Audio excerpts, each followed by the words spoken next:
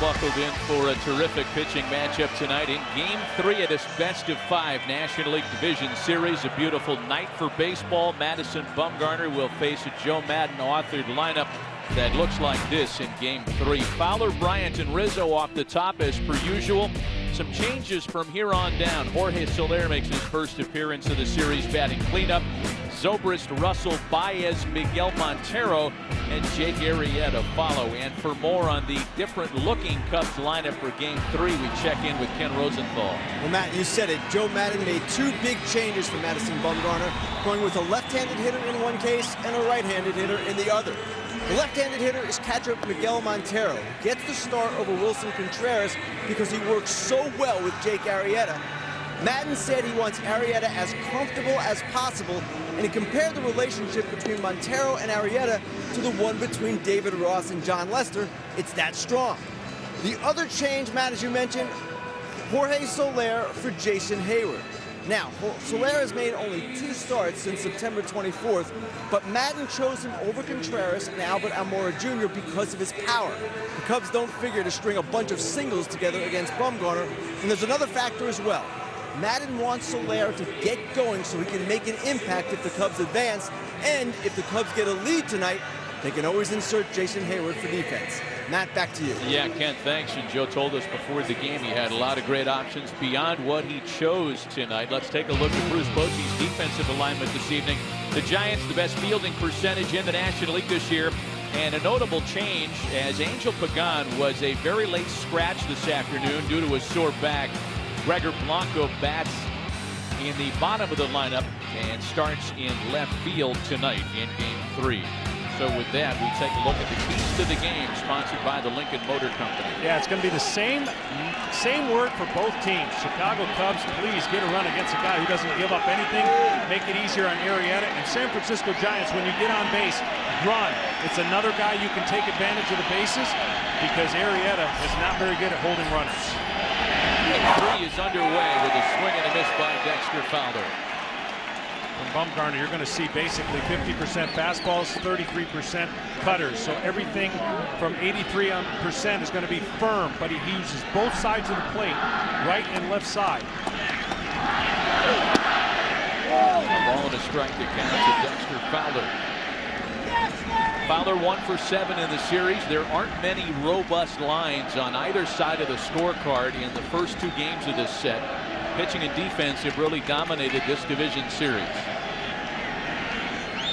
There's a 1-1 home. Fowler swings and sends a fly ball into left. Gregor Blanco is there to squeeze it. And there's 1 away. A little bit more on Madison Bumgarner, a 15-game winner this year. 251 strikeouts, tops on the staff, and a career high. He also allowed a career high 26 home runs this year, but that's just a slight blemish on an otherwise brilliant line by Bumgarner. Yeah, as you can imagine, he's facing predominantly right-handers. He owns left-handed batters, so most of those home runs were against right-handed hitters, and that's when the cutter doesn't get into the hitter. Look for the curveball as well as a weapon for Bumgarner when he thinks you're just sitting on his hard stuff. 1 gone, base is empty now for Chris Bryant. Bryant 2 for 7 with an RBI so far in the series. Diminishing returns offensively down the stretch for him, and he's trying to buck up short sample size trend, batting under 200 for his career in the postseason. Behind quickly 0-2.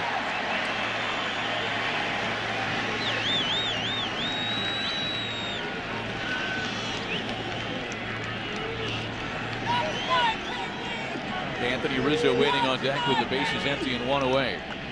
A lot of fans haven't even taken their seats yet. And there's the curveball. He'll sweep it backdoor, but more importantly, he's trying to get it to the back foot of the right-handed hitter. So what happens is he establishes in, fastball in, then he'll throw cutter in, and he'll try to loop this curveball over the middle of the plate, breaking towards the batter's back right foot. Most hitters have a hard time staying off him. Ball and 2 strikes on Chris Bryant.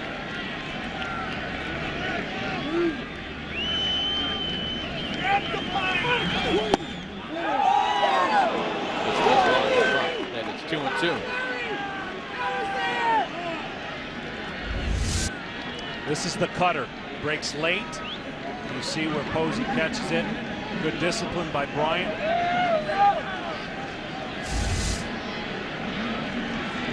Bryant hit a team best .314 against left-handed pitching during the regular season. And straightens that one out into the left field corner. Bryant wheeling into second with a one-out double.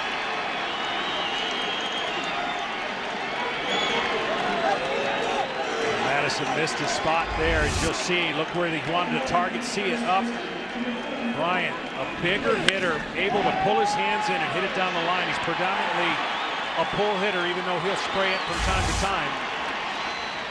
Now, these are going to be the matchups that are going to be interesting. As you mentioned, Soler's batting fourth. You got Rizzo at the plate, who's dangerous, but lefty on lefty. Madison Bumgarner, with his throwing across his body, makes it very difficult on left-handers. The Cubs lineup that didn't figure on many opportunities against Madison Bumgarner tonight has one with one away here in the top of the first.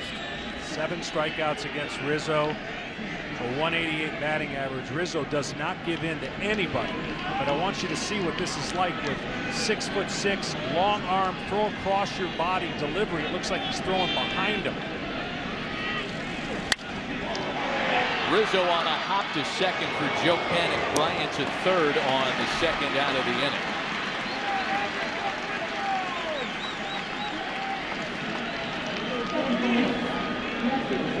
As ornery as Madison Bumgarner is with the bases empty, he gets even more determined with runners in scoring position. That was certainly the case Wednesday in New York when he pitched the complete game 4-hit shutout. Beat the Mets and sent the Giants into the division series. Here is Jorge Soler now with a runner at third and 2 gone. Soler making his first appearance of this series. Had a nice postseason run in 2015. And is one of a handful of Cubs not to have seen much of Madison Bumgarner over the years. Just 0 for 3 against him. As you mentioned, Joe Maddon thought because of his swing path and the way that maybe he could pop one out of here, use the power of Soler, not necessarily trying to string a bunch of hits together against Bumgarner. A ball and 2 strikes now. That's where you got to get him, though, up. We saw Bumgarner do this to Cespedes in the wild card game. Constantly get the ball up 92, 93 miles an hour and beating him.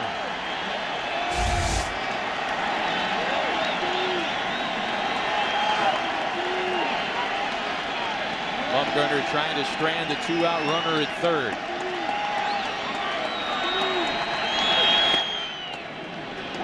Some numbers to punctuate the point we made a moment ago. In the postseason, Madison Bumgarner has allowed a 2 for 29 with runners in scoring position. And that includes keeping batters hitless in his last 13 at-bats.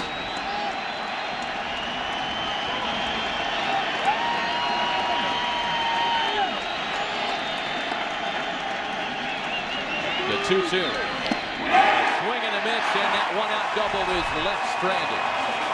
Underway in San Francisco, the Cubs 0. The Giants coming to the plate.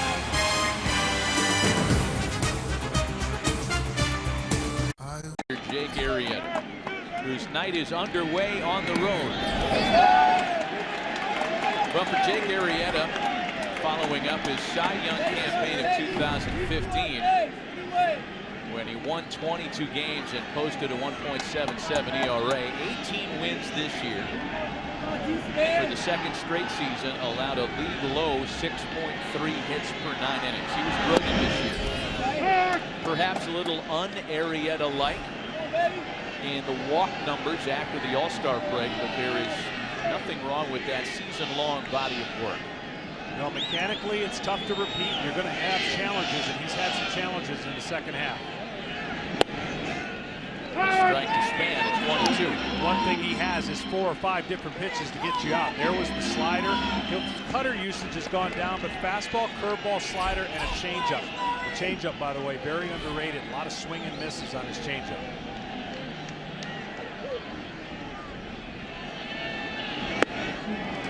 Swing and a miss by Denard Span, and Jake Arrieta starts his night with a strikeout. Let's take a look at the rest of Bruce Bochy's lineup card for Game 3 tonight. After Span, Belt, and Posey, the three-time All-Star Hunter Pence bats cleanup, and then it's all lefty bats between Gillespie and Blanco. Again, Blanco a late substitution for Angel Pagan, who was scratched with a bad back. Madison Bumgarner can swing the bat. He bats number 9. Here's Brandon Belt now with one away. Well, the challenge for the Giants is going to be how patient can you be and see if he runs himself into some control issues, because the fact is every pitch he throws moves so much. His sinker moves a lot. The curveball has a huge depth to it. The slider is late, and the changeup is very confusing. So the Giants are in for a battle if he's on his game with command. Belt checks his swing, and it's a ball and a strike. Belt 1 for 6 through 2 games of this series. You're not going to find a lot of big blossomy offensive numbers on the Giants side for sure. San Francisco has been held scoreless in 25 of their 27 postseason innings. That, of course, included the wild card triumph a week ago. A ball and 2 strikes to Brandon Belt. Well, he's had Belt's number early on, 7 strikeouts and 10 at bats. Belt thought that ball was down.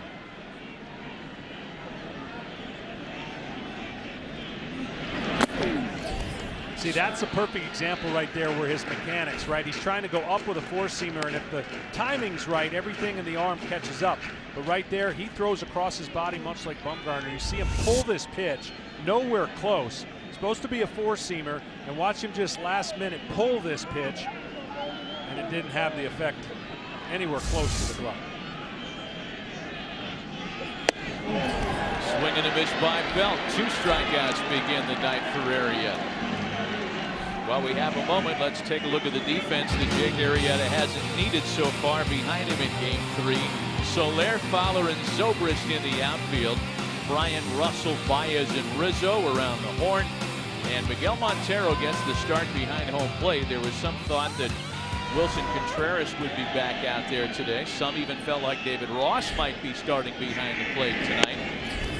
It is Montero, who Joe Maddon described as having a Ross-Lester-like relationship with Jake Arrieta. 0-1 to count to the former MVP Buster Posey. We also were talking with Joe Maddon, and we said, you know, have you noticed anything with Arrieta in the second half? And he said his mechanics with his hands and legs, and more important, his upper body. When he leans back, he's out of whack. When he gets down in through it, the ball's more electric. It's a more athletic delivery. And he felt that lately in the last part of the season, his mechanics were more in tune with what they were used to.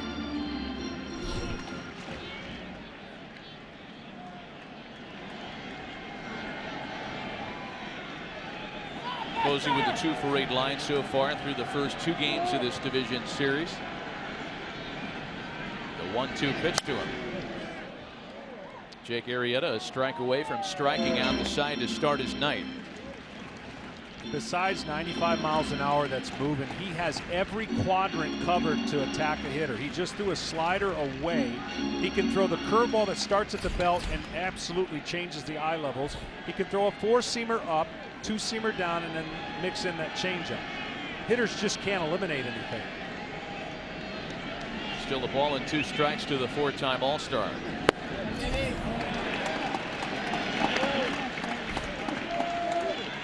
Much the way Madison Bumgarner has frustrated current Cubs hitters, Arrieta can boast the same kind of track record against this group of Giants he faces tonight. Posey one of them, just 1 for 15 against Jake Arrieta. See, there's a great example of a hitter just trying to fight off, not sure what's coming, can't really sit on it. He's looking, Posey's looking for something hanging over the middle of the plate. Fastball at 95 right there was almost by him. The next 2-2 is lined into right field.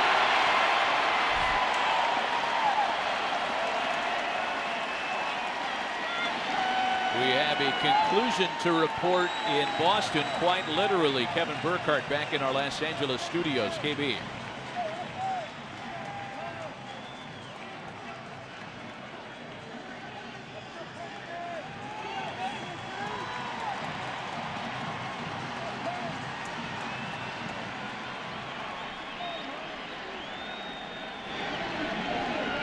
Yeah, Kevin, thanks. Not the end to David Ortiz's career that he could have seen coming after such a dominant offensive season in Boston. The Red Sox swept in the division series. So now Hunter Pence with a 2-out base runner aboard here in the home half of the first. Pence also 2 for 8 through the first 2 games of the series.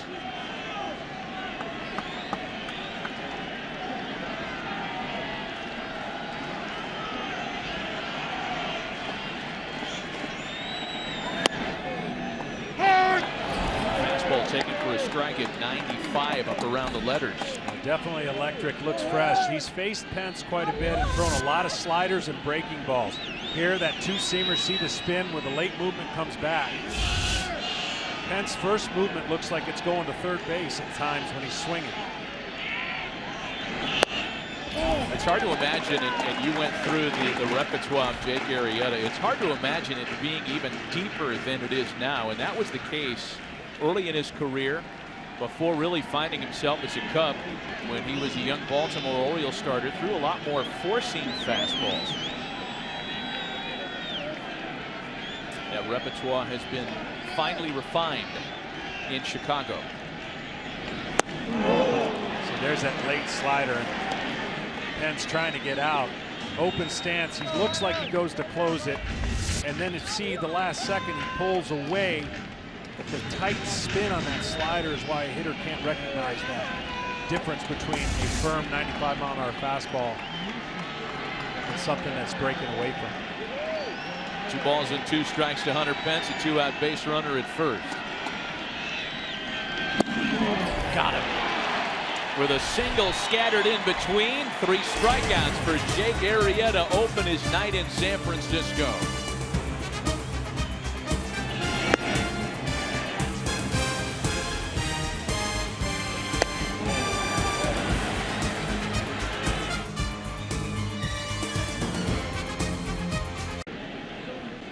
'24 consecutive scoreless postseason innings and counting for Madison Bumgarner as he goes back to work. He'll get Ben Zobrist in the second.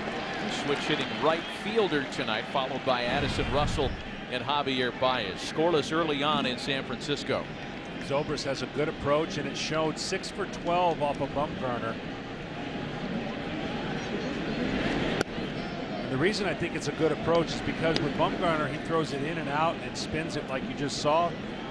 But Zobrist stays inside the ball and really doesn't jump out at the plate too much, trying to generate any kind of power, staying up the middle.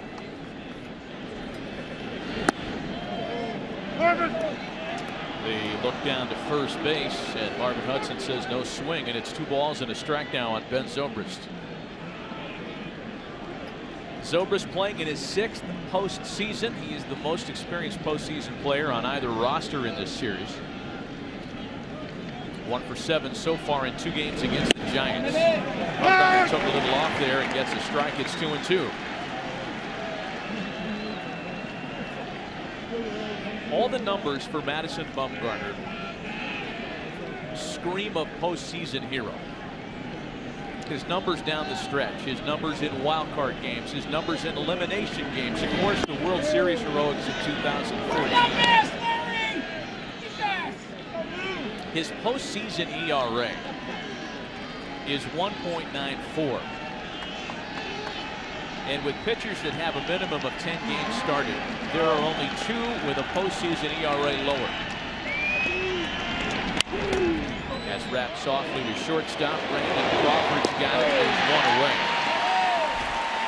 We say hello to Ken Rosenthal again. And Kenny, Joe Maddon's aware of all the numbers, but he's also aware that Madison Bumgarner is a different kind of competitor. Matt, that's right. And Madden had a really interesting take on Bumgarner yesterday. He said, everyone's always analyzing numbers, looking at spin rate and whatever. But what sets Bumgarner apart is not his stuff, which is really good. It's the way he competes. And Madden said, if you're a kid watching the game tonight, you really want to understand how to get good, You compete, and you compete every pitch. And John, I believe you know something about that. Well, and I tell you, just getting to know Madison Bumgarner and talking with him, you would be surprised by some of his answers. It's not he's just an honest person that basically doesn't treat this moment anything bigger than it is. He doesn't care who you are. You have to adjust to him. Foul tip by Addison Russell, who falls behind 0-2. And his laid back kind of, country style where he's in North Carolina. We've all pictured him with an axe cutting down a tree, riding in a pickup. It's pretty much what you see is what you get. And he just is on the mound better than the guy that's at the plate. His mindset is. Russell checks his swing. But to put another point of why he's so tough, you see Russell looks like maybe that last bit of the barrel. He throws from the third base side of the rubber. As we mentioned, he throws across his body. And you see these big, wide, long arm span and wingspan coming at the hitter. And his extension, which means his point from the rubber to when he releases the ball, is pretty long. So that makes him at 6.7 feet, that makes the ball seem firmer to home plate. So that perceived velocity is going to be greater than the velocity you see on your radar screen or on your TV set. That's why the hitters have a hard time picking it up at late life. 2-2 to Russell.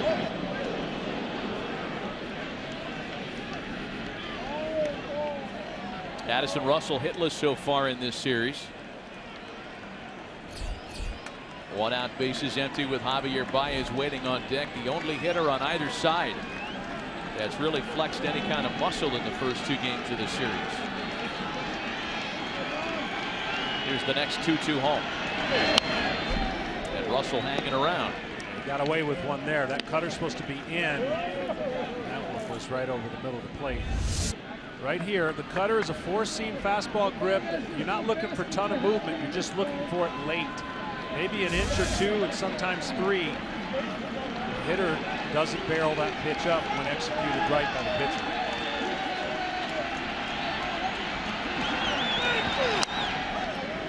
And Russell making Bumgarner work here on this 2-2 count with 1 out and the bases empty. So the 8th pitch of the plate appearance on its way. Addison Russell really slowed down at the end of the season. Last 20 games, including this series, just 9 for his last 63. And that one hits him.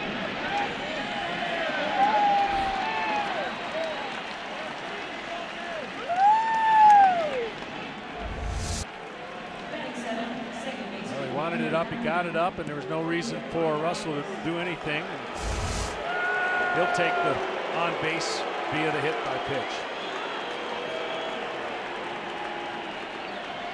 So 1 out, 1 on now for Javier Baez. His home run in game 1 on Friday in Chicago, the game winner. 3 for 6 in 2 games in this series.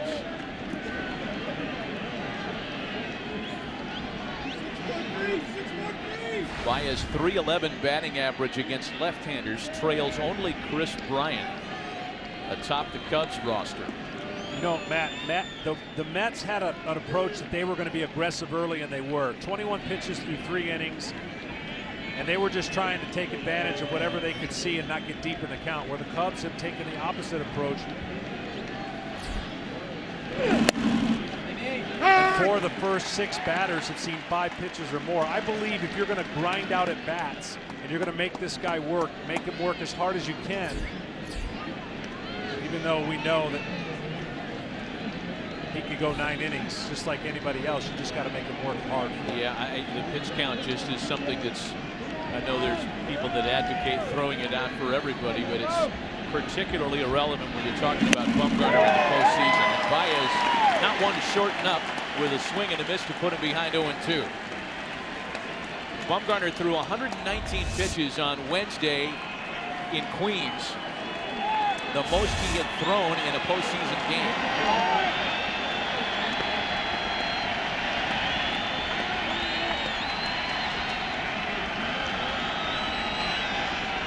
Dave Righetti seen it before, seen it and marveled, as he told us earlier.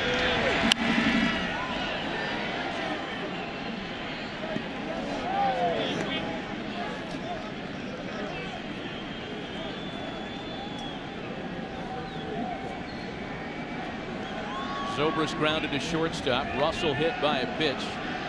And it's still 0-2 to Javier Baez.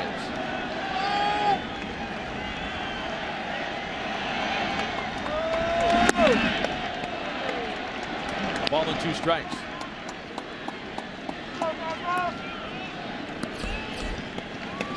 Miguel Montero waits on deck. Tough matchup for him against the left-hander Bumgarner.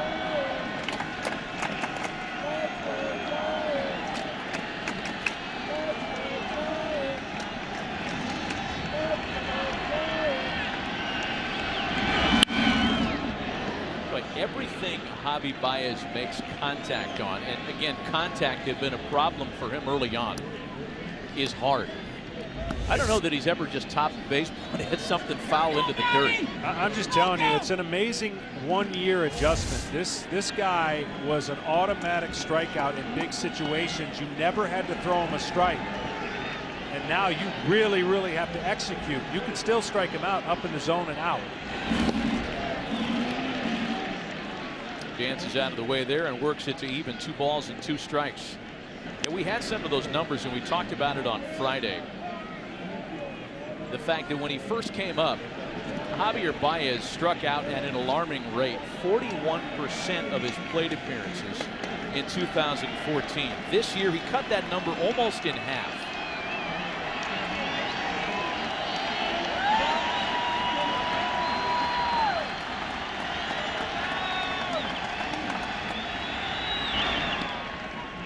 The check in on Russell, who stole 5 bases in 6 attempts this year. Well, Bumgarner's gotten so much better since 2012. They stole on him like they're talking about stealing on Arrieta at 27. This year, only 6 stolen bases against him.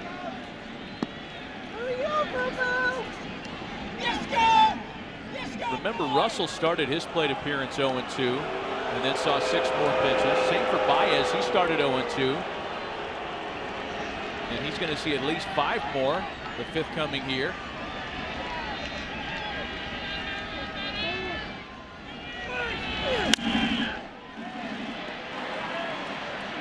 We talk about Baez with different results. He looks different at the plate as well. He does. You got a split screen on the left, a lot of movement. The wiggle is a little bit more pronounced. He's cut back a little bit on the wiggle. He's more in balance on the right side, and he's able to handle those pitches over the zone. You could throw the ball up, down, in, and out in 2014, and he would swing.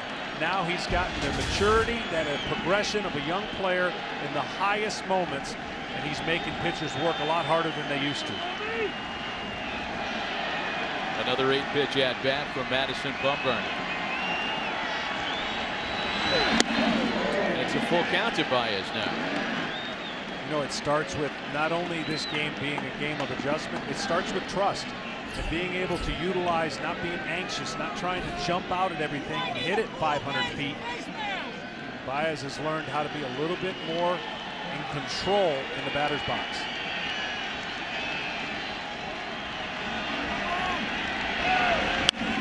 Sharply hit to third. Gillespie knocks it down. He won't have a play, and Baez is aboard on his 4th hit of the series.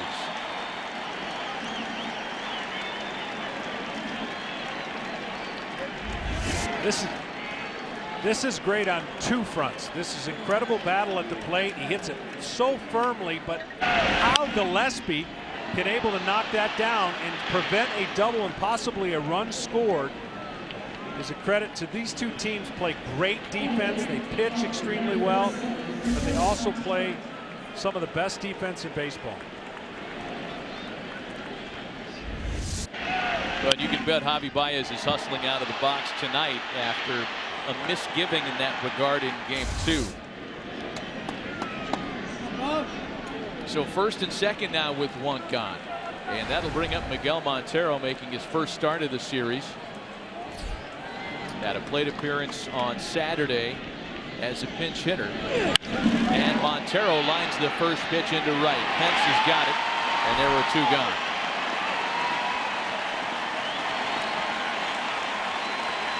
Well, Montero said, I'm not going to waste any time. First one I see. That's a tough task, lefty on lefty against Bumgarner. It literally looks the opposite of what Jake Arrieta does to right-handers. It looks like he throws behind you. that arm and angle and release. But he saw one he liked. Couldn't get enough topspin. These are two pitchers, by the way, that love hitting in this game. Jake Arrieta and Bumgarner can definitely hold their own. Yeah, Arrieta, a .262 hitter this year. A couple of doubles, 2 homers. He tripled this year. He got 17 hits this season. That was the most by a Cubs pitcher since Carlos Zambrano had 28 back in 2008. One thing is for sure, the Cubs are making Bumgarner work this inning. Bumgarner's thrown 26 pitches this inning, and for context, he threw a total of 21 in the first 3 innings of the wild card game on Wednesday.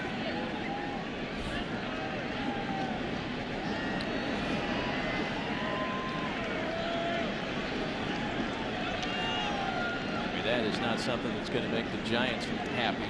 They've been out RBI'd by the Cubs pitching staff.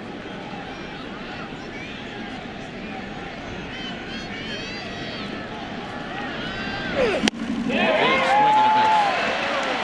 I can't tell which grunt, who grunted there. Was that Jake or was that Madison? No, that's Madison.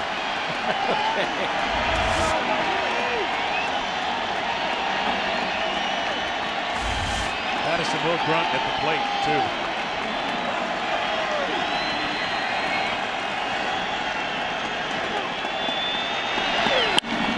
Arrieta launches to left, and it's gone!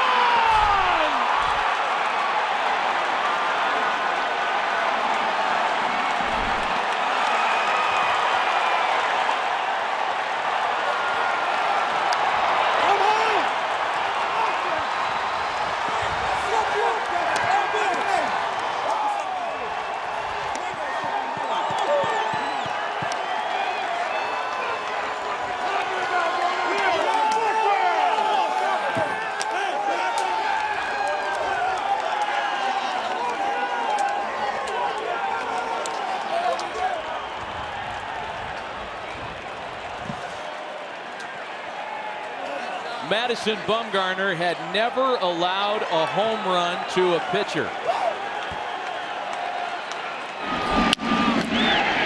Dexter Fowler follows with a broken bat base hit.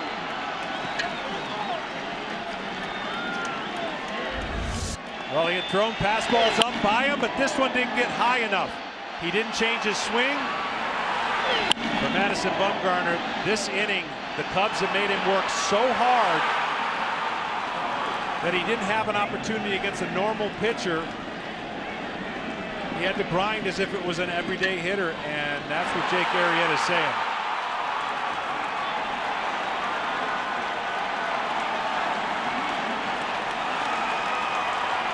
Oh, man. That's like a scene out of a WWE act. Well, pitchers' RBIs have 6. Madison Bumgarner knew as soon as he threw it.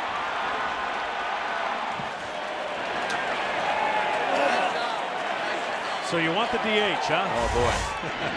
Here's your postcard against it, I guess. Here's Chris Bryant now. 3 runs in with 2 away and a runner at first. All this happening, mind you, with 2 strikes in these counts. Russell hit by a pitch with 2 strikes. Baez singled on a 2-strike pitch. And then the home run by Arrieta on a 2-strike pitch.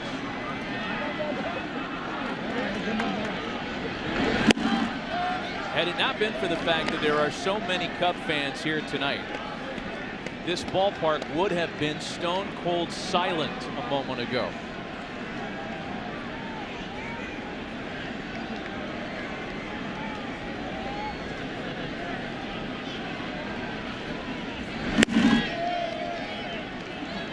Well, there is a little bit of gamesmanship that you'll never admit, pitcher against pitcher. And when you saw him throw the fastball by Arrieta a couple times, you felt like that machoism was going to do it again, and he just didn't elevate it enough. 2 balls and no strikes to count to Chris Bryant. 3-0 now. Among the questions that we asked Bruce Bochy before this game, none of us thought we'd need to say, in case Madison goes short, who's your long guy? That didn't enter anybody's mind.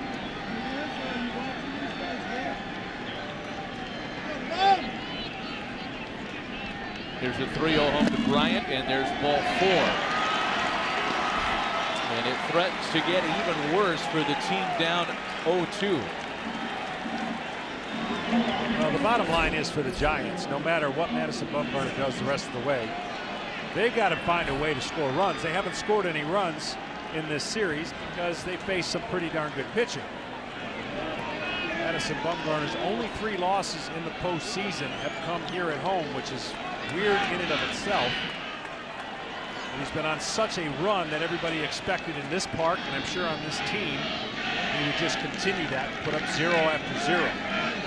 Here's Anthony Rizzo now, the 8th Cub to bat in the inning. He takes a breaking ball for a strike. By the way, what the Cubs are doing here this inning with 2 strike counts is not anything new. They've got an on-base percentage of .273 with 2 strikes. That might not sound like a lot, but it's the 2nd best in Major League Baseball.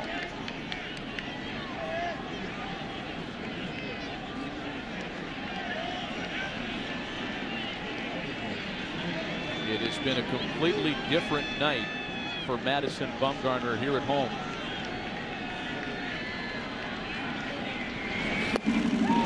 Rizzo lunging, and it's 0-2.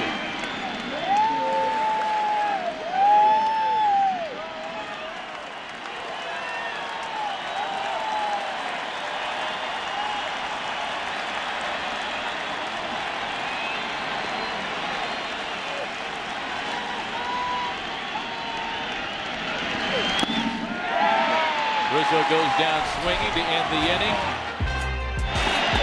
But a big swing of emotion on one mighty swing of the bat. It's the reigning Cy Young Award winner continuing a theme of hitting pitchers that puts the Cubs up 3-0.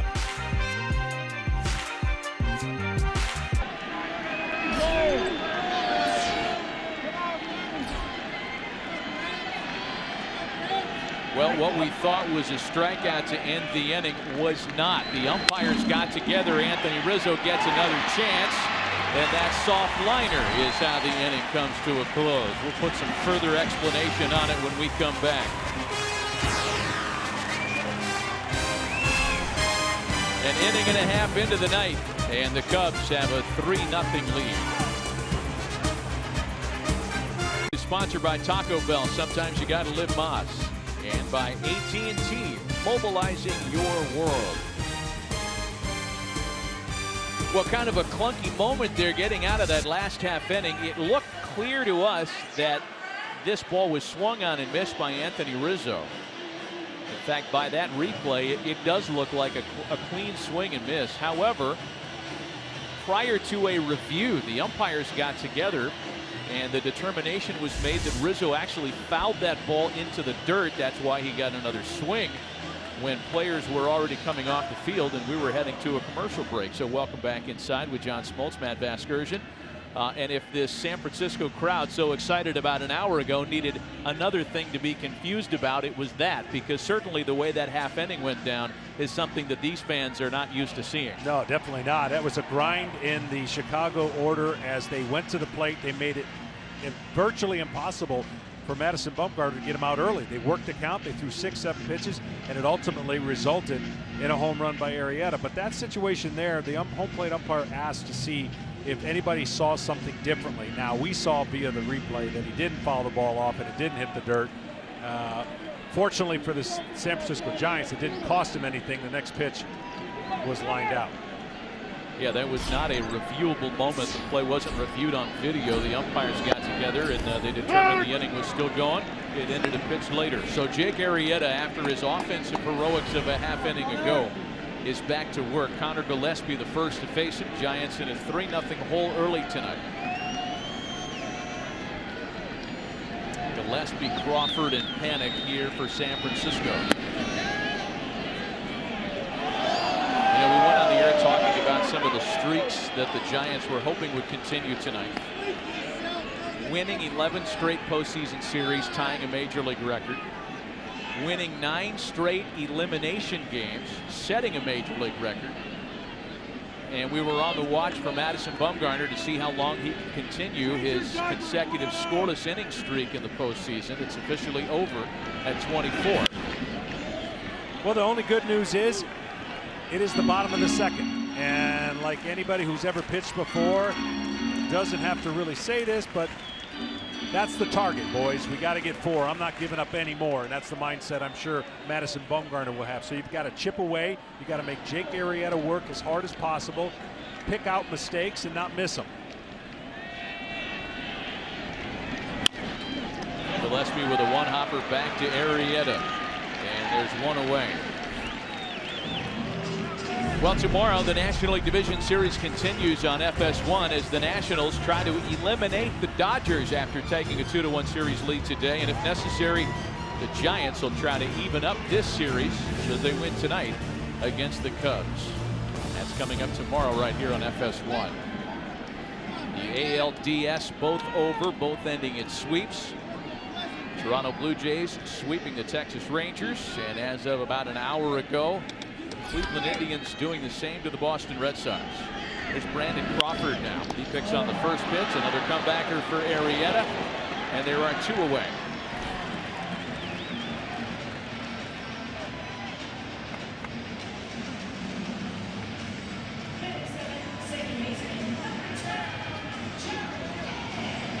The Giants just have to find a way to get on base with the right guy and mess the rhythm of Jake Arrieta. When you're facing a great pitcher, you don't want him to get in a groove. Whatever you can do to mess that up, you've got plenty of innings to do it. You just got to find a way to get him out of the stretch. Giants have hit only 1 ball out of the infield today. I know we're early, but Buster Posey's single, the only thing that's gotten past the pitcher's mound. 3 strikeouts and a pair of comebacks.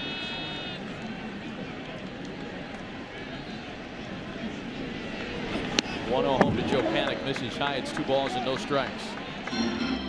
Panik was 1 for 3 with a double in Game 2 at Wrigley Field Saturday night.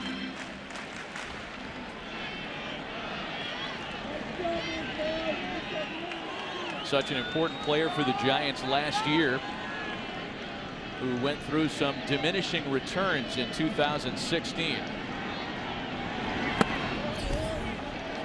Bruce Bochy told us before the game he feels a little bit better about where Joe Panik's swing is now. But during the season, he was guilty of being a bit too passive at the plate. Feeling for base hits was the term that Bruce Bochy used with us earlier. And there's ball 4. Yeah, it almost seemed like when Panik came in and in the thrust of their World Series run, it looked like he had the swing that was not capable of going in a slump. It was so easy and short and compact. But some injuries and lack of reps have looks like got him in a little bit of a funk. So he's aboard after the 2-out walk now for Gregor Blanco, who had a pinch hit double in Game 2 on Saturday, making his first start of the series here tonight. Again, Angel Pagan, a late scratch with a sore back. You know, we said this in Game 1 that for any opposition lineup to have success against John Lester, you'd think the running game would be a priority. The same is true against Jake Arrieta, perhaps not as pronounced as it is against Lester. But really, the opportunity to run is something the Giants just haven't had. Yeah, and I make an argument Panik has to go at some point during this at bat. He has a 1.4 to 1.5 delivery to home plate. That is plenty for an average runner to get to second base. You get your lead, you make up your mind, and you go.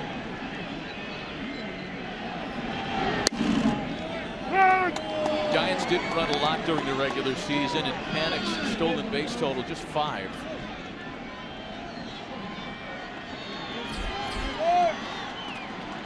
The only player in their lineup tonight with even a double-digit stolen base total is Denard Span. A ball and 2 strikes to Gregor Blanco.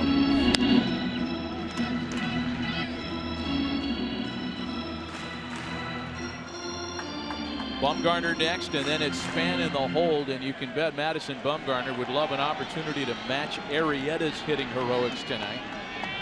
As John mentioned earlier, a couple of the best hitting pitchers in baseball.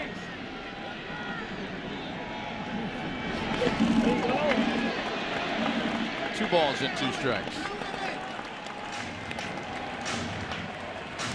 You know, making it a little more tempting to run if you're the Giants is the fact that Miguel Montero is not the best catch and throw guy on the Cubs roster. He threw out only 7 of 66 attempted base stealers.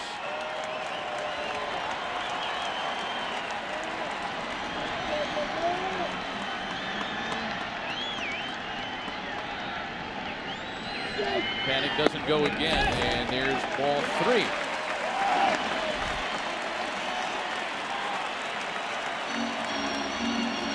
Well, with 2 out and a full count pitch, Joe Panic will most certainly be running here. Don't think Bumgarner wouldn't like an opportunity with the same scenario, 2 runners on, 2 outs, to have his chance at it.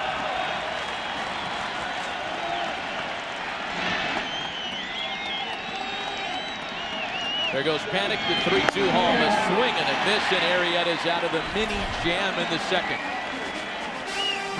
On to inning number 3. 3-0 Chicago.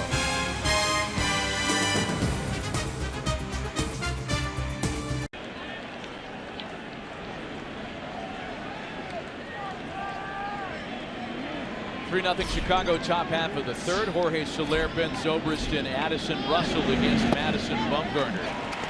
The damage coming in the second. The 3-run home run by Jake Arrieta. And Soler begins the process to try to add on here early. We talked about it a moment ago, 2 of the better hitting pitchers in recent memory. And I'm sure that other pitchers kind of watch and wonder at what Arrieta and Bumgarner are capable of doing at the plate. Among them, and I'm guessing, Giants left-hander Matt Moore, who joins us on the telecast. Matt, good evening to you. I know that this one hasn't really started out great on your side, but what do you think of when you watch 2 guys like Arrieta and Bumgarner swing the bat? It's almost not fair. Yeah, it's I think the second game I've got to see Jake hit, but get to hit with Madison almost every day in the same group, and no, he definitely pushes us and puts on a show. Big old strong guy out there. Not to mention, this ballpark is not conducive for a lot of home runs. I'm interested, as you've gotten here in your short time here, has it changed the way you approach when you pitch here in this big ballpark? Maybe a little bit. You know, just as far as, you know, if you're in Yankee Stadium, you don't feel as good about you know, challenge a guy on the outside part of the plate, especially late. You know, here, you know, maybe a little bit different thought process there, just knowing that right field, right center field gap is pretty big. Center field, it's, I mean, I've definitely gotten away with a couple pitches, having some of the bigger alleyways, so it's been nice. Terrific play there by Connor Gillespie to get Jorge Soler. Great barehanded pickup. Here's Ben Zobrist now with 1 away. And Matt, talk about pitching with such a solid defensive unit behind you, because that's been a real hallmark of this year's Giants team. Yeah, I mean, since day 1 I got here, the 1st of August, you know, it was Denard making a diving play in the gap, and you know, late August game at Dodger Stadium, we had great, you know, some really good defense there and some tough situations, and you know, it's been, you know, tough road for us getting to this point, but our defense has been very solid for us. Yeah, Matt, I know that you're hoping for good things tonight, as your former teammate Ben Zobrist lines one into the left field corner on his way into second, and thinking about third, puts on the brakes as he rounds the bag, and he'll settle with a 1-out double. I know you're hoping for a little turn of fortune here, Matt, to have an opportunity to throw tomorrow as we watch Zobrist again ring that double into the corner. You're as familiar with Joe Maddon as anybody, having pitched for him in Tampa St. Pete for a number of years. Is any of what's happened with this year's Cubs team surprising to you, knowing Joe as you do? No, not one bit. You know, I think you know, they have a pretty good mix of some veteran guys and some younger guys. And you know, at least for me, being a younger player as I was coming up. Another base hit. This one into left. Zobra's held to third. But no, I think Joe does a good job of helping younger players, you know, feel comfortable in their own skin, you know, for the first time in the big leagues. And I think he does a really good job of not making you feel like there's an expectation you got to meet, which, you know, it's already tough enough as it is when you first get up. And I think he's got a good way of making you feel good about yourself and comfortable about the situations. Matt, we appreciate the visit during the game. Best of luck to you should you get the opportunity tomorrow night. Thank you, guys. Matt Moore joining us during the telecast. Here's Javi Baez now with runners at first and third. And for the second time behind Madison Bumgarner, George Contos is up and throwing in the San Francisco bullpen. Baez was one of the problems in extending a plate appearance in the second. He was able to battle back from an 0-2 start, and on a 3-2 pitch he singled that put runners at first and second, and then with 2 away, Arrieta hit the home run.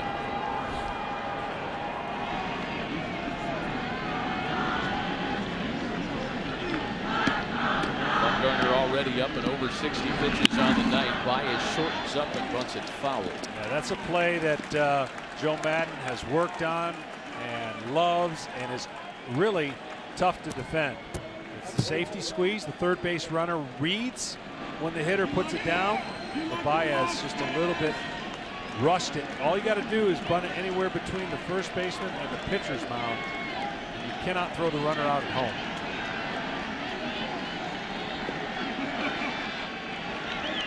A favorite of Joe Maddon's this year. It's the 0-2. You know, there's a lot of things that you probably wouldn't have expected if you're just tuning in to see 3 runs on the board in a Madison Bumgarner game. The thought of him not even getting an at bat would probably be one of the most unlikely scenarios. And that's what he's in danger of if he can't get out of this inning. Not even getting an at bat. Baez fouls that one into Posey. It's still a 1-2 count. Take a look at what Cubs pitching has done at the plate in this series. 2 home runs, 6 runs batted in, doubling the total of the rest of the lineup. In fact, the Cubs are the first team with 2 different pitchers homering in a single postseason series since 1924.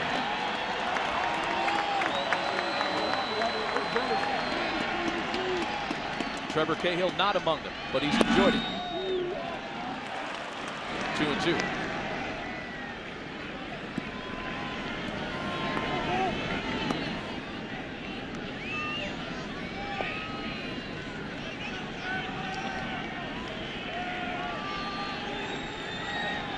Runners at the corners with 1 away, and a check in on Russell. Again, I don't know that anybody came to the ballpark. Bruce Bochy at the top of the list, visualizing the scenario that you just laid out, John, where Bumgarner would not have had a plate appearance. Freezes him up. Took a lot off, and Bumgarner catches Baez looking. Yeah, to Baez, this ball starts like a ball. He thinks there's no way, and then the late break catches the corner. Once he gives up, he can't pull the trigger as a hitter. Now Montero, who swung at the first pitch, I would think Bumgarner might want to throw a little wrinkle up there. Hard cutter, maybe, first pitch. Montero lined to right on that first pitch he saw back in the second. Fouled away, offering again aggressively. This hasn't been Bumgarner's best location tonight. He's still beating some of the hitters, but he's not hitting the spots that we saw him hit on a continual basis against the Mets in the wild card game.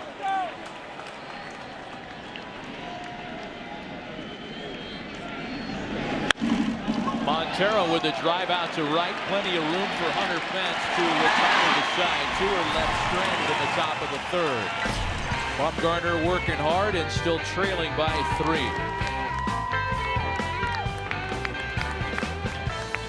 Home half of the third. Giants trailing the Cubs 3-0 Chicago. The Jake Arrieta 3-run home run, the difference early on so far. Bumgarner picks on the first pitch and bounces it to Bryant. And there is one away to start the home third.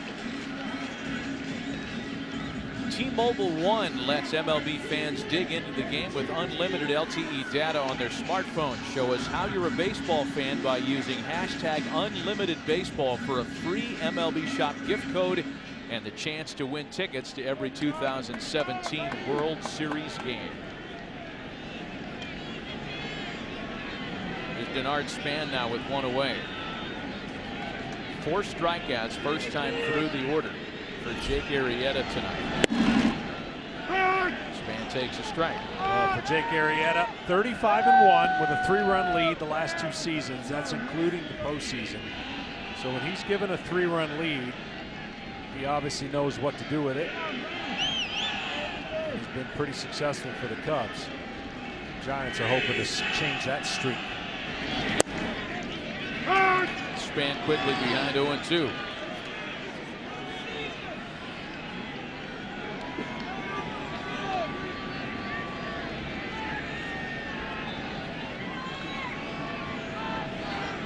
Belt waits next with one away and the bases empty here in the last of the third.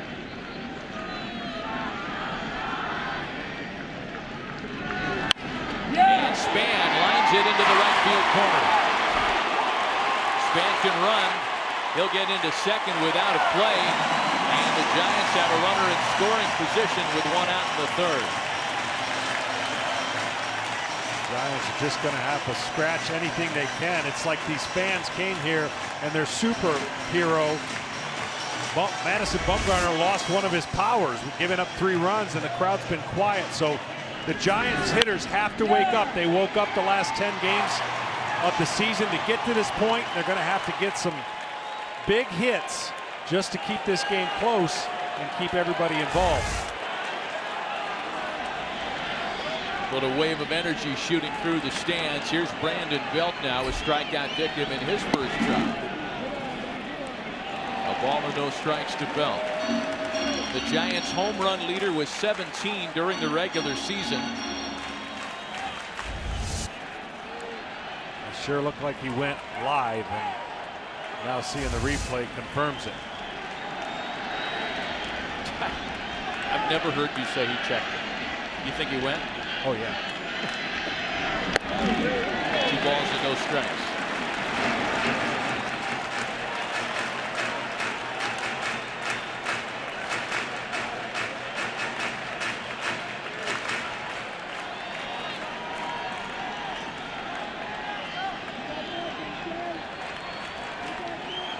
They play Belt on the overloaded right side of the infield via StatCast, powered by Amazon Web Services. So what does he do? He sends a slicing foul pop for Bryant. And that's the second out of the inning. See, that's the tough part about facing Jake Arrieta. You think 2-0 fastball, 3-run lead. Nope, sorry. He's going to cut it in. Just when you think you're going to attack it with the barrel, it gets inside. See that cutter spin? Now, when you're trying to face a 95-mile-an-hour sinker, you're anticipating the ball to change lanes on the other side. That ball stays straight with just a little bit of a cut. That's amazing from a hitter's standpoint. Even though that pitch didn't move a lot, the effect it can have. Here's Buster Posey now. He has one of the 2 Giants hits tonight, a 2-out single in the first. San Francisco just 1 for 9 with runners in scoring position in the series.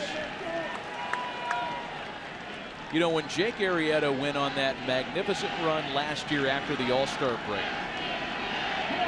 he gave up a total of 1 base hit with a runner in scoring position over a 15-start stand. That 1 base hit was given up to Buster Posey. I mean, that's when Jake Arrieta took off and effectively won the Cy Young Award last year. 12-1 with a 0.75 ERA after the All-Star break. That was a historical run he went on. And to imagine yielding only one base hit with runners in scoring position. It's one thing to do that in a single start, let alone 15. And Posey comes through against him again. The Giants are on the board in the third.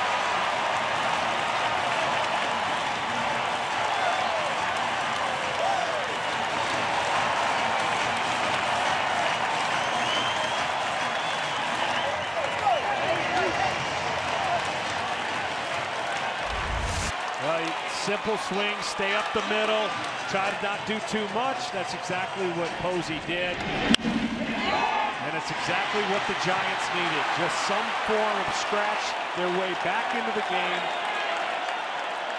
And let momentum here at home be with the crowd and with your players as long as possible.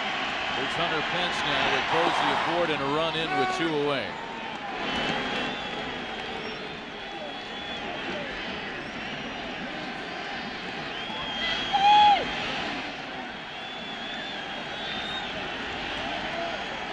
Pence, a strikeout victim back in the first.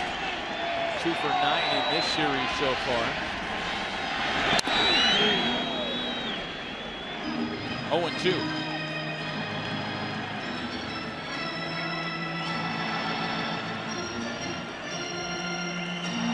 This pitch should be nowhere close to the strike zone.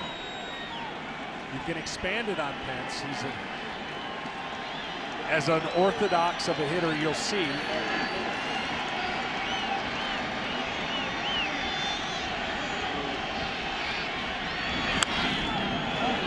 That's what you can get him to do. I mean, he is amazing. How do you even make contact with that ball? He's all arms, legs. Like I said, he's one of those guys that letter high fastball, somehow he gets to it. He has that approach, much like a lot of the Giants when they're trying to put the ball in play, how they execute. You got to bounce it.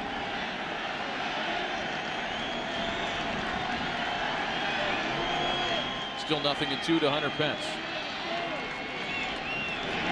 You know, when the Giants were down 0-2 to the Cincinnati Reds in the 2012 Division Series, it was Hunter Pence who delivered the memorable, rousing clubhouse win one for the Gipper speech and kind of took the mantle as the fiery leader of the team, in part leading the Charge to come back from that 0-2 deficit 4 years ago.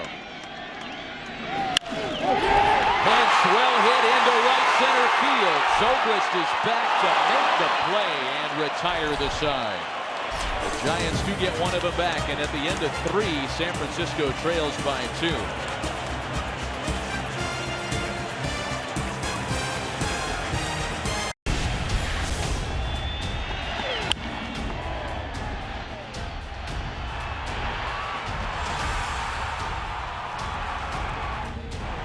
Some of the images of the first 3 innings in this one. The Jake Arrieta home run got the party started for the visitors. The homestanding Giants have since countered with one of their own. And it's Arrieta leading things off in the visitors' half of the 4th. Arrieta then the top of the order, Fowler and Bryant. What has been a heavy pitch count night for Madison Bumgarner. Threw more pitches through the first 3 in this one than he ever had through the first 3 innings of a postseason start. Among those watching and enjoying Arrieta at the plate comes catcher David Ross, who joins us here in the 4th. Dave, thanks for the time, and walk us through what was happening in the dugout when Jake hit the home run. It was mayhem. I mean, guys are going crazy. Everybody's hugging one another.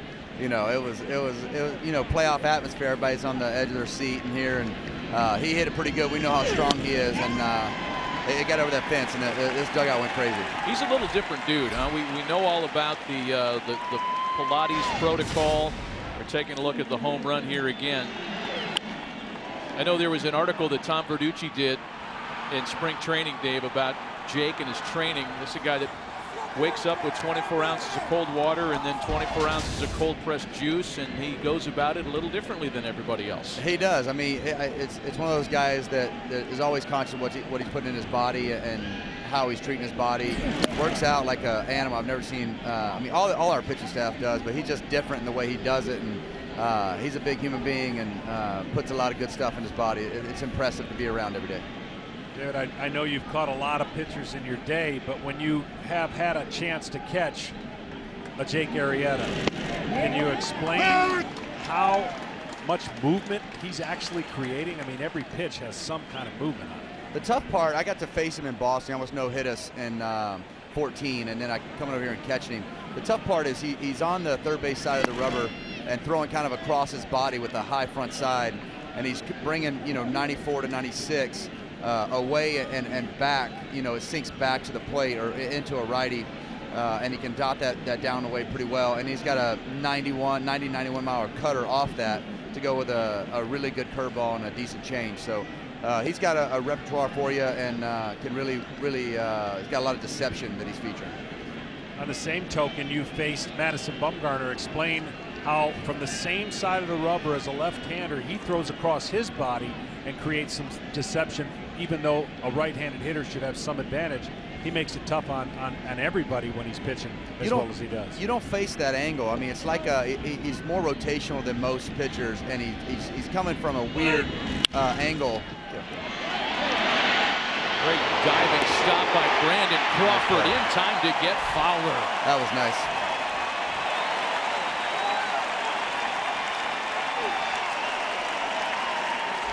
Well, Crawford and Russell, two of the best shortstops in the National League, maybe in the game, and the arm strength speaks for itself as well. Swing, Dex. This is a guy who can absolutely run down the line. You see him throw and recoil. What a play. Yeah, there's some gold up the middle in this game. These guys are impressive. Crawford, the reigning Gold Glove winner at shortstop in the National League. There with two gone, now here's Chris Bryant. But Bum, to go back to your point, he's just coming from that, in between sidearm and over the top, and he's got such deception. He throws that cutter that's coming in, and it just disappears. I mean, he's one of those guys you feel like you're right on that ball, and now he's mixing his breaking the ball even more. He's throwing me some change-ups, and he pitched to both sides of the plate, down and up. I mean, this guy is as good as it gets. Counts 2 balls and no strikes to Chris Bryant. Dave, we appreciate the visit here with 2 out in the inning. I mean, we're the kind of guys that would ask you a question and then there's a ground ball to end it. So we'll save everybody that embarrassment and tell you thanks for joining us. Or a homer. Or a homer. Or, even that possibly. All right, let's think positive. We appreciate the time, Dave. Anytime, guys. Always a pleasure. 2 balls and a strike to count to Bryant. Chris has doubled and walked in this one tonight, batting with 2 out and the base is empty in a 3-1 game, top of the 4th.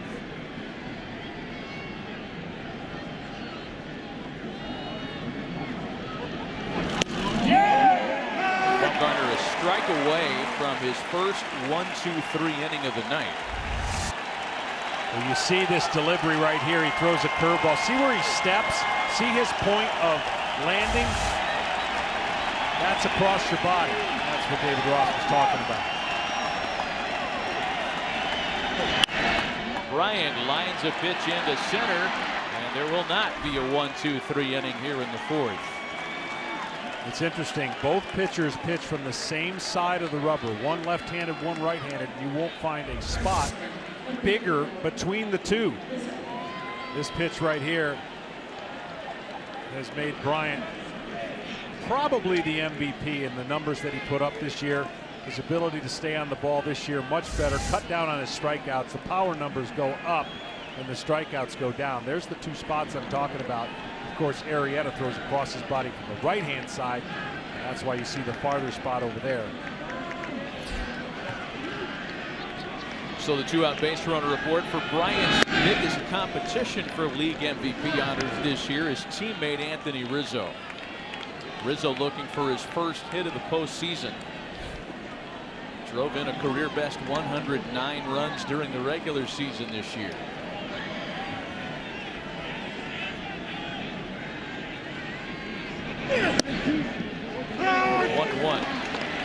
We've already talked about Travis Wood, who hit a big home run in Game 2 in Chicago on Saturday night. Travis Wood and Anthony Rizzo are the longest tenured members of this roster.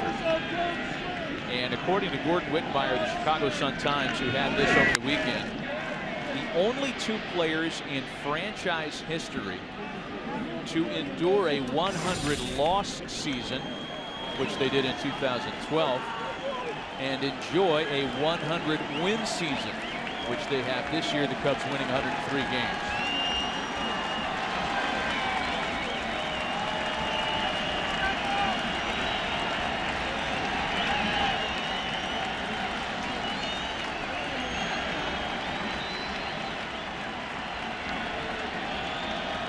Rizzo shortening up on 2 strikes as he has all year, and swinging and missing. 4 strikeouts for Bumgarner. He keeps the Cubs off the board in the 4th.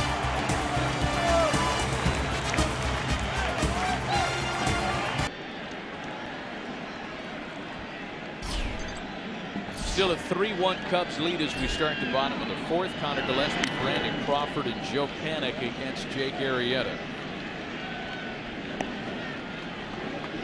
Gillespie grounded out back to Arrieta to start the 2nd. He opens the 4th. It's Giants since having gotten one of those runs back.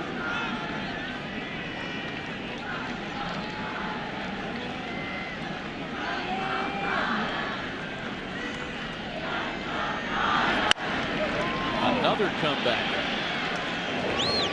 Gillespie retired the same way to start the 4th. Well, we talked about Bumgarner. Here's the opposite. This guy makes it awfully difficult. Look where he's looking in 2 different parts, and he gets ready to deliver the ball. If you're a right-handed hitter, good luck. He throws across his body, and he makes a last-minute adjustment and creates some kind of movement on the ball. You don't see the ball behind his head. Those are the difficult things. That's why you see the Giants stacking their lineup, as most people will with left-handers. Visually, it just looks very difficult if you're a right-handed hitter. And even as a left-handed hitter, you're seeing him throw the ball from such a cross-the-body position with tremendous movement. So Jake Arrieta uses not only his mechanic as a weapon, he uses every pitch that can sink away, break it down. He throws the hard cutter, and of course, we haven't seen a lot of changeups. He hasn't needed too many of those tonight. 1-0 to Brandon Crawford is swung on and missed. And Ken Rosenthal, there are some similarities, certainly similarities in results for Jake Arrieta and Madison Bumgarner. Right, and John has been talking all night about the similarity in styles, and Arrieta mentioned to me that similarity before this series even started. He said that Bumgarner is so deceptive. I feel like we have a lot in common in that regard. We can miss in the middle of the plate a lot more than other guys. The angle, the depth is hard to pick up. The feedback I know he gets, I get the same thing from the other team. People say to me, it looks like you're throwing the ball from shortstop. Ball and 2 strikes, the count to Brandon Crawford. You know, and this was not always Jake Arrieta. Cub fans are certainly familiar with his renaissance. He was not this guy when he got to Chicago. No, he's throwing a lot more four-seamers when he was with Baltimore, and he did struggle a little bit more mentally and with his mechanics. He's righted that ship. Physically, he's a beast out there and certainly looks the part. But being able to repeat. He gets Crawford on strikes. That's 5 for Arrieta through 3 2/3. Just the physics of throwing a baseball is unique in itself. But watch him get down on this cutter. That late break. That one's going to be actually the slider. That late break that he gets, the hitter just cannot recognize the depth of that ball at the last minute. 2 gone, bases empty now for Joe Panik.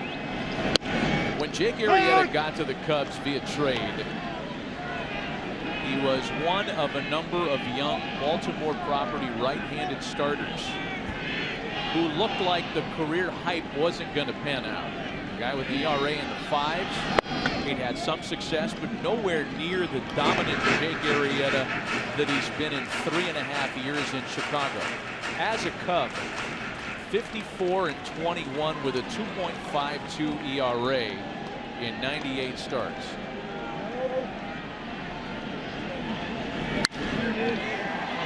Panik sends a sinking liner into center. That's going to drop in for a base hit.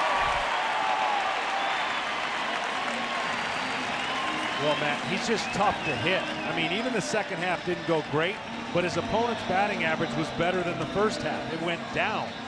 197 in the first half, 191 in the second half. The walks started to creep up, and then some timely hits when runners in scoring position, as you see the line score between the two guys. So it is very difficult to string 3 and 4 hits against either of these guys. That's why if the Giants can find ways to attack the base paths once they get on, then they only need 1 hit, 2 hits, and they're back in the game.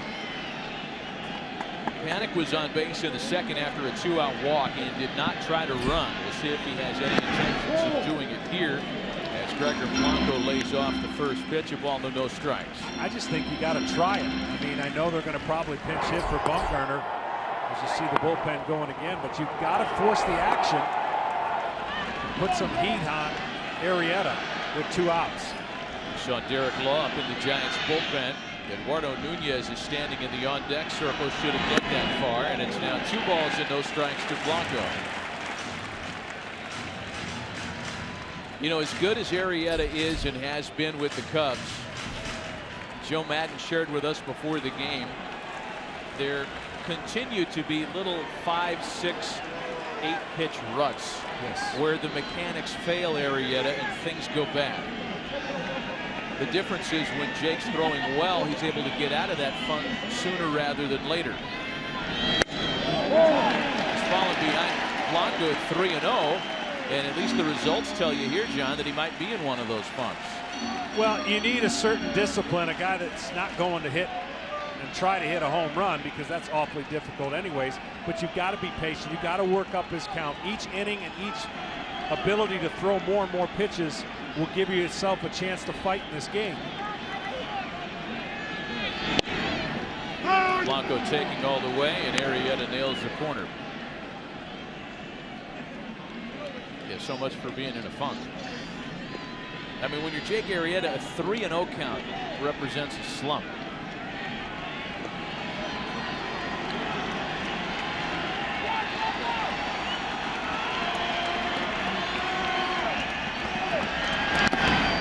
Full count to Blanco now, 3-2. See, that's the confidence he has in all of his pitches. He doesn't just say 3-1 fastball, here you come. He throws a 3-1 slider, and now as a hitter you have no idea what he's going to do. Same situation that Blanco had against him in the second. Panik at first with 2 gone.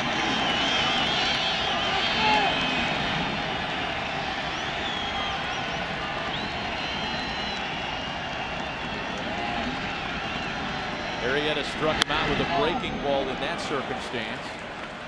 Fouls away the fastball here. See, they set up in. He trusts his 2-seamer that's going to sink and move back towards the strike zone.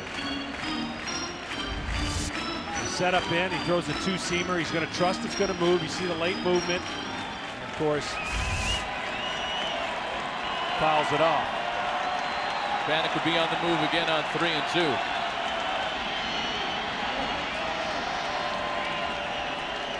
Out of the stretches, Arrieta. Here's his next payoff pitch.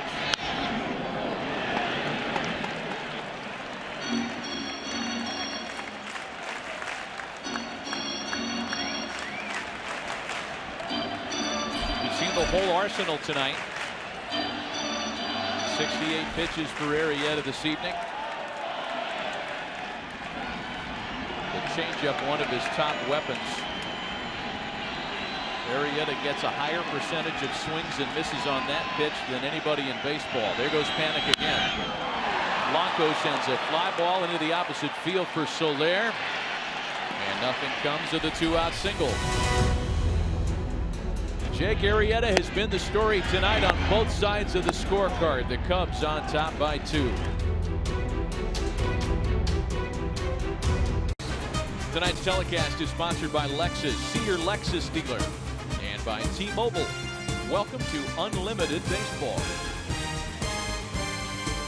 Hey, tomorrow the NLDS continues here on FS1. The Nationals take on the Dodgers in an elimination game for Los Angeles, and if necessary, the Giants again look to extend this series here against the Cubs. That's tomorrow on FS1. Jorge Soler leads things off in the Chicago half of the fifth. Back with Hall of Famer John Smoltz and Ken Rosenthal, Matt Vasgersian.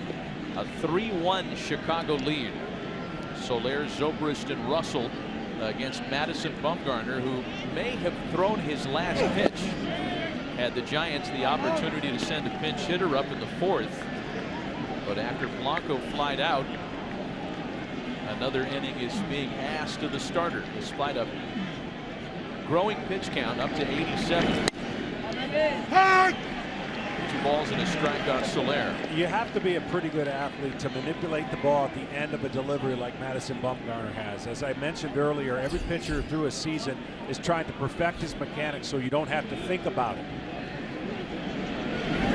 But he said he's been thinking about it a lot because he's been rusty with it and not comfortable with it. But just think how good he has done when he isn't comfortable with his mechanics. And it started in the beginning of the year, right out of spring training, and really, for the most part, through the season. Dave Righetti does a great job. Soler with a drive to center field. That ball well hit, but just shy of the track is where Span makes the play. Well, you know Madison Bumgarner pretty well, and I know that you guys have talked about the craft a lot. Has he ever represented to you that he's comfortable with his mechanics, that he's happy with it? No, he said he's in a constant quest for not only structure and or the perfect mechanics. And the one thing he does better than anybody, despite what the score or the situation is, you never know what's going on. That demeanor and that motor inside is why he can dominate, I believe, in some of the biggest games of his life. And so despite his mechanics, despite his grip pressure, anything that a pitcher thinks about, he's able to, I guess you could say, relax more than most in games where his team is up against elimination. Ben Zobrist takes a strike, a ball and a strike to the Cubs right fielder. Zobrist has doubled and grounded to shortstop tonight. But just to give you an example of what kind of a year it's been for him, this is highest strikeout per 9 he's ever had in his career. Sharply hit to third for Gillespie, and 2 away. It's the lowest ERA he's ever had in his career, and it's the most home runs he's ever given up in his career. So those combinations make you think about, okay, this guy still has a high ceiling for improving, which is hard to even imagine. And oh, not to mention, they're under control for a while, are the starters for the San Francisco Giants. Yeah. So that's a good thing long term. And I would imagine they're going to, in the next year, if not after this year, look at restructuring Madison's. Breaking ball has Addison Russell down in front. Russell has been hit by a pitch and singled tonight. Bumgarner still looking for his first 1-2-3 inning of the ball game. And this may or may not be his final piece of business, because his turn is set to lead things off in the bottom half of the fifth. Do a little looking into your crystal ball there, John. Are we going to see a pinch hitter here, or does Bruce Bochy let him hit again in hopes of 4 on the mound? No, I think you're going to see a pinch hitter. Last inning told me that was going to be the case. Even as good of a hitter as Bumgarner is, when you're in these situations later, you tend to go with a position player. Well, George Cantos is up for the 3rd time tonight. And that's usually the number for a reliever right there. You got to get him in after 3.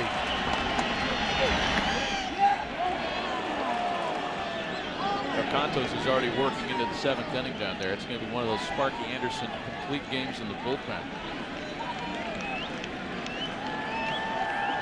We saw Nunez a moment ago. He was in the on-deck circle when the final out was recorded at the bottom of the 4th. Well, it was in this similar situation, not with the same outs, but he had Russell with 2 strikes. Couldn't put him away. Hit by pitch. Then he had Baez quickly with 2 strikes. Couldn't put him away. A base hit. Got Montero out on a line drive to right. Couldn't put away Arrieta with 2 strikes for 3-run homer. Trying to finish off Russell here on 2-2. Full count.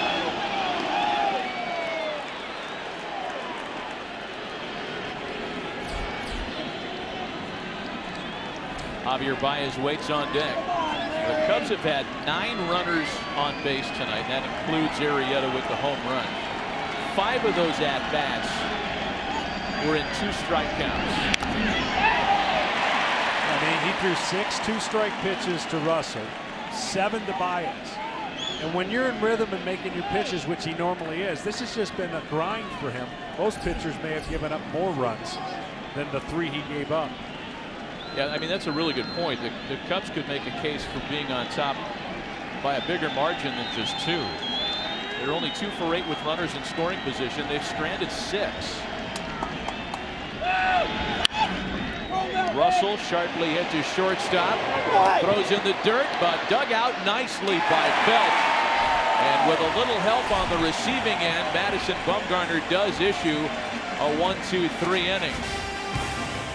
Cubs want to take another look at this to see if Belt came off the bag. He did not.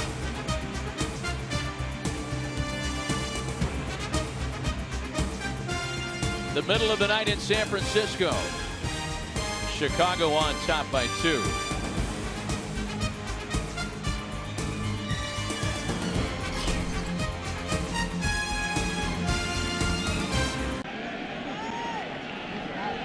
Still a 3-1 ball game in San Francisco. Jake Arrieta back to work. He'll face a pinch hitter leading off the inning. Eduardo Nunez bats in Bumgarner's spot to open the 5th. Nunez then the top of the order, Span and Belt.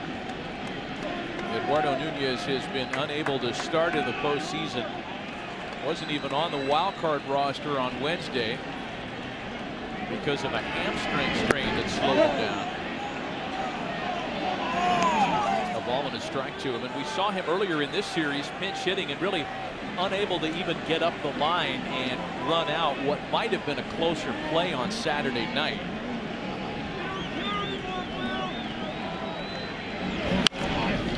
On the ground to shortstop, and Nunez a little slow down the line here as well. 1 away to start the last of the 5th. Our Bud Light game summary. Cubs pitchers have been a real terror at the plate, and it continued tonight when Jake Arrieta took Madison Bumgarner deep in the top of the 2nd, a 3-run home run. This is an amazing scenario. 2 outs, 2 strikes, and something you would never expect in a playoff game. The pitcher hitting a 3-run homer. 1 gone for Denard Span, who doubled and scored the Giants' lone run in the 3rd.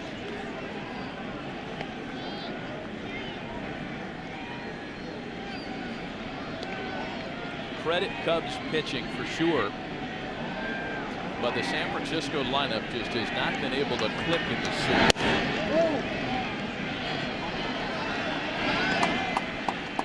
They were shut down in game 1 by Lester. They had the first 3 innings, a leadoff runner on, thrown out, stolen base, pickoff. They really haven't had much going other than that. They scraped up a couple runs in game 2. But they need their stars to be the people that get it going. Of course, Posey has had his success in division series. Pence, Belt. I would think right now what's looming against them is the fact that they have not scored against the Cubs relievers all year. Down only 2. They would love to get that number closer. 2 balls and a strike to count to Denard Span. That's ripped into right field. A lot of room out there, but Zobrist won't have enough room to haul it in. It's past him into Triples Alley. Span can run. He's into 3rd easily.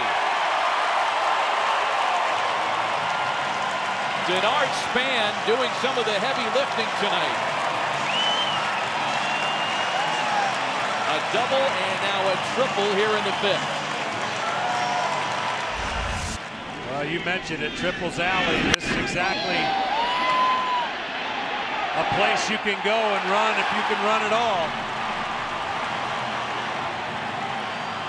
Now it's up to Belt. Denard Span has done his job, put himself on 3rd. Belt's got to get him in.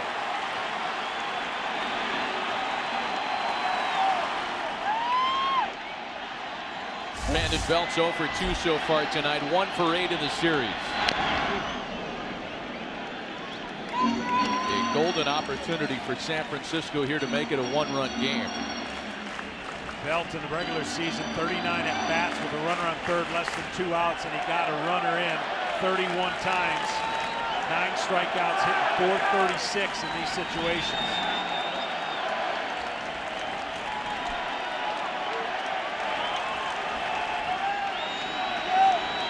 First-time All-Star this year, hitless in his career against Jake Arrieta, and he's behind 0-2. He settled with a fly ball here. But the Giants have just not had a good time of it with runners in scoring position. Span, he's getting off third base. He's got the freedom to get off pretty far, anticipating something in the dirt.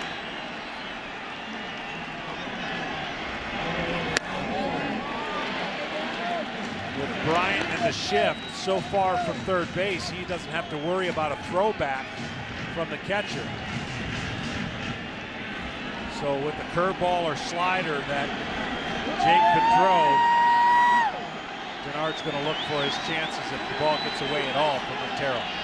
Same right side of the field overload. StatCast powered by Amazon Web Services. That's how they played Belt all series. 2-2 now. Yeah, Jake Arrieta's been known to uncork a wild one. In fact, this year, 16 wild pitches. That's the most in the National League. He's hard to hit and he's hard to catch with the way the ball moves, as much spin he creates. Those 2 pitches were the right idea, but it was nowhere close to entice Belt to go after it.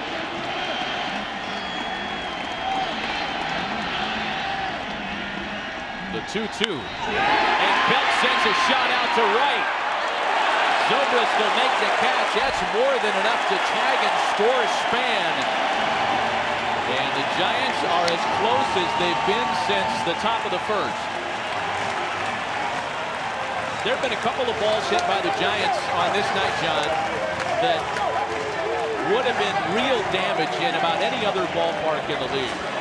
A couple of balls out to right center. Belt satisfied with the RBI sac fly, and it's a 3-2 affair. I thought Jake had him exactly where he wanted. He went with the slider versus the curveball. Belt, a good low ball hitter. He's trying to elevate the fastball, and now the Giants are right back in it. Here's Buster Posey now.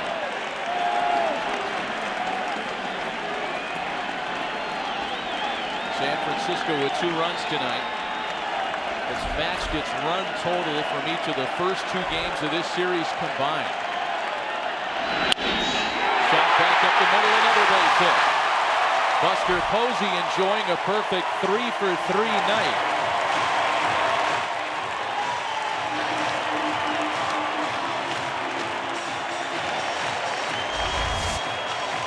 Well, besides a professional hitter, this is the approach he's had against Jake Arrieta, and it's the best approach so far. Don't try and do too much. Go right back up the middle. You saw the slider spin there. When the circle is bigger, that means the spin and the break are not going to be as big. The hitter sees that circle between the seams coming together. When it is tight, it creates a dot. And those are the ones that the Giant hitters have been swinging over the top and missing. Cubs pitching coach Chris Bosio comes out. Justin Grimm is up in the Chicago bullpen.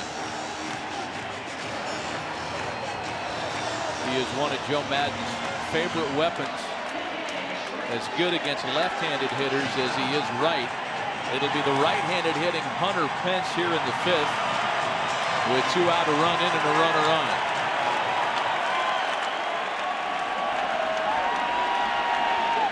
Pence is 0 for 2. But the ball he hit in the 3rd was one of those we mentioned earlier that would have been out of another ballpark. A loud out to right field.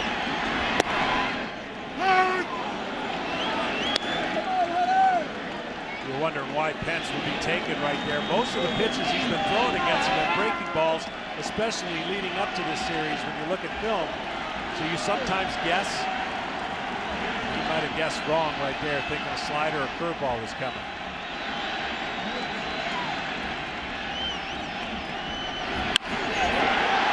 Pence into right. Zobrist makes the play on this one to retire the side. A run on a couple of hits. We played 5 complete. The Cubs on top by 1.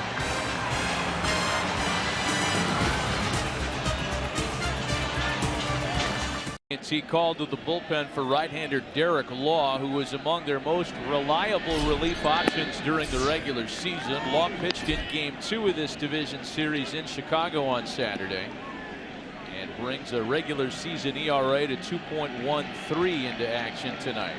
Javier Baez the first to face him, bottom third of the Chicago order. Hot shot to third. Gillespie can't handle it, and Baez will be safe leading off the inning.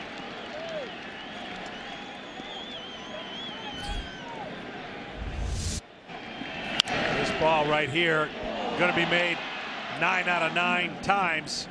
Gillespie already turning in a gem, but you can see the ball popping out of his glove right there, and Baez beating it out to first, running the whole way. For Derek Law, he is very deceptive with his delivery out of the windup. He has a curveball, changeup, and slider that you just saw right there. Hides the ball pretty good. Miguel Montero, the hitter. Jake Arrieta in the on-deck circle, at least for now, to hit in his spot in the order.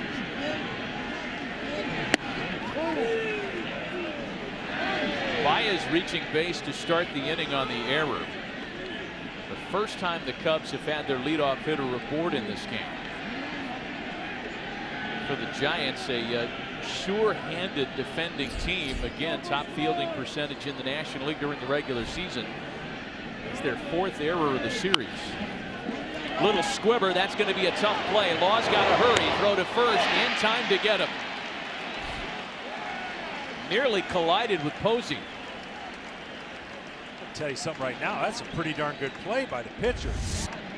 Montero doesn't run very good, but it's in that no man's land. And as you mentioned, Posey coming out, giving way to the Derek. Nice play. This could have easily been chucked into the stands. Yeah.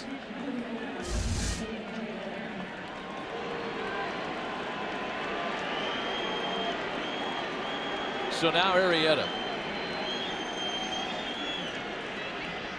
And as the researchers have had time to proper contextualize his home run in the second inning, you've got to go back to 1967 to find the one and only instance where a pitcher had hit a home run in a postseason game off a World Series MVP. Arrieta's doing it against Bumgarner tonight, just the second time it had ever happened. Jose Santiago homered against Bob Gibson in Game 1 of the '67 Fall Classic. And I think he's going to hit here and not pitch anymore. I think because of the bench that Joe Maddon has, he doesn't mind throwing him up there to hit with the lead, but then I think you're going to see him go to his bullpen after this. Yeah, plenty of options down there, including the left-hander Mike Montgomery, who's hot. And all those nuggets you just gave, I think the one amazing one is the first home run in 418 plate appearances against a pitcher, Madison Bumgarner. First home run he had given up in 418 plate appearances. Did I give that one? No. I think you I just did. did. That was good. Yeah, I just did. We knew that he hadn't homered against, or he hadn't given up one to a pitcher. I didn't know it had been that many plate appearances. That's amazing. 2 balls and a strike to count to Arrieta.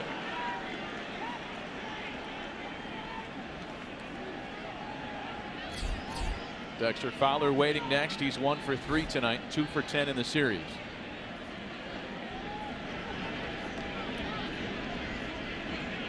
Law with a long pause. 2-2. All right, look, I've seen enough swings. If I'm a pitcher out there, this 2-2 pitch better have a wrinkle on it. He was on this fast. They're messing with the guy who's seeing it pretty good. Law's got a real good curveball, real good slider. No reason to throw anything else other than a breaking ball right here.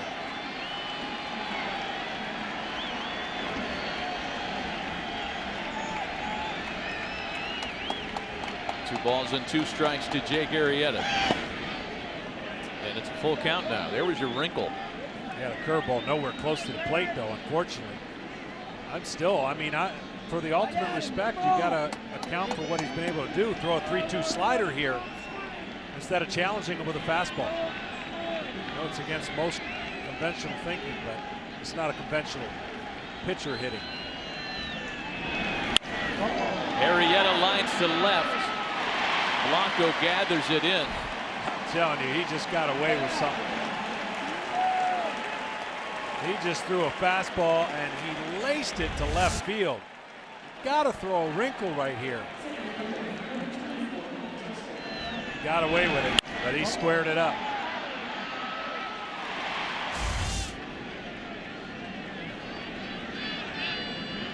So now Fowler. I'll tell you, the Cubs in this series are doing their best to permanently abolish the designated hitter.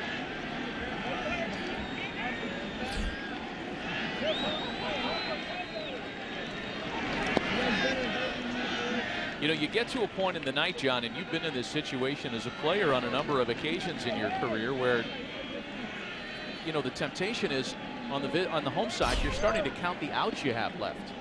It's a one-run game, no question that this is right there for either team to claim. But we're moving into the bottom of the 6th inning shortly. And the Giants just running out of opportunity.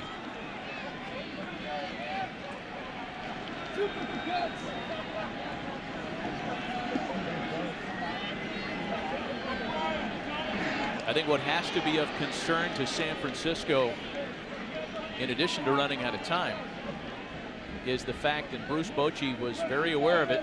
We talked about it with him before the game. His team has not scored a run all year against the Cubs bullpen. All year. Yeah, and I think that's over 32 innings too, so not a small sample size.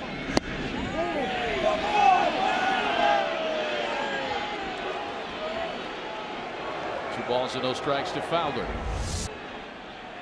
Here's the last pitch. Inside.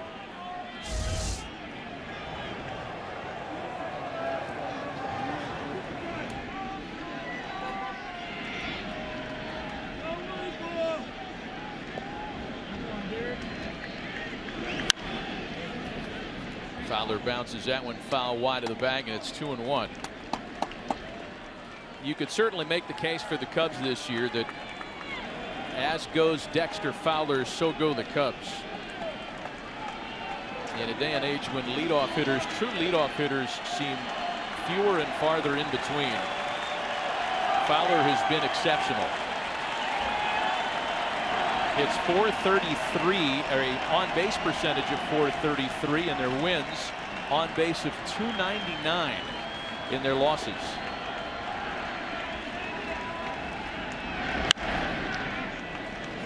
Two and two now. That's their record when he plays that is astounding versus when he doesn't.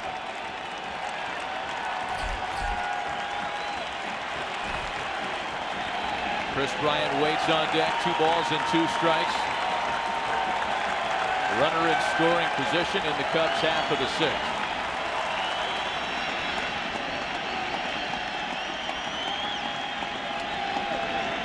Laws payoff home. Misses for ball 4. Or does it? That's a full count now. It's 3-2. I like what Baez has been doing at second base. His feel for the game. He's getting an aggressive lead, anticipating the swing with 2 outs, trying to get as big a jump as he can. You've seen Posey a couple times look like he was going to come up throwing behind him. Now it's a full count. Here's the payoff home.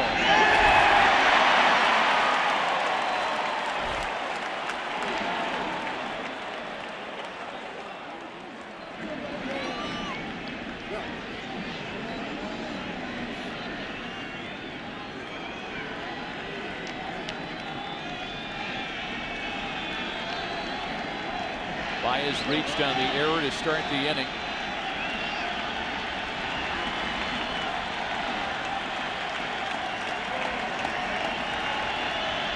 Law out of the stretch is next. 3-2 to Fowler, again fouled away.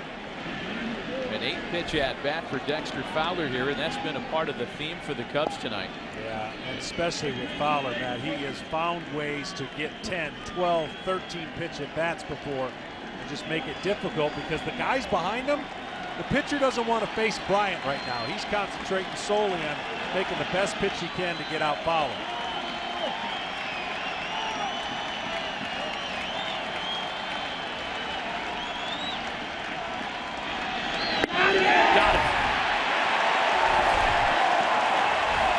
Derek Law pumped up. A strikeout leaves a runner in scoring position stranded and keeps it a 1-run game.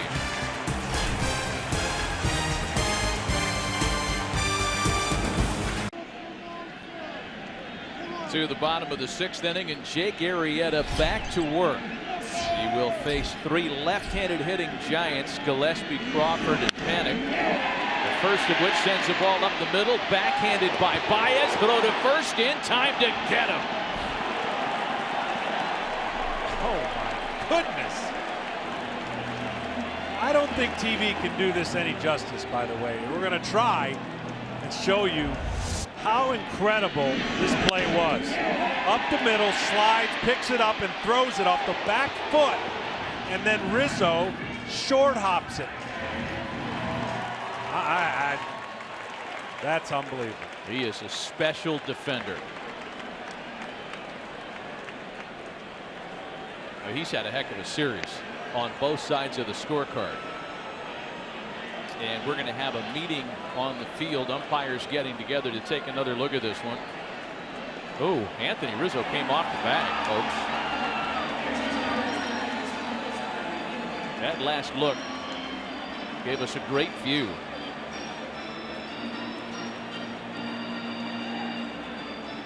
We won't be able to see as much there.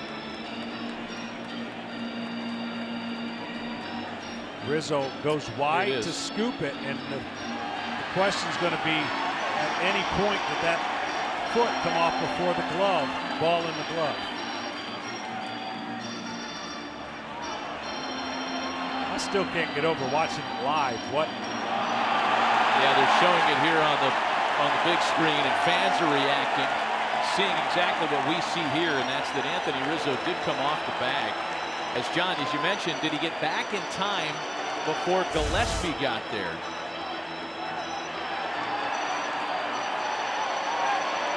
If this call's overturned and Gillespie's safe, it's going to take away a real defensive highlight tonight. Baez with a magnificent play to make this as close as it was. And again, you got to be able to tell without a doubt, Right. and I think they're going to overturn this personally. I would agree.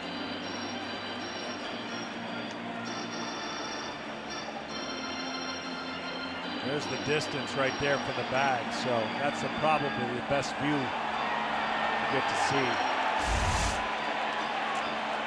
Well, we know this for sure. Mike Montgomery has been hot for about 2 innings down there, and right now he might have to kind of shorten himself up down there. He's thrown at least 50 pitches. That's why I didn't think Jake was going to come out. And if this play stands and they overturn it, you wonder if Joe Maddon's going to go ahead and take the left-hander and put him in the game. Well, when you consider Arrieta the 6th inning has been his undoing. Ball is upheld. Wow.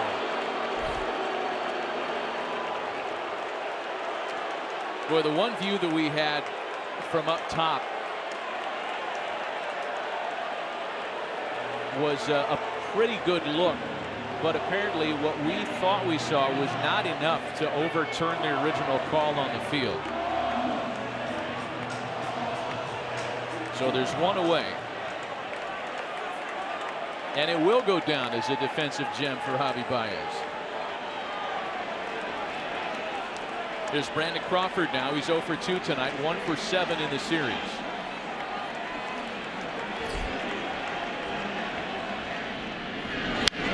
I mentioned the 6th inning for Jake Arrieta, and before we talk about that, let's go back to the play at first. I don't know. I mean, it's I'm off the sorry. back there. I don't know what they see there. So It's got to be clear and concise, and to overturn it, and probably what their view. That's not clear enough. I'm with you. 0-2 the count to Crawford. So back to Arrieta in the 6th inning. A 6th inning ERA over 6, his highest ERA by inning this year. But putting that leadoff hitter aboard to start the inning makes such a huge difference.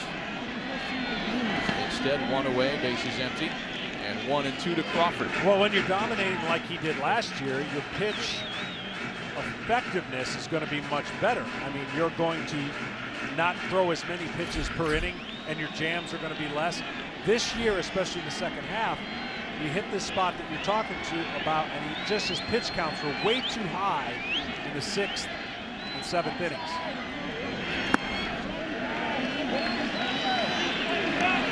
Two balls and 2 strikes to the former UCLA standout, who comes from a long line of Giant fans. San Francisco fans certainly aware of Brandon's Bay Area background, his family season ticket holders dating back to the Candlestick Park day. And he's worked it to a 3-2 count.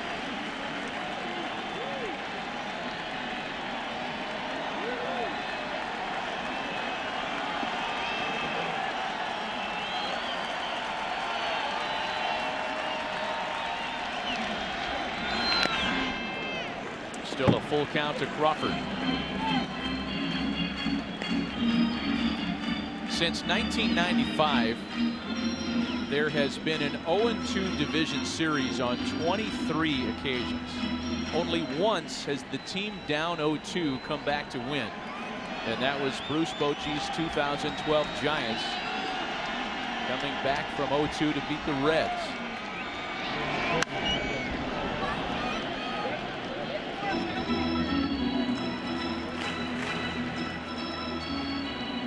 Not to be outdone, the Giants have put together their share of long plate appearances tonight as well. This will be the 8th pitch of the at-bat to Crawford.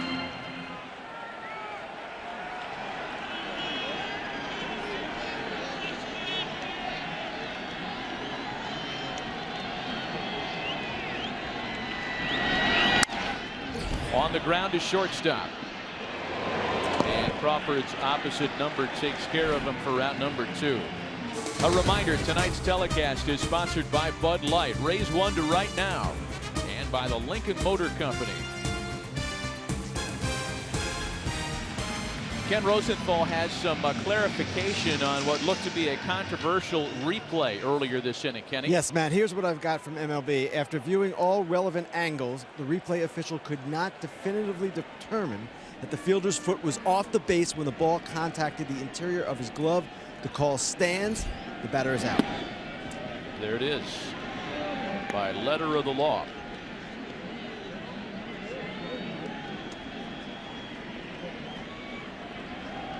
Something that may or may be talked about a lot tomorrow morning, depending on the next few innings tonight.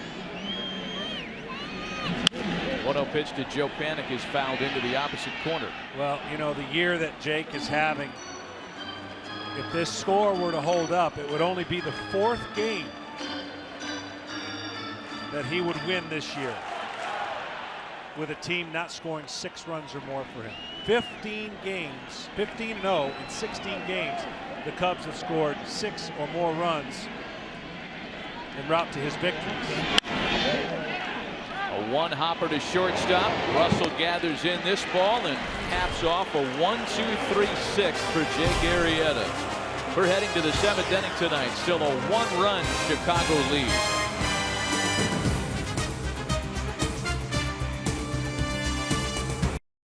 Arrieta saying thanks to Javi Baez. Baez returning the favor, and Joe Maddon with the big thanks as well, as it appears the starter's work is through tonight. Leaving with a 1-run lead, top half of the 7th inning. Derek Law continues on the mound for San Francisco. He'll face the 2-3-4 part of the Cubs order, looking for some late insurance. Bryant, Rizzo, and Soler. Yeah, Bryant's had a good night tonight. Great approach, double, walk, and a single. So getting him going would be huge. The next person getting going for the Cubs, Rizzo.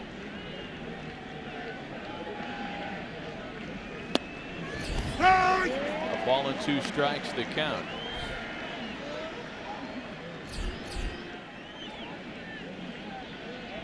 Pedro Strop has been up for a little while now. The next in line for Joe Madden, trying to get to his formula with Chapman at the end of the game. And a swing and a miss by Bryant. First time the Giants have been able to retire him tonight.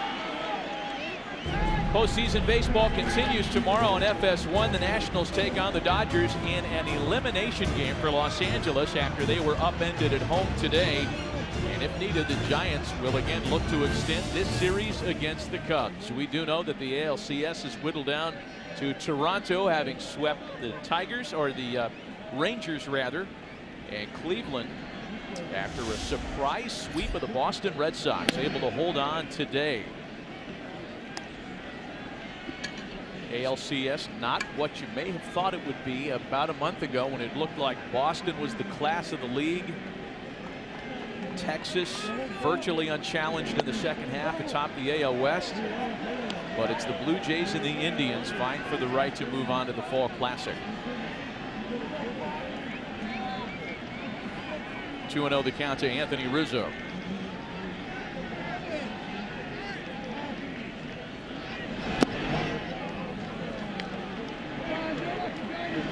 You know, the Giants bullpen, much maligned in the month of September, has held up to Bruce Bochy's liking so far in the postseason. That hasn't been the problem. Stringing together hits and runs has. Law's 3-0 is in for a strike.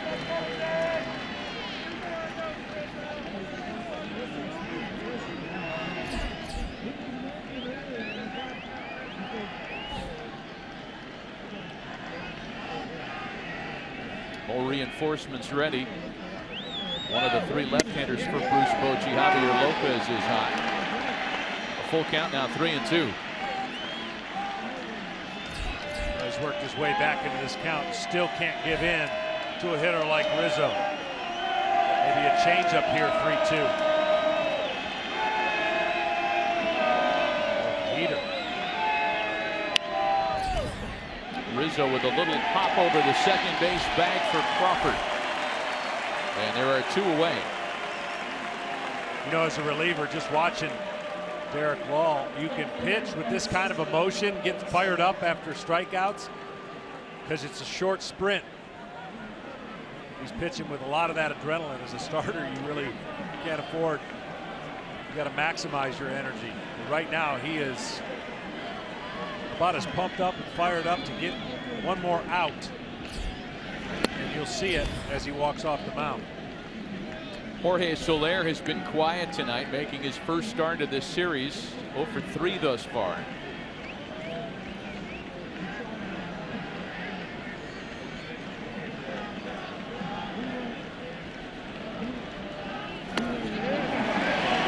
Travis Wood has now joined Pedro Strop in the Chicago bullpen. When the Giants hit in their half of the 7th, they'll have the 8, 9, then top of the order hitters. Blanco, the pitcher spot, and the guy who's been their biggest threat tonight, Denard Span.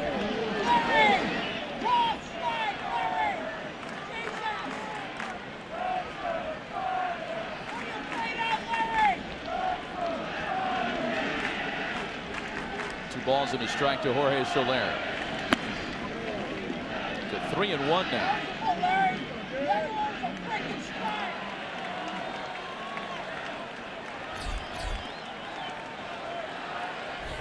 Ben Zobrist waiting on deck, batting in the 5 spot tonight for the first time in the series. Kind of neutralizes the matchup game in the bullpen. And Soler's aboard.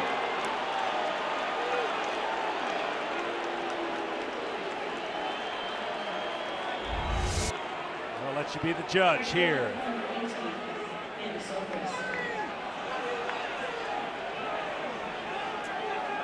Pitch cast powered by MLB Advanced Media shows that to be a pretty good pitch. Strike. They were more concerned on whether he swung or not. Yeah. So here's Zobrist now. He's doubled in 3 trips. 2 for 10 in the series.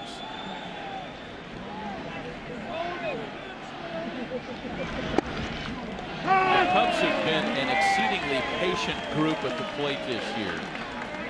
They led the National League with a franchise record 656 walks this season.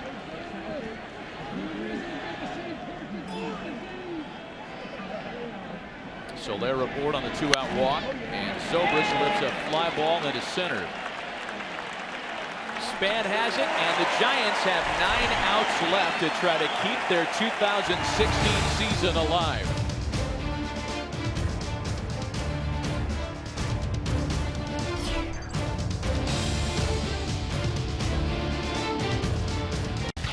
It has been a gorgeous night in the city by the bay, a brilliant backdrop for postseason baseball. And if the Giants' season is to continue, they're down to their final 3 outs. 9 outs, rather, 3 of them coming here. Hey, part of their problem has been the Cubs pitching staff at the plate. Hendricks with a big knock. Wood with a home run, part of the Game 2 dialogue. And then here in San Francisco tonight, Jake Arrieta's 3-run home run still holding up as the difference in a 1-run affair.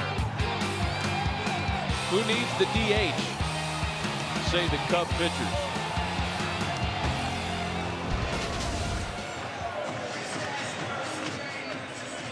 And there is a new Cub pitcher here in the last of the 7th. Pedro Strop takes over for Jake Arrieta, done after 6 strong innings tonight. It's been a while for Strop. His last game activity coming on the final Saturday of the regular season, all the way back on October 1st. Well, Strop, the only thing every once in a while, get a little fastball command issues, but that fastball is electric. Drops his arm in the delivery at times, and his slider pretty darn good when he has the tight spin. So he's going to come after you with that fastball slider combination. The guy waiting in the wings right there, Mr. Chapman, certainly going to come after you as well if he's given the opportunity with the lead. Kenny, when this season began, we were talking about how if it gets to the late stages, late and close, the advantage in the bullpen game might go to the Cubs. The Giants bullpen has held up very well. And here we see the Cubs setup core in a 1-run game, trying to get the game to a roll as Chapman. Well, Matt, this bears repeating. The Giants have yet to score off the Cubs bullpen in 2016. We're talking 32 1/3 innings in regular season and division series. That's about 3.5 games worth. Giants are batting 110 off the Cubs bullpen. 33 strikeouts, 5 walks, no homers. There you see that arm action and that slider, the first 2. They get to the plate and drop late. Joe Maddon going to his prevent defense, bringing in his plus Gold Glove defender Jason Hayward to take over in right. Wilson Contreras, you saw him a moment ago, has taken over behind the plate for Miguel Montero. You got to be ready. Even though Pedro pitches out of the stretch, you saw that quick pitch right there. He didn't complete his hands right when he went to the top. He went and tried to sneak a pitch like that. There's a bouncer to first. Rizzo to Stroke. There's 1 away. You know, we talked about the deal that sent Jake Arrieta to the Cubs from the Baltimore Orioles some 3.5 years ago. And if Lou Brock for Ernie Broglio was the cruelest of results for Cub fans, then the baseball gods made it up to the franchise when they traded Steve Clevenger and Scott Feldman to Baltimore for both Jake Arrieta and Pedro Strop, which goes down as one of the more lopsided deals in recent history.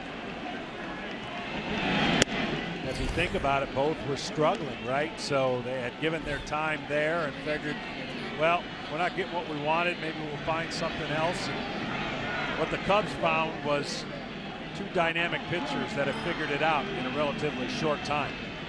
Kelby Tomlinson is the pinch hitter, batting with the bases empty and 1 away. Now, Stroke's been great for the Cubs. Opponent's batting average of 163 this year, 4th among National League relievers.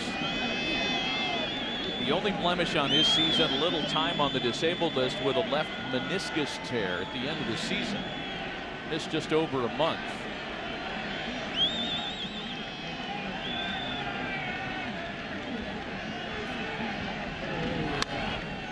One pitch to Tomlinson, lifted out to shallow right for Hayward, and 2 away. And that, at the time, you know, the Cubs were rolling. They were going to be in the playoffs. They lost Stroke. They lost Rondon. And that comeback by Stroke from his injury, and Rondon coming back, has been an incredible strength to their bullpen. Well, Joe Maddon noting how hot Denard Span has been, wants a left-handed reliever to try to neutralize him. The call's gone out to Travis Wood. We'll be right back.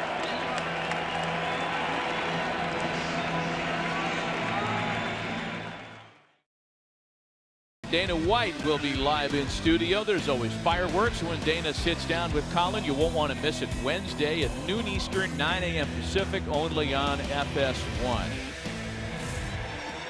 Live every postseason moment. Live it all with MLB.com @bat. The #1 app for live baseball. It's the only place to get it all. Radio feeds, video highlights, pitch tracking, StatCast, and more. Download @bat today. For Denard Span, I would look to be real aggressive first pitch fastball. His splits are not as good. He hits better off of right-handers than he does left-handers. You see what Travis Wood has done on the year. I would be definitely looking to hit that first pitch. Well, you certainly understand the matchup from the Cubs' perspective. Span has been red hot. He offers it the first pitch and lines it right into left field, where Zobrist puts it away to retire the side.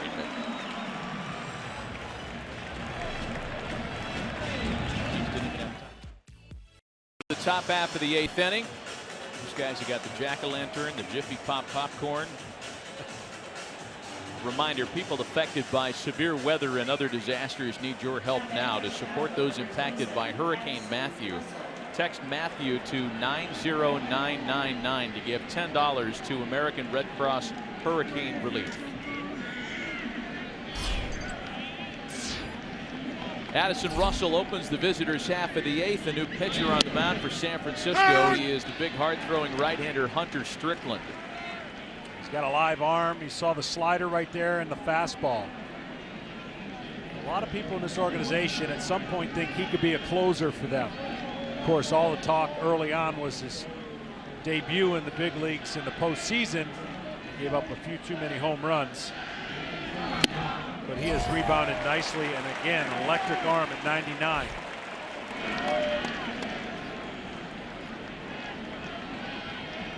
Russell, Baez, and Contreras here in the Chicago half of the 8th.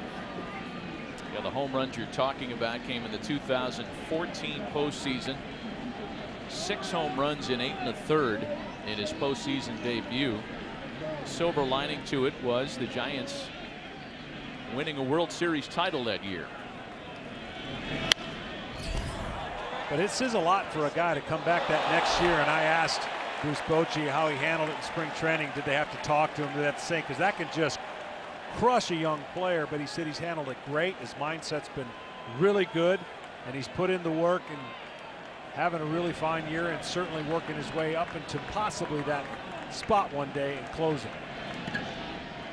Yeah, Bruce Bochy is not a "what have you done for me lately" manager. Especially in regards to bullpen use. He'll run you right back out there, as he did with Strickland after his troubles. Swing and a miss by Russell, and there's 1 away.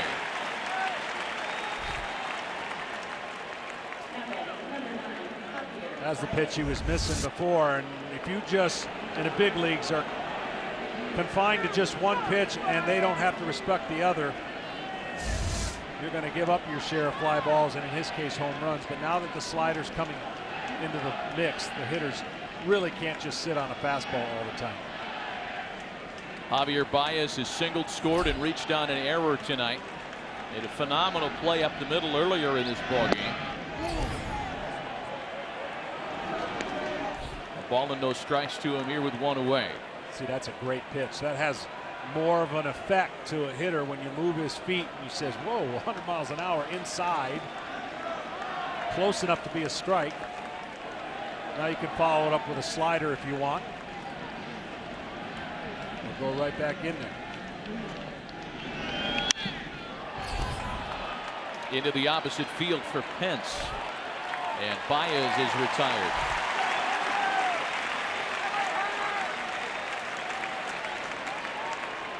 So we'll get our first look at Wilson Contreras at the plate in this ball game, the rookie catcher who came on as a late defensive replacement tonight.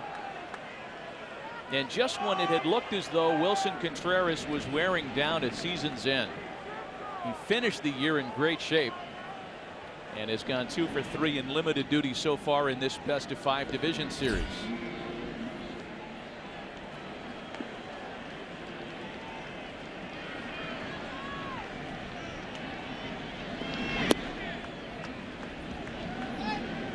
We talked earlier about the job that Theo Epstein had done in the draft and not missing on anybody. Yeah. But somebody's doing a good job in the minor leagues preparing these guys to be major leaguers. Because when they come up, not only are they mature to handle the situations, but they're playing multiple positions. This is a catcher that has played a couple positions in the big leagues. First at bat in the big leagues, of course, he hits a pinch hit home run. They're not caught up with what's presented them. A ball and a strike. I mean, it's rare, and you hear about all the things that Bryant, man, he didn't get called up in the regular season debut and everyone was up in arms. We all knew about his power. Sometimes that doesn't always translate. It did immediately. The amount of home runs he's hit in 2 years, only 6 other guys are in that category with the quantity that he's hit. And the list keeps going on for the Cubs. They keep bringing up young players that contribute. You know, and let's face it, a lot of that is Joe Maddon, because sure, Theo Epstein and Jed Hoyer and the Cubs front office staff have found great players. They have drafted and developed brilliantly, but Joe has done his part in putting those players in a position to succeed. Addison Russell batted 5th this year only after Joe Maddon was sure that he could do it, as you see general manager Jed Hoyer there.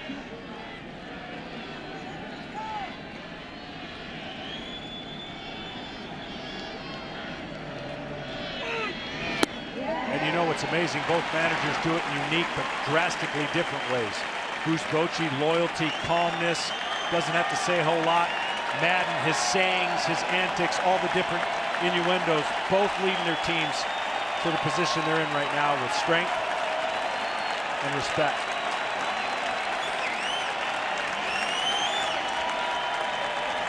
Strickland looking for a 1-2-3 top of the 8th. Is 2-2 to Contreras and a full count now, 3-2. 100 miles an hour on that ball 3. When the Giants bat in their half of the 8th, they'll have Belt, Posey, and Pence, the heart of their order.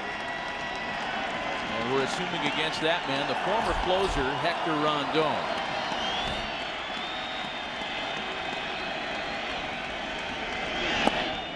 And there's ball 4. See where Posey right there on 3-2 tried to give him a higher slider target. You don't see that very often.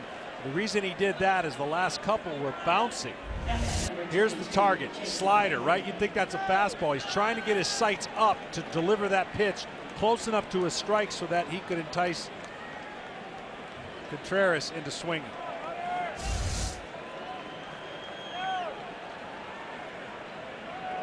So a 2-out base runner now for Jason Hayward.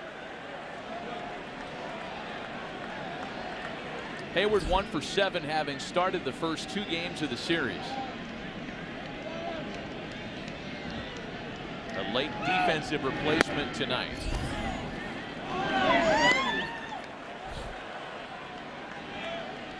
As challenging a year as it was for Jason Hayward offensively, he did his best work at the plate late in ball games. He hit 283 in the 7th inning or later, compared to a 206 average from innings 1 through 6.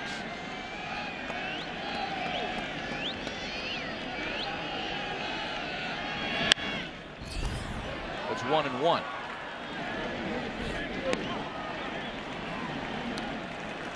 Jason Hayward has struggled hitting velocity, hitting fastball, well below the league average in fastballs when thrown and put in play.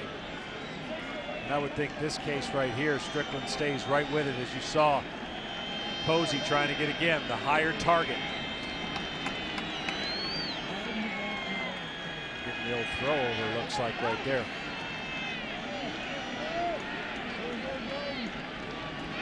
Yeah, to your point regarding Hayward versus the fastball, he hit 245 against fastballs this year. The major league average is 277. And the league pays attention to that. He saw the third highest percentage of fastballs among all qualified hitters.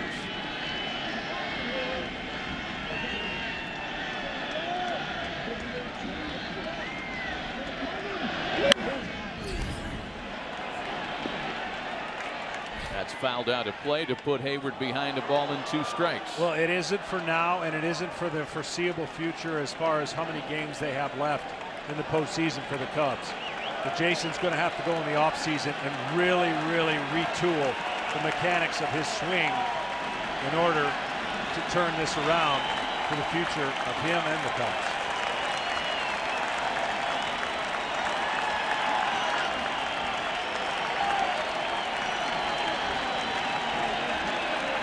A ball and 2 strikes to Jason Hayward, with Dexter Fowler waiting on deck.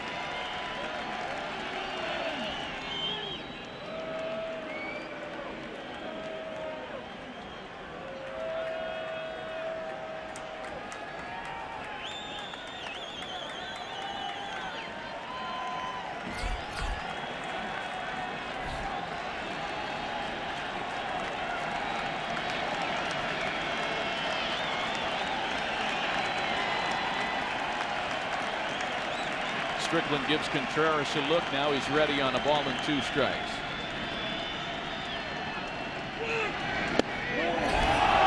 Wow. Did not miss by much.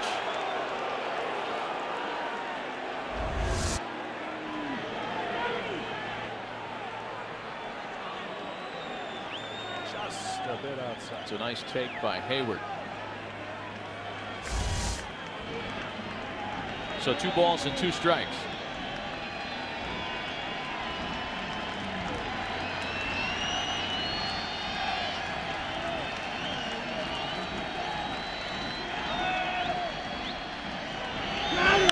There goes Contreras, and that one's fouled away again.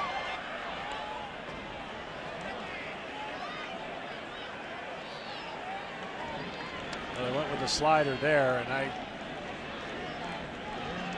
think in that situation you give him a chance to catch up a little bit. After the slider, I would go right back to the fastball up over the middle of the plate. Hayward's popped up a lot of fastballs. Just go major league on him. Yep. Throwing the heater, Ricky. 2 balls and 2 strikes to count to Hayward. Contreras runs again, and again it's fouled away. There was 99. And that's the spot he can't catch up. I mean, a lot of guys can't catch up, but that pitch up was perfectly located. He wanted it up, and that's exactly where he threw it. And based on where Hayward has his hands and his trigger of when he fires the bat, he's not able to catch up.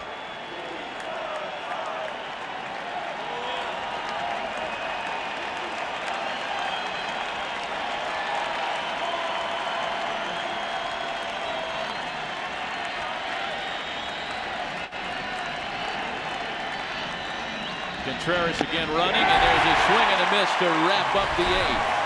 A couple of strikeouts for Hunter Strickland. Belt, Posey, and Pence, as the Giants still trail by a run.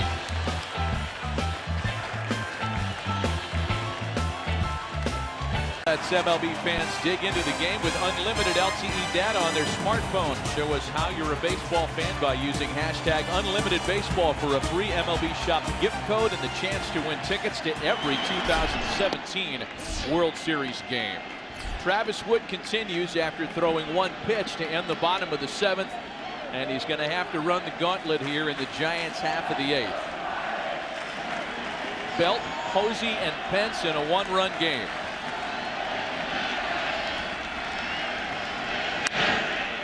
Brandon Belt had a sac fly in the last of the 5th that brought it to 3-2. And the Giants still dealing with that same deficit here in the last of the 8th. Brandon Belt's done okay against left-handers, actually a higher average than right-handers. If you have a curveball, you better throw it versus a slider or a sinker, because that's where he does his damage against left-handers who throw sinkers. Curveball is the Achilles heel. Into the hole and into left field. The tying run on base to start the 8th. There was a sinker, and he stayed right on it. He doesn't give way much to left-handers. Watch this pitch right here, and he just goes the other way with it. And that's going to be it for Mr. Wood.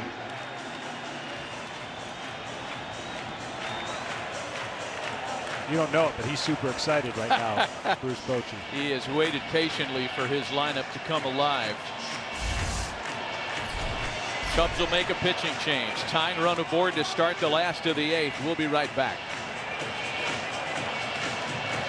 Continues tomorrow on FS1. Game 4 of the Nationals-Dodgers series, with Los Angeles facing elimination. And if the Giants can come back and win tonight, Game 4 of this division series tomorrow. The tying run aboard to start the last of the 8th. The Cubs make a pitching change. Their 3rd reliever tonight. Hector Rondon takes over on the mound, facing Buster Posey with the tying run aboard. Posey has enjoyed a perfect 3-for-3 evening. And Rondon starts him with a strike. Rondon's got a great arm, slider. You saw right there at 86. You see the numbers on the year. Didn't have a ton of save opportunities because this team was blowing everybody out. Rondon tough on left-hander, or rather right-handed batters this year, limiting right-handed hitters like Buster Posey and Hunter Pence next to just a .200 batting average. A ball and a strike.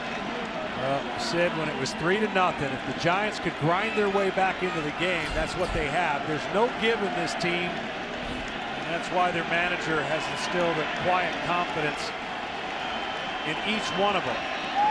They've been in a ton of these situations. A 1-1. Chicago had some opportunities to add on after the 3-run home run by Jake Arrieta in the 2nd. They left 2 runners stranded in the 3rd and have left a runner aboard every subsequent inning save the 5th. Looks like Derek Law has not expended all the energy he has pitching. He's still up there, fired up.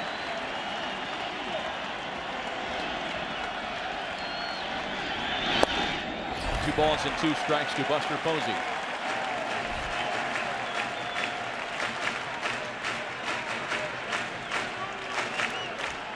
Yeah, Derek Law has turned into the ML Carr of the 2016 Giants. Chief towel waver.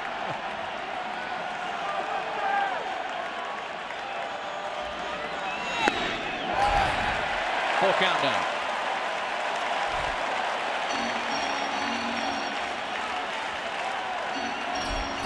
Well, 3-2. Do you trust Buster Posey, who doesn't run well, and send the runner to stay out of a double play, trusting that he will not strike out? That's why you get paid the big bucks, to make these decisions as the manager. Rondon issued fewer walks per 9 than any other Cubs reliever this year. Only 8 free passes in 51 innings of work out of the bullpen. I tell you, it depends on his confidence, but I would be so tempted to throw a 3-2 slider right here to one of the best hitters on the Giants.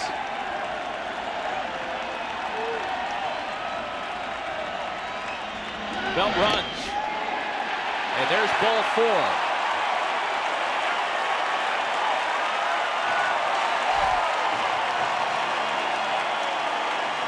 I'm telling you, that's the right pitch. It just wasn't close enough. You see, Posey wants to attack and wants to get the ball in play, and he just holds up. If that pitch is a little bit higher, I don't know, the result would be the same, and he'd be able to check that swing. So the right pitch just didn't execute it high enough, and the patience of Posey being able to stay back long enough. Now the Giants are in business.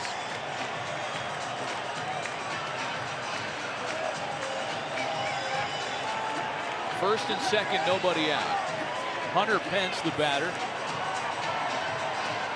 2 of his 3 plate appearances tonight have resulted in loud outs to right field, and Joe Maddon's coming out with the lineup card, and it doesn't look like Rondon's going to have a chance to face him. How about this? Joe Maddon's going to Aroldis Chapman for what would amount to a 6-out save.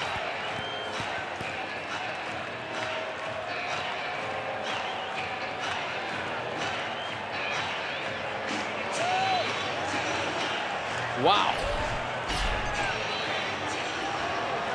Here comes the closer. We'll be right back.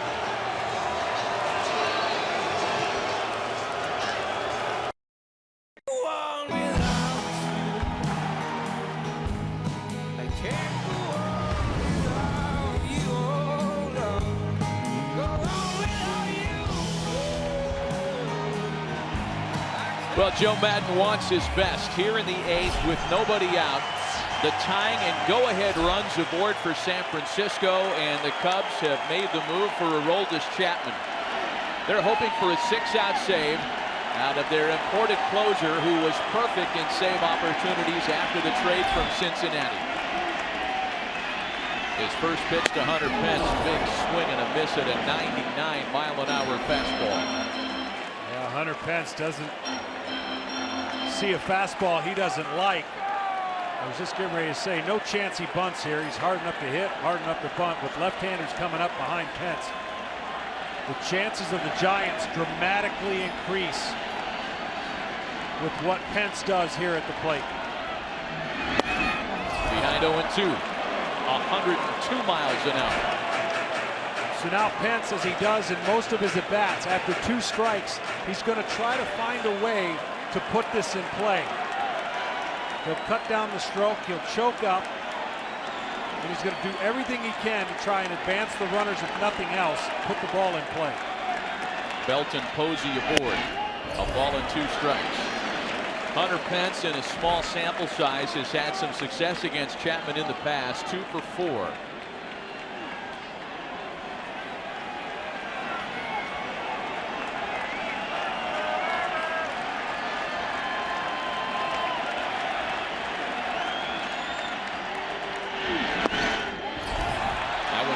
Away from Contreras, not far enough away for anybody to advance, and it's 2-2. The San Francisco Giants, as we take another look at this one, just getting away from Contreras, they're one of 3 teams in baseball this year without a win when trailing after 8 innings.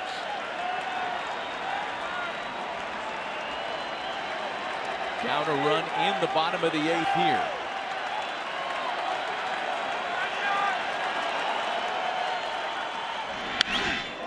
Pence hanging around. I'm telling you, Pence is unbelievable to watch over the last few years. Just when you think, okay, he put 2 good swings earlier to hit the ball in the wrong part of the park with the wind blowing in. When you're in this approach, 2-2, Chapman goes up. It's tougher for Pence to do what he wants to do. If the ball's down, he can do and put the ball in play. The next 2-2. Got him. You just can't do anything with it up there. And you got to be able to execute against a guy who's trying his best to put the ball in play. And that's power against a guy who has power, and he neutralizes it right there. The high pitch is so hard to lay off of as a hitter, because you're telling yourself you got to get started soon And there's just no way it gets up to 100+ up there. So now it's Connor Gillespie, the wild card hero last week in New York.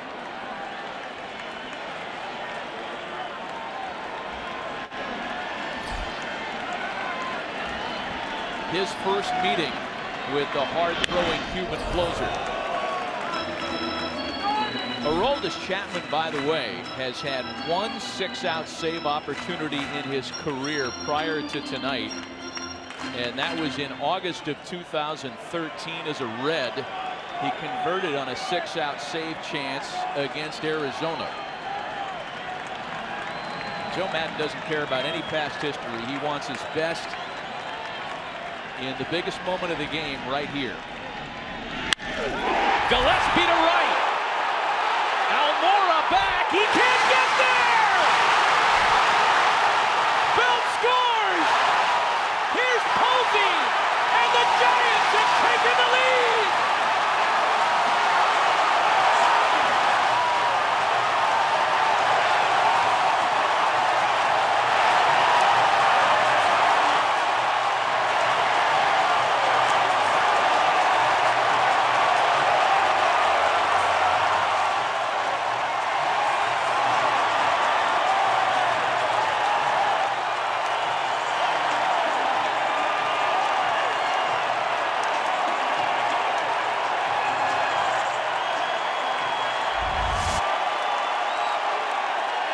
Well, this guy's got ice water in his veins now. It's all I can say. Hits it to the part of the park.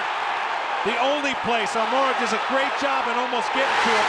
It's the only place where I believe Posey could have scored. Inches away, maybe a few more than that. Wow. Here's Brandon Crawford. They're already working on the Connor Gillespie statue right outside the ballpark. The Cubs will bring the infield in now. San Francisco with its first lead of the night.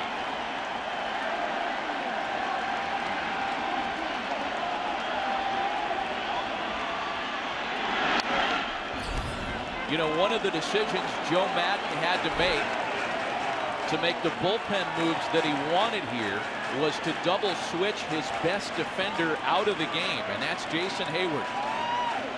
Almora is a good defender, but he is not Jason Hayward, and you wonder if Hayward was in right, if they would have had a better chance to make that play.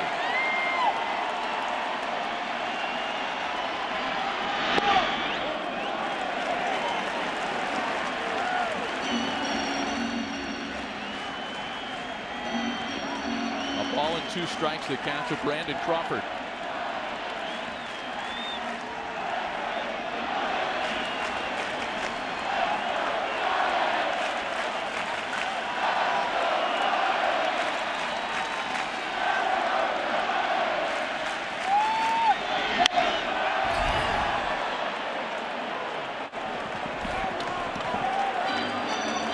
Giants lineup that had been absolutely flat for 2+ nights in this series. 2 runs on 12 hits combined in games 1 and 2. Tonight, 4 runs on 8 well-timed hits. Connor Gillespie's 2-run triple giving them the lead.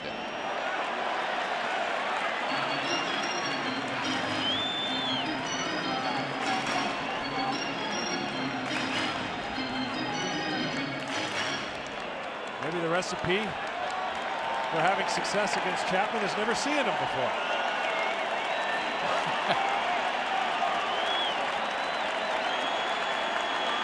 Well, we talked about Madison Bumgarner's streak being broken of consecutive scoreless innings in the postseason.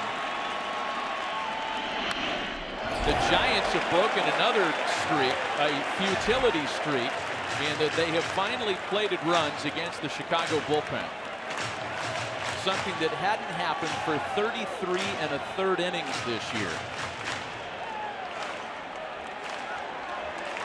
Bruce Bochy, just a little ho-hum attitude. Knew it the whole time that they were going to rally.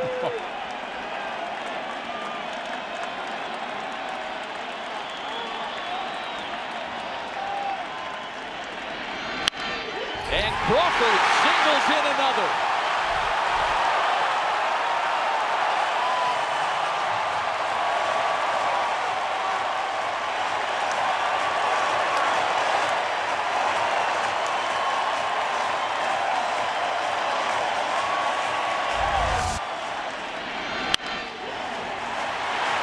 That's just staying on a baseball, being disciplined, short to the ball, seeing a lot of pitches, fouling off the pitches you can't hit, getting one you can, and believe me that's a huge insurance run.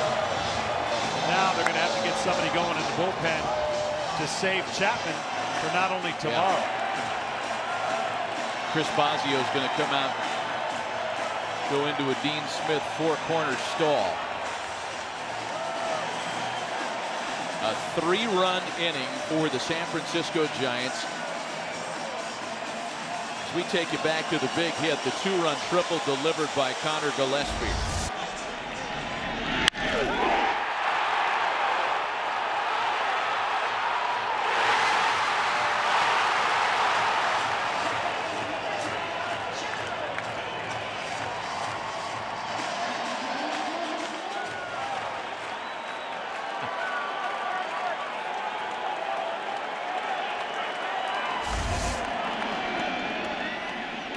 There's Joe Panik now.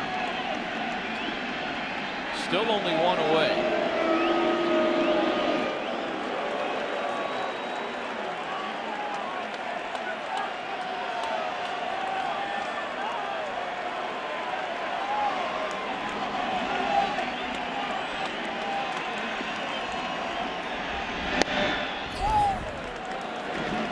When the Cubs bat in the ninth, and they will do so trailing for the first time in this game, they'll have the top of the order.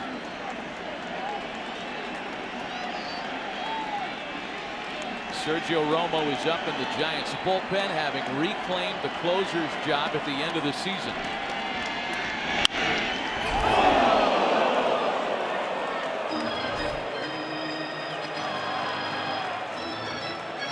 And I got to be thinking what Joe Madden was thinking is Bruce Bochy's bench is very thin, not a lot of options.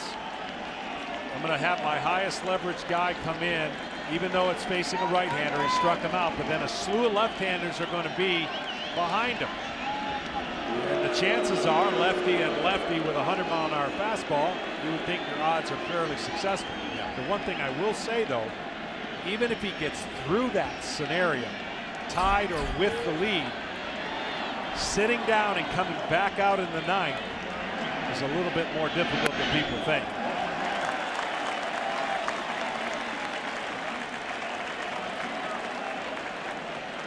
And on the other side, Romo was warming up, hoping to be in a position to have the lead. The rush of adrenaline that goes through him as the closer for the Giants is unmatched.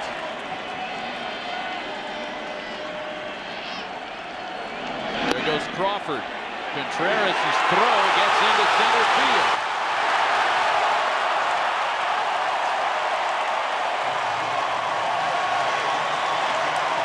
Runner at third with one away.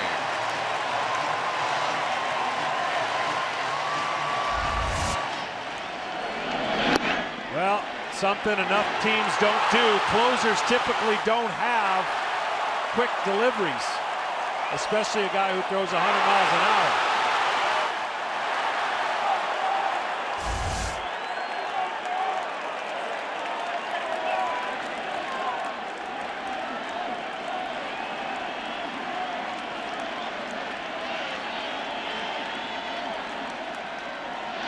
Infield comes in again for Chicago.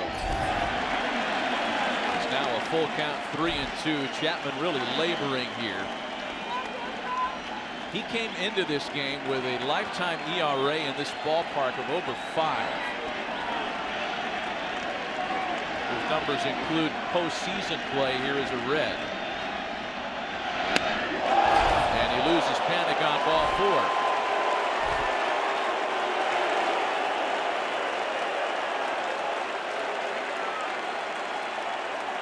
Here comes Joe Madden, and he's going to go and get his closer.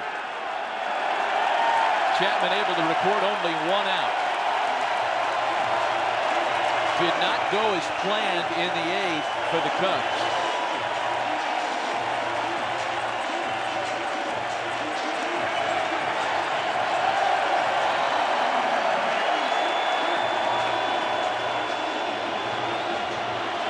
Three runs in, runners at the corners with 1 away, another pitching change, and we'll be right back.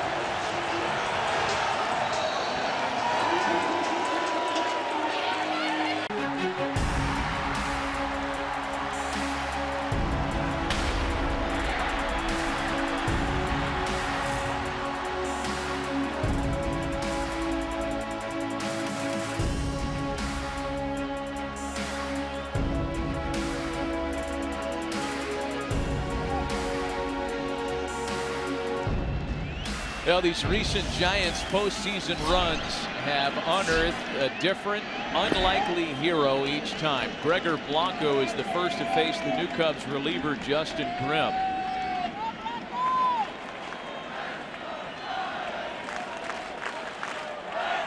Grimm, the 5th Cubs reliever used in this one after Aroldis Chapman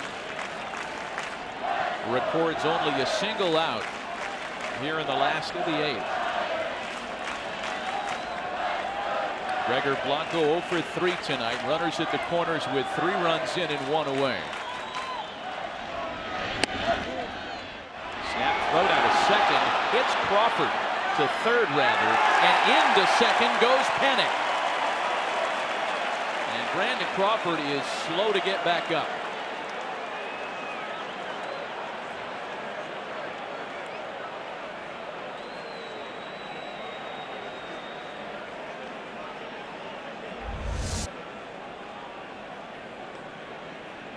Contreras had come up throwing before, trying to get this to happen. Looks like it hits him right in the elbow of the left arm. Oh my, that cannot feel good at all.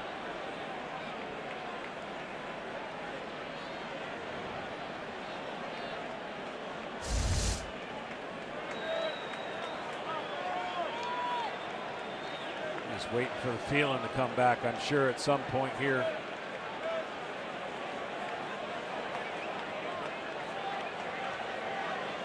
Very anxious moment as fans here hope beyond hope that that's something that doesn't prevent Crawford from playing the rest of the series. It's going to be scored as an error charged to Contreras. That's the 5th error charged to the Cubs in this series. Crawford okay to continue for the time being.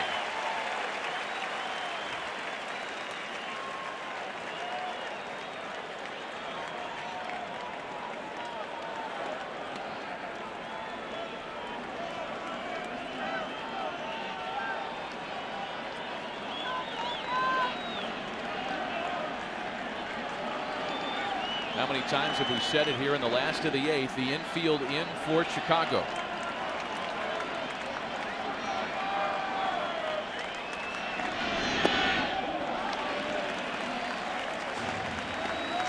And it's 3-0 now to Gregor Blanco. Tremendous discipline, a team approach, a lineup that maybe doesn't have a lot of power. 17 home runs is their leader in Belt. And some really important takes in this inning. None greater than possibly Posey's 3-2 after Belt hit a single off of Wood to put this inning in a high stress situation for the Cubs relievers. And ultimately paid off for the Giants.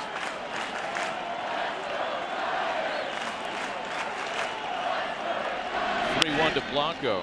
Is bounced to the right side of the infield. Rizzo flips it to Grimm, and they are just able to get the runner.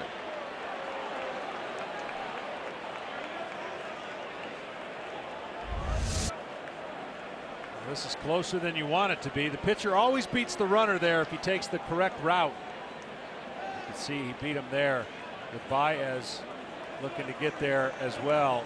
Grimm had it.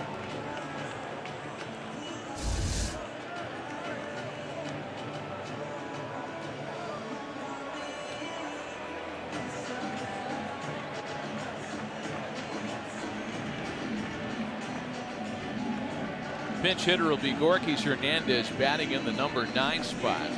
And he is the 8th Giant to swing the bat this inning.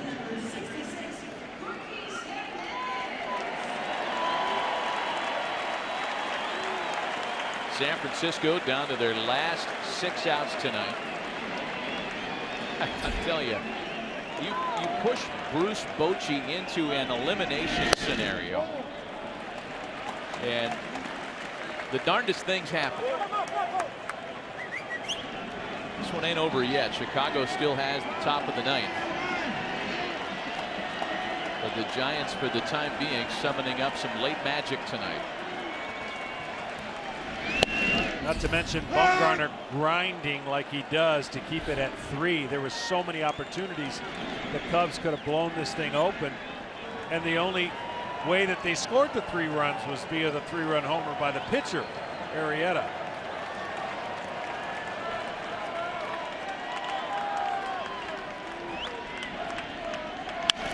Hernandez bounces it to shortstop. Russell got it. Throws over to first to retire the side. The damage done. 3 big runs in the last of the 8th. For the first time tonight, the Giants have pulled ahead 5-3 San Francisco.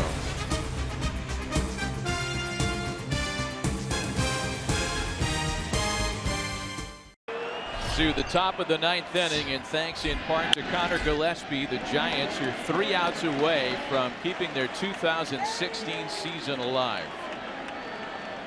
A big 2-run triple that delivered San Francisco the lead. They've handed it off to Sergio Romo, a key element to their 3 World Series winners.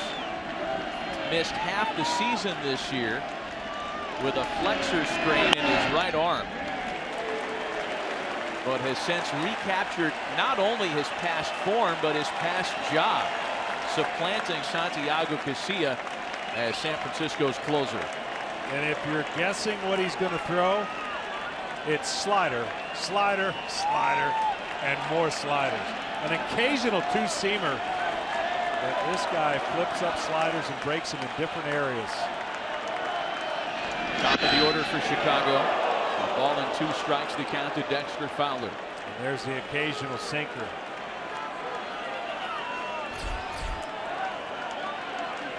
Fowler, Bryant, and Rizzo here in the Cubs half of the 9th.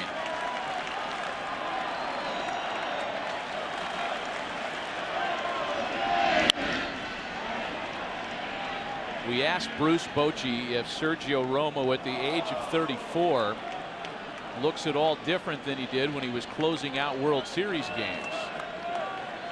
He said a little bit, and what used to be a finesse closer is now even more pronounced as a finesse guy because he doesn't throw as hard as he was a few years ago. Yeah, he had a little hiccup here. He gets a little caught with that foot and stumbles.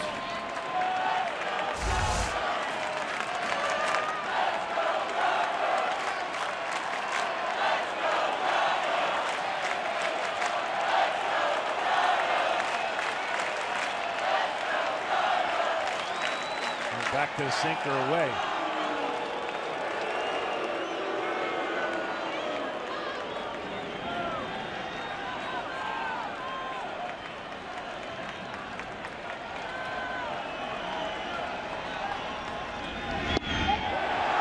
Two balls and 2 strikes to Fowler.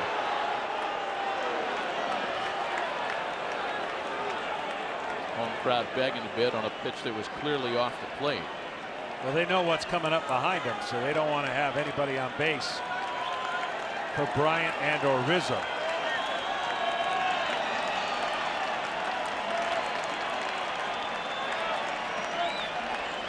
The 2-2.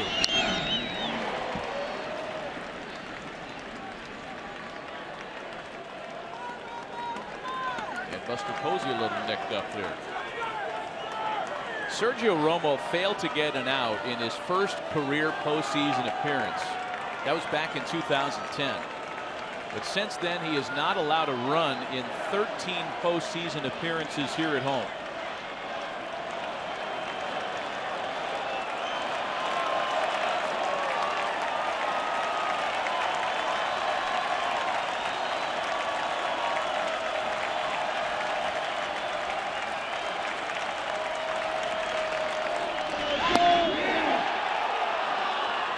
On the appeal, no swing, and it's a full count.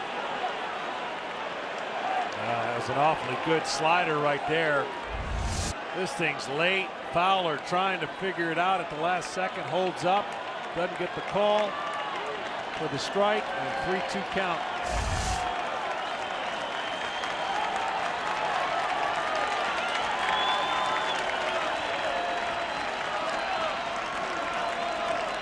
The payoff pitch. He lost him on ball 4. And that brings the tying run to the plate with nobody out. Well, it's a signature pitch, the slider. And because it started so low, gave Fowler the ability to lay off. That ball starts a little bit higher, and he's got to make that decision split second. Romo knows it.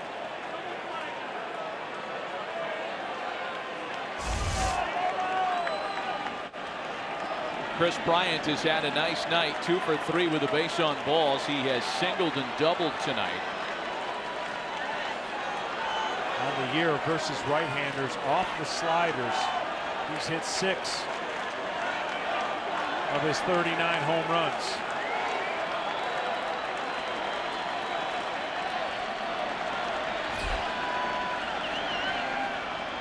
Fowler aboard.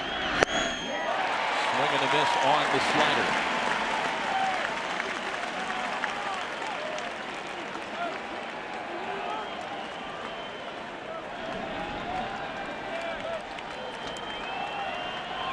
Anthony Rizzo waiting next.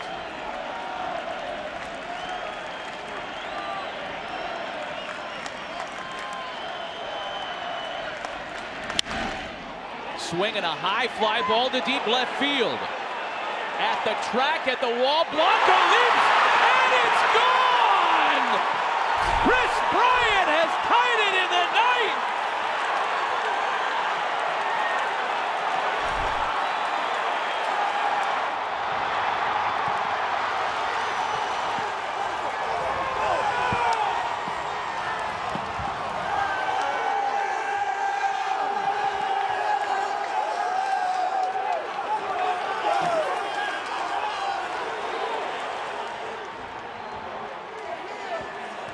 Well, home run number 7 off of sliders now for Bryant.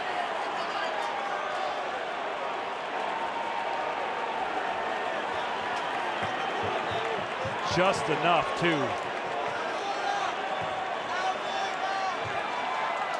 And the bullpen woes, which had appeared to be fixed in San Francisco, have resurfaced. Here's Anthony Rizzo now, a 5-5 ninth inning tie.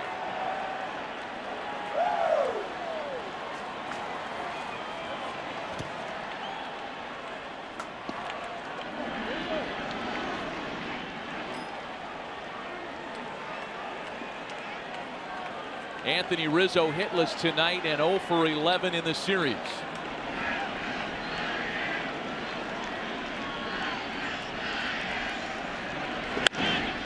Beats that one into the ground for Panic at second base, and there's one away. Well, the first pitch went underneath his hands, down and in. See that ball spin over the middle of the plate? And he knows the ball is high enough, and whether or not the wind's going to do anything with it, you see the exit velocity, and then this ball just barely gets over the fence right there. Bryant's legacy grows. Oh, man. As does the celebration. Here's Albert Almora Jr. now.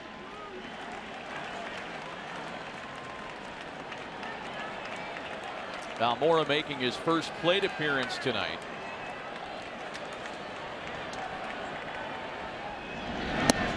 I mean, we think we've identified the big turning point of the ball game.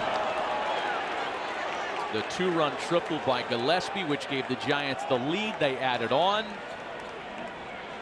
And then Chris Bryant with the 2-run home run.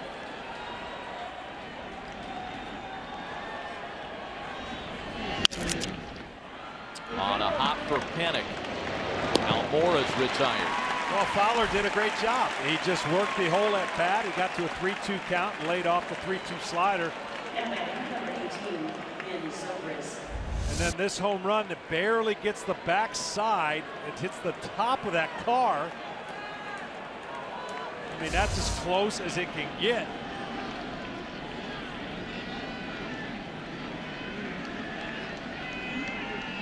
Here's Ben Zobrist now.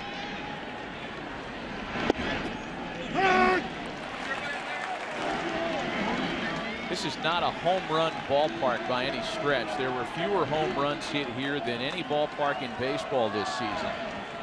But as Bruce Bochy shared with us before the game, and as we've known, having watched games here since the 2000 season, it'll go down both lines. Arrieta's home run pulled it into the seats in left. Bryant's home run, a fence scraper by his own standards.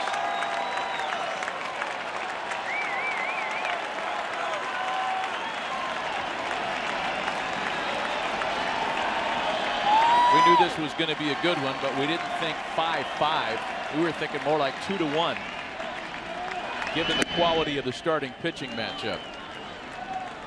Everybody anticipated the same kind of game as we watched in Game 1, when John Lester benefited from the Baez home run and ended up out-dueling Johnny Cueto. Neither starter factoring in the decision tonight. Zobrist into center field. Span's got it, but the Chris Bryant home run keeps hope alive for the visitors. To the bottom of the ninth. Tied at 5.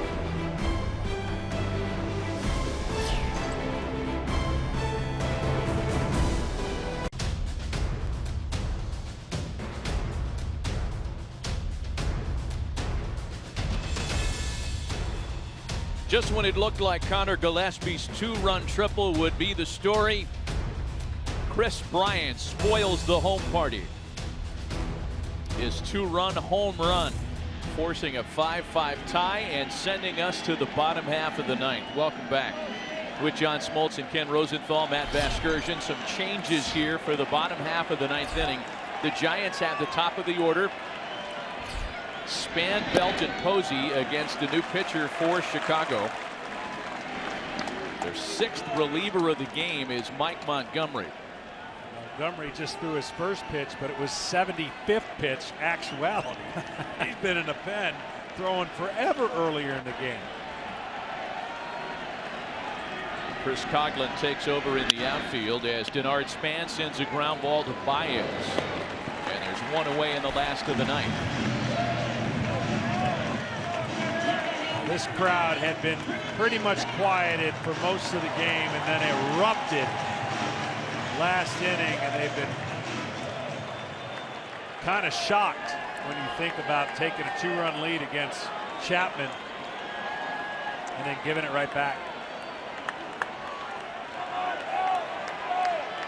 Here's Brandon Belt. He started the 3-run rally in the 8th with a base hit.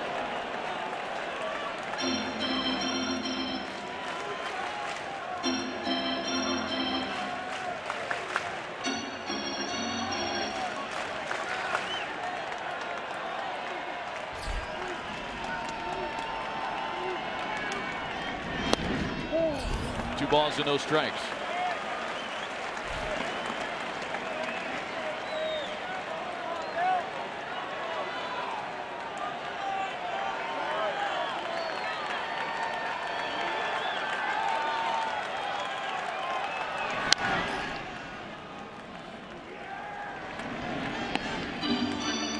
If there is a tomorrow in this series, John Lackey scheduled to face Matt Moore.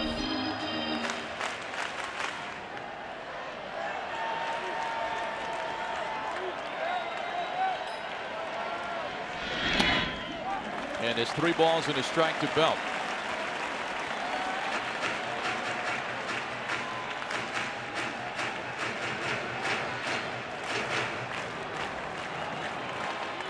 The bullpen problems were almost the Giants' undoing at the end of the regular season.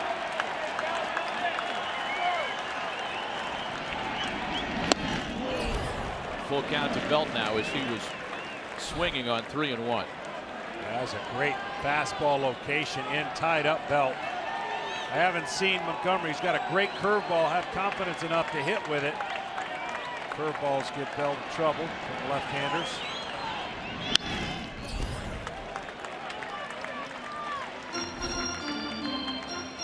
You know, the Chicago Cubs, who at one point, before that 3-run rally in the last of the 8th, looked like they were on the road to another division series sweep, as we've seen in the American League in both of those series.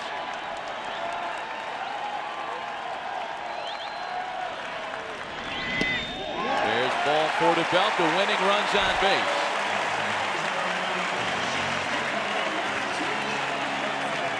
The Cubs are 0-4 when trying to clinch a postseason series on the road. They lost 3 straight to the Padres in the '84 NLCS. And then game 5 of the '03 NLCS against the Marlins. 0 for their last 4, that is.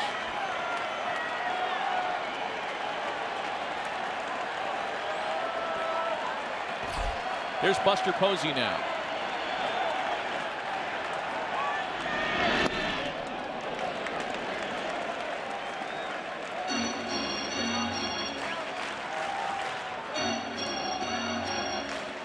Well, Buster Posey has had a great night. He's got 3 singles, and then the at-bat that led up to the rally for the Giants. That take right there, you might think that's a no-brainer take, but in the moment and in the tension and adrenaline to make something happen, that 3-2 take allowed the Giants to rally and go and get a 2-run lead.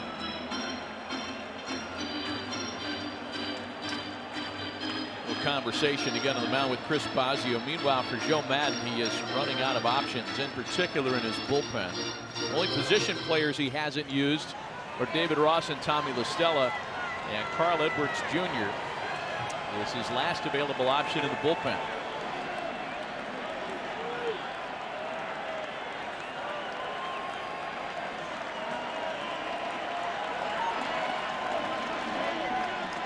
Posey's been on base all night, 3 singles and a walk.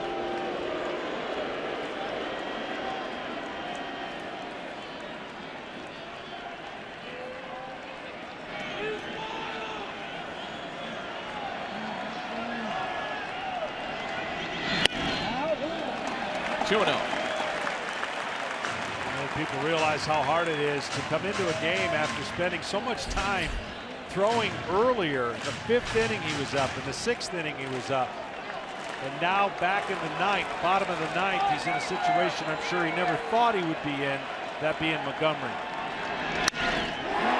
Posey into the right field corner. Almora lays out and makes the catch. Throw back into first will double off Belt, and this one's headed to extra innings. A brilliant play by Albert Almora. To the 10th. Still a 5-5 tie.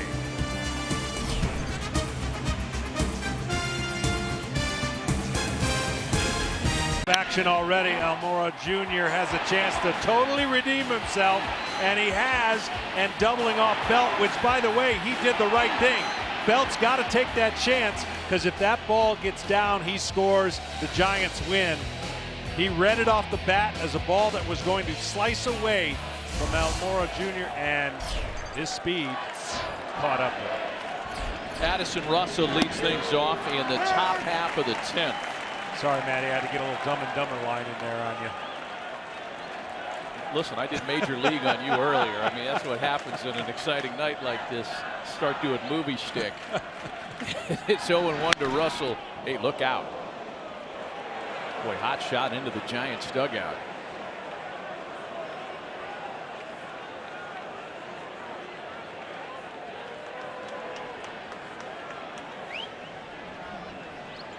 Jake Arrieta's 3-run home run held up until San Francisco scored 3 in the 8th. They took a 5-3 lead to the 9th. Chris Bryant hit a 2-run home run. The Giants had the winning run at first with 1 away in the bottom of the 9th inning. Albert Almora makes the game-saving play, a great catch, and then doubles off Brandon Belt, and here we are in the 10th. And believe me, those are just the broad notes on what's been a fascinating game to watch. 2-2 to Russell.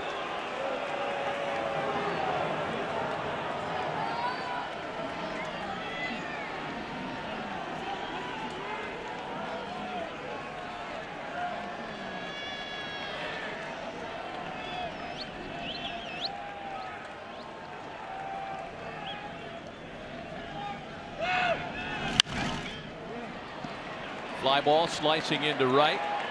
Pence is on the move and making the catch for out number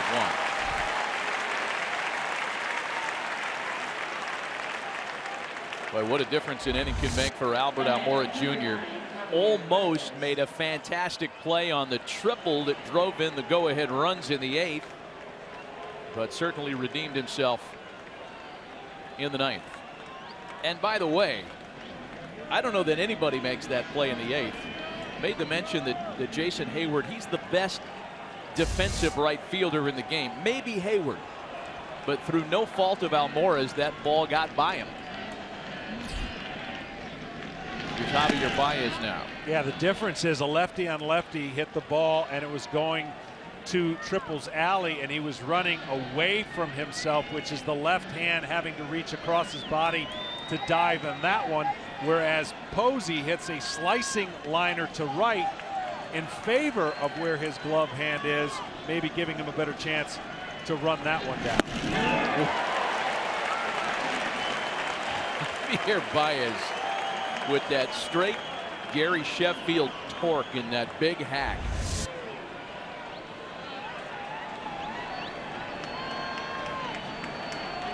I mean, to tell you, that's a week in the chiropractor's office for most of us. Oh, to be young. Yanks that one foul. What Romo does defies some leverage and odds. What I mean by that is he throws his slider as a right-hander from the first base side of the rubber with a low 3/4 delivery. So he has to actually start that slider into a right-hander to try and sweep him away. Most right-handers would like to be on that third base side to create better leverage and make it tougher on right-handers. But Romo has perfected what he does from the other side. Got him. Set him up for the slider, and Baez is a strikeout victim.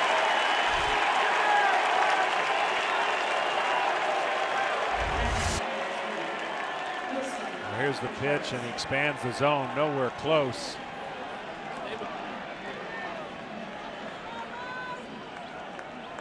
Ooh.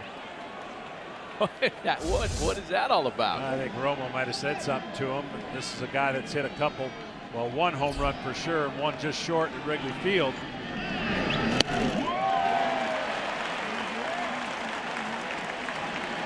Nothing in 1 to count to Wilson Contreras, who drew a base on balls back in the 8th.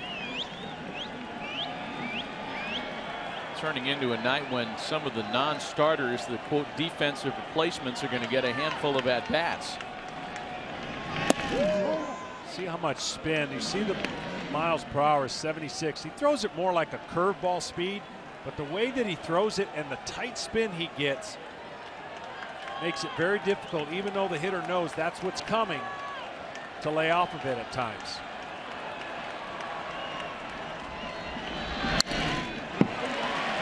Let's take a look at some of the give and take between Romo and Baez a moment ago.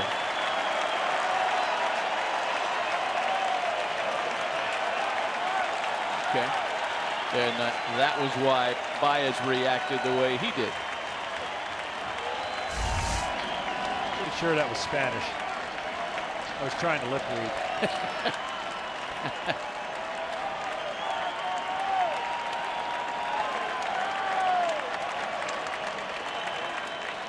The 1-2 to Contreras. Swung on and missed. 1-2-3 top of the 10th. The Giants with another chance to walk it off tonight.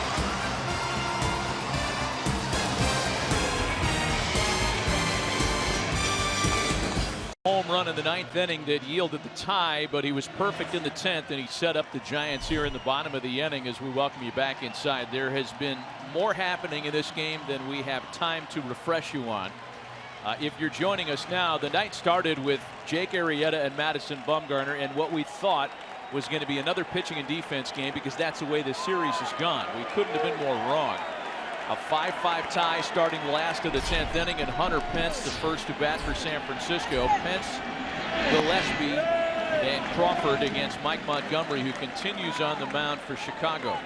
We do know this, that Bruce Bochy's bench and bullpen is in a little better shape than that of the Cubs. Joe Maddon is down to precious few options. But the Giants have a handful of relievers still available. As far as the position players, they'd like to keep Trevor Brown right where he is. And Angel Pagan was not available to start tonight because of a cranky back. And it's now 3 balls and no strikes to Hunter Pence. Yeah, Montgomery has not been sharp since he's come in with his fastball command. And that fastball command is what gets him in trouble, because if he can command the fastball and flip a couple curveballs, pretty good combination. 3-1.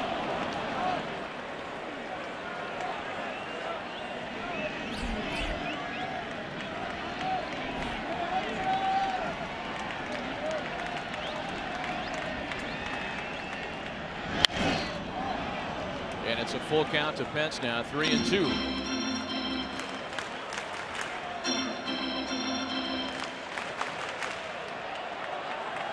Pence and Gregor Blanco are the only 2 Giant starters that have not reached base tonight. And it's going to stay that way for Hunter as he's retired to start the inning. Oh, that was a 3-0 count that Montgomery was able to work back full and then record his out. Yeah, that's a huge comeback against a really good hitter in Hunter Pence.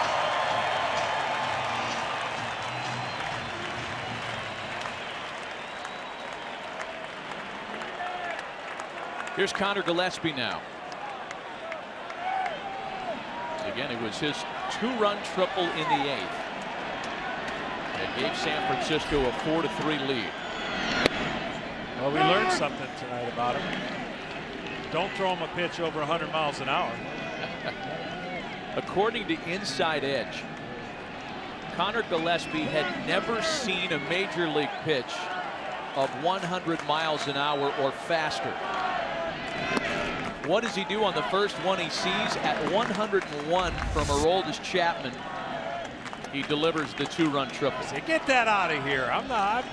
I can handle that pitch. Yeah, and I gypped him on a couple miles an hour. That was 103.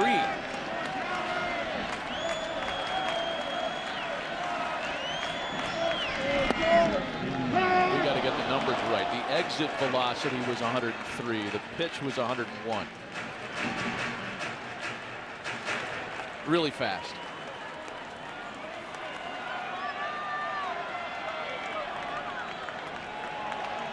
Ball and 2 strikes, the count to Gillespie. I'm impressed so far about the way he stays in there, not only on a right-handed pitcher, but on a left-handed pitcher. For a guy who's had an incredible week.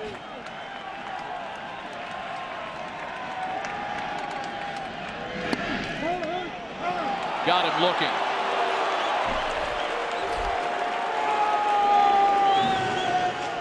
Right there, you just tip your hat if you're Connor Gillespie, painted on the outside part of the plate. I mean, think about that week. He took a closer for the Mets, 3-run homer, and he took Aroldis Chapman for a triple. Yeah.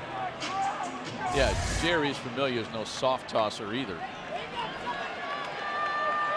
So 2 away in the 10th now, and here's Brandon Crawford. This is his first plate appearance since taking that thrown ball in the elbow when Contreras tried to back pick him at third. And Brandon thinking bunt, 0-1.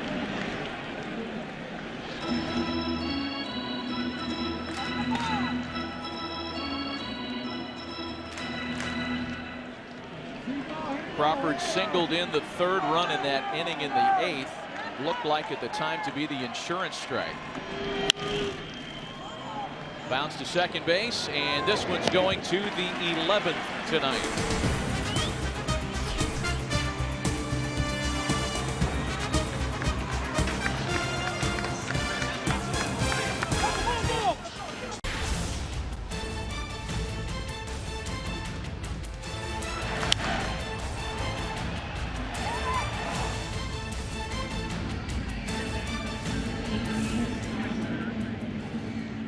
It has been a great night of baseball here in San Francisco with so much riding in the balance. An elimination game for San Francisco.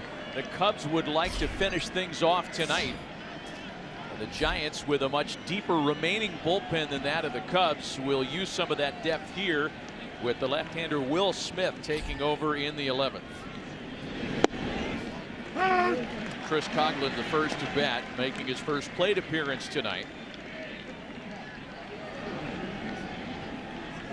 Coghlan, Fowler, and Bryant here in the visitors' 11th.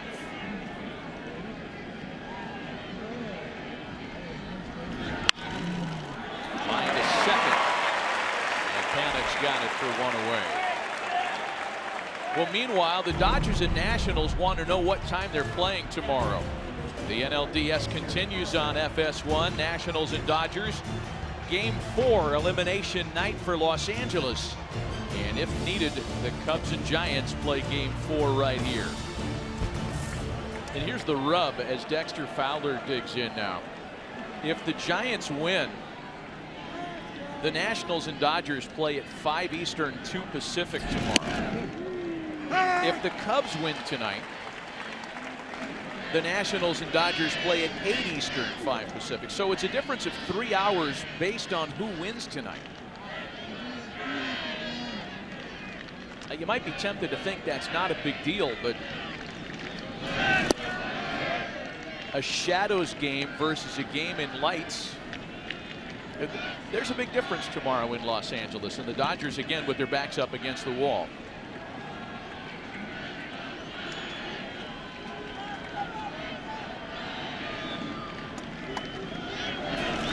One to Fowler, line to shortstop. As you can see, the favorite pitch of Will Smith, not the same type of curveball as Montgomery, but he likes the curveball. Unfortunately, sometimes it rolls in there, and he's seeing a couple good swings. Bryant's been on deck watching him. You just wonder if he's going to be sitting on a breaking ball. Only one home run against a breaking ball curveball against left-handers on the year.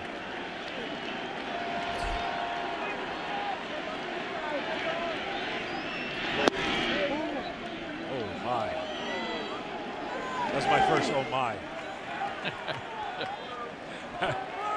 At Posey and Bruce Bochy, there's a few of them that did not like this call.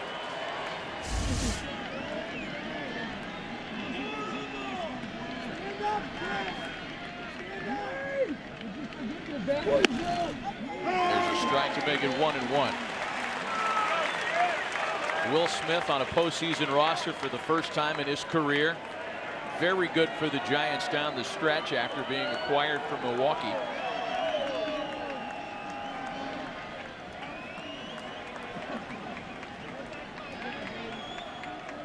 Posey wants this in another area code. 1-2 to Bryant.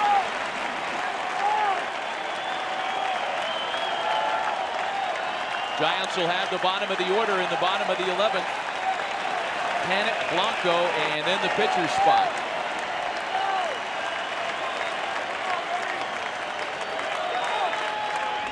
Got it. Another opportunity to keep their season alive with a walk-off winner to the bottom of the 11th. Still a 5-5 tie.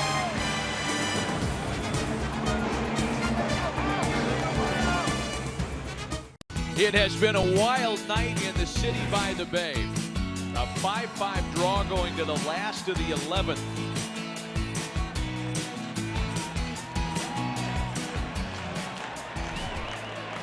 Mike Montgomery to continue. Bottom third of the Giants order. Joe Panik leads it off for San Francisco. Panik, Blanco, and then the pitcher's spot. And depending on what happens with the first two hitters, Bruce Bochy will have a decision to make. Only one position player remaining.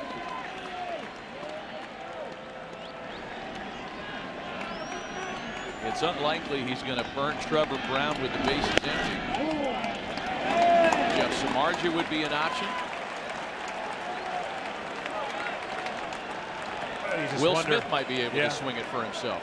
You just wonder if Pagan's gotten enough treatment throughout the day to have those spasms ease up. Probably not. A strike to Panik, and it's 2-1. Joe's just 1 for his last 20 against left-handed pitching.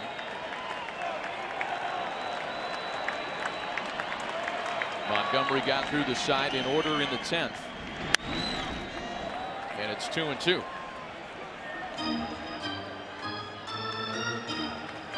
Well, we got experience in this, Matty.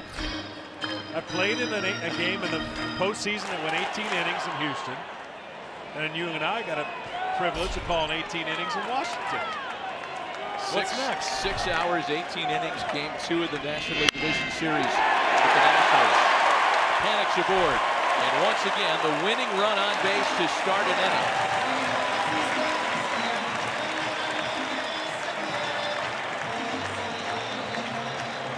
Just can't say enough of what the Giants, in the scenario that this game obviously means everything for them to play tomorrow.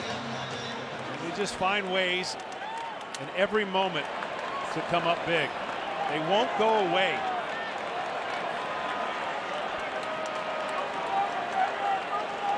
Gregor Blanco now. He, along with Pence, the only Giants starters not to reach base tonight. Again, he was a late add to the lineup when Angel Pagan was scratched with back spasms. If you're thinking about the bunt play, Blanco has 1 sac bunt to his credit.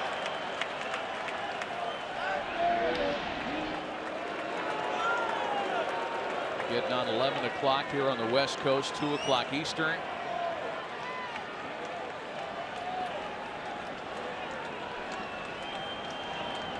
Hunter Pence's hair looks like it's 5:30 a.m.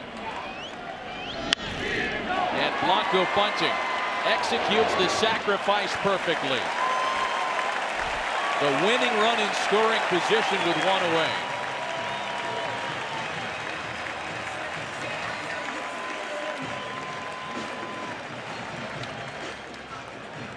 And Bruce Bochy's going to spend that last dollar in his pocket.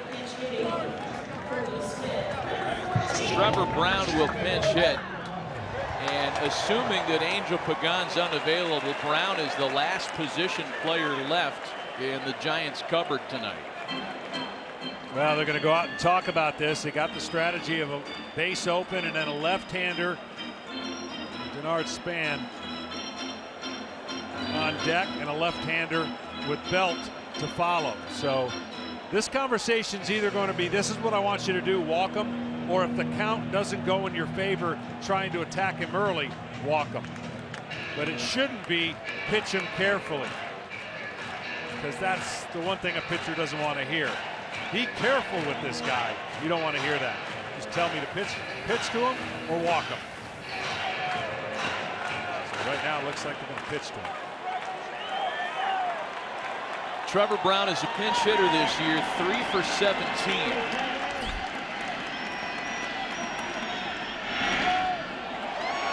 Bounces away from Contreras. Throw into second base is close, but Panik able to get back. But Joe Panik froze for a moment off the bag, and it almost cost him a chance to get back there safely. You've got 2 of the young dynamic guys, one with Contreras, his athleticism and cannon, pops on this ball and then fires. And watch this quick tag tried by Baez, known for one of the best taggers in the game.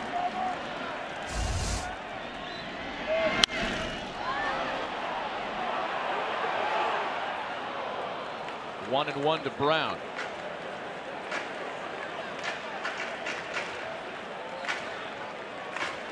We talked about it earlier. These Giants postseason runs have a way of finding rather unlikely heroes. Cody Ross in 2010. Fast forward all the way to the current hero, Connor Gillespie.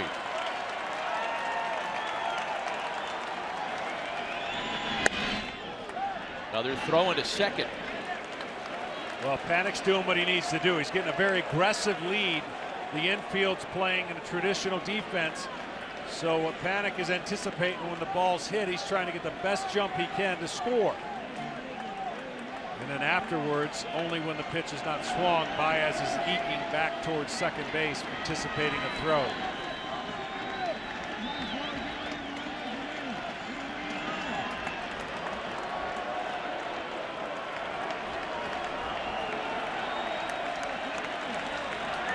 Two balls and a strike to Brown.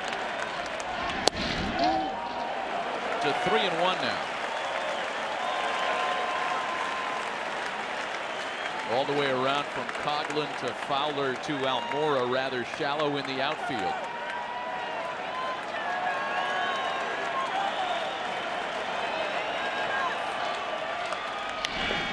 And it's a full count now.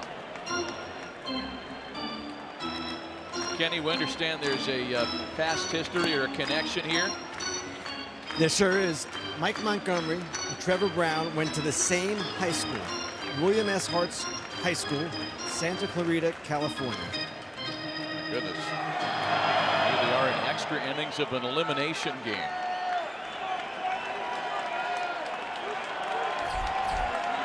A couple of Southern California guys here. The 3-2. Brown with a slow roller to third. Bryant keeps the runner in check, and there are two away.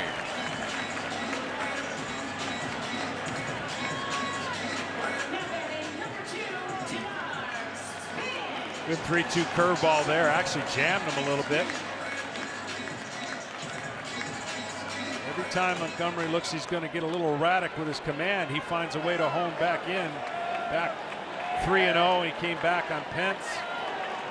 3-1 there. He made two quality pitches with a runner in scoring position.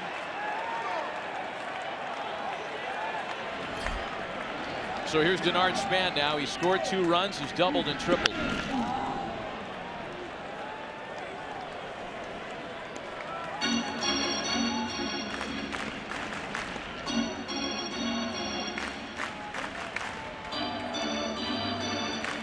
Span's been aggressive lately on the first pitch.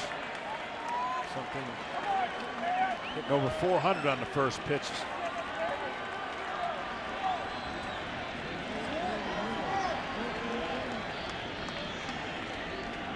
Just a .217 hitter against left-handers this year. Fooled that time, now behind 0-2.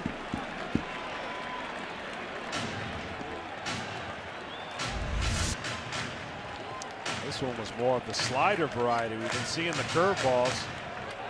Went with a more of a cutter type pitch off his fastball there. Good pitch, expanding the zone.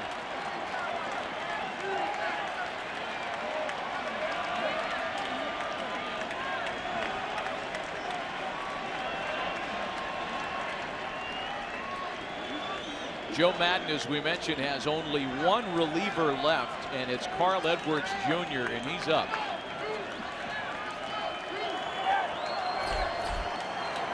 Hoping not to have to use that card here with 2 out and 2 strikes.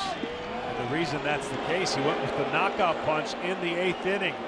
1 batter for Wood, 1 batter for Rondon, and in comes their closer Chapman with runners in first and second and nobody out.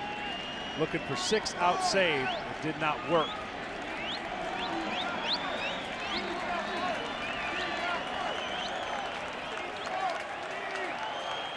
The 0-2. Span grounds it to shortstop. Russell's got it. And this one's going to the 12th. Anthony Rizzo leads it off in a 5-5 tie. Number 12 back with John Smoltz and Ken Rosenthal, Matt Vasgersian as we continue tonight. The Giants in an elimination game into the bullpen, one deeper for the rookie southpaw Ty Blach. Blach made his first career start in the final weekend of the season, that final Saturday, October 1st. Drew Clayton Kershaw as an opponent and proceeded to throw 8 scoreless innings to keep the Giants season alive in a must-win situation. He's trying to do the same thing here in relief tonight, and he'll face Anthony Rizzo to lead things off. Rizzo, Almora, and then the pitcher's spot for Chicago. Anthony Rizzo is hitless in this series.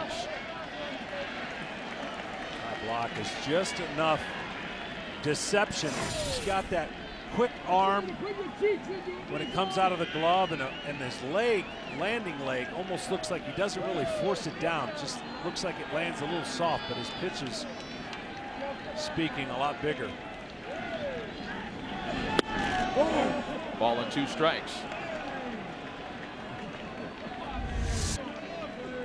Goes with this delivery, and then he gets his leg up, and you think he would drive it down, but almost hesitates before it goes down. Got him.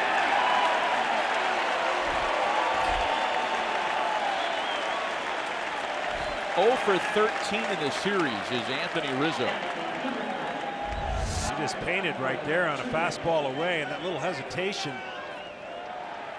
but the direction of his pitch was perfect.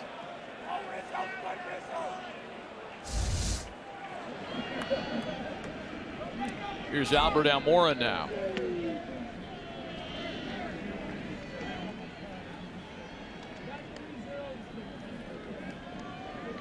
Madison Bumgarner and Jake Arrieta in what is seeming more and more like a different night. Arrieta hit the 3-run home run in the second. There was a lead that held until the Giants plated 3 in their half of the 8th. And then the Chris Bryant home run tied it in the 9th. That's where we have stayed ever since.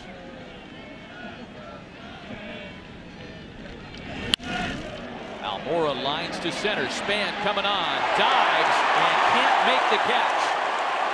Almora still running on into second base.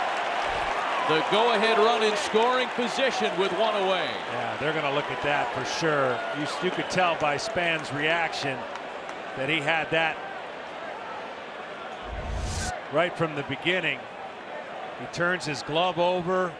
Ball is in the glove the whole way. You could tell by his reaction this will be a quick overturn. The second base umpire, crew chief John Hirschbeck, was out there very quickly and signaled that that ball was trapped. We can see clearly on the replay that this call will be overturned. Yeah, I was just watching Denard Span's reaction, and he knew it from the beginning. That's why when he got up, he was a little shocked to see that the umpire had ruled that he trapped it. This will be an easy one. Shouldn't take very long.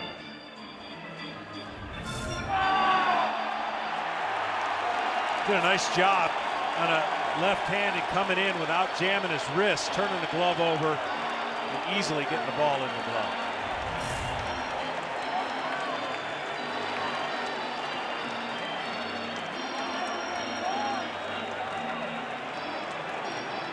That should be quick enough.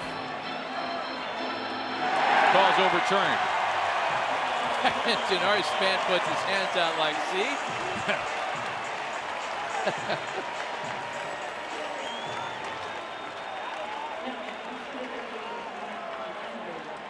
Oh, what a terrific catch. And there are 2 gone now. Mike Montgomery's going to swing the bat. 1 for 11 this year. He's had more plate appearances than most setup men will ever see in a 3-4 year period. He's thrown a 9-inning game already.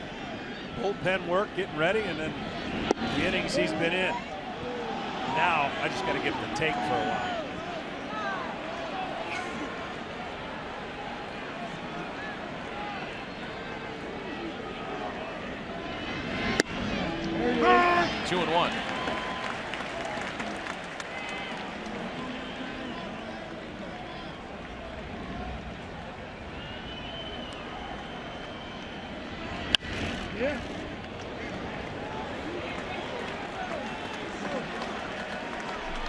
Well, when the Giants bat in their half of the 12th,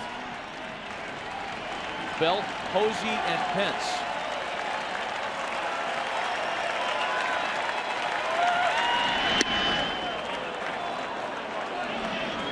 Full count now, 3-2.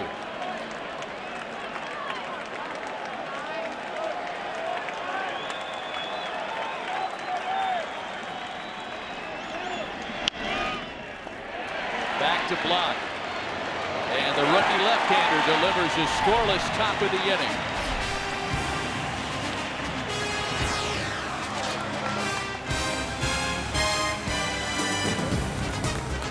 Their order in the last of the 12th inning to try to keep their season alive. Belt, Posey, and Pence, a 5-5 tie. Mike Montgomery, the 7th Cub to pitch in this ball game. Only one card remaining, and that's Carl Edwards Jr., and he's still in the bullpen, up and throwing. Here's Brandon Belt to lead it off.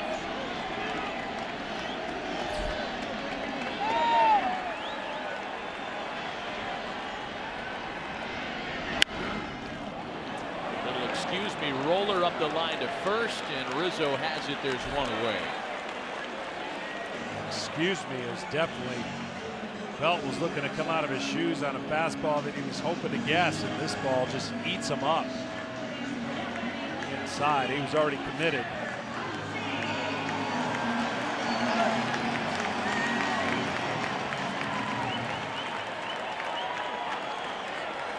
Buster Posey has hit the ball hard all night.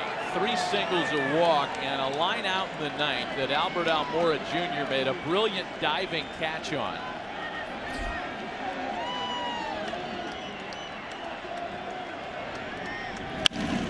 Posey wraps the ball to shortstop. 2 pitches and 2 outs for Montgomery in the 12th.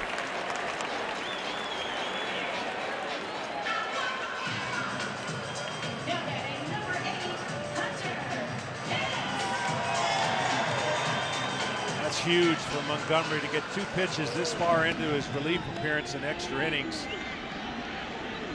And against this part of the order. Yeah. Hunter Pence now hitless tonight and taking a fastball for a strike.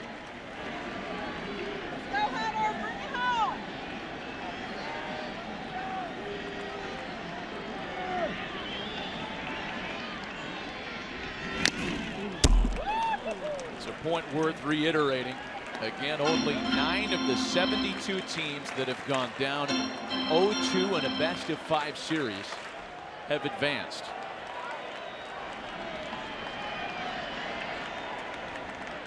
Bruce Bochy's string of 9 straight elimination game wins is still alive.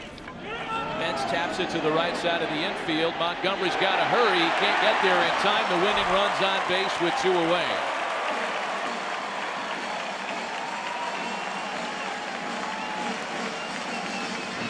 I'm just telling you, that's what Hunter Pence does. Off balance, but never gives up anything or take anything for granted. And that slight hesitation by Montgomery cost him. Just that hesitation's all it takes. Left-hander finishes away from first base. And at that point, the only thing you do is tag him. But he couldn't do that either.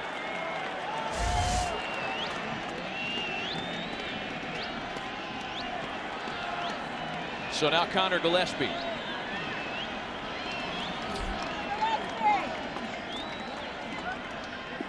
One thing you do here if you're Montgomery, the one area you can't afford to get beat is in on a left-hander.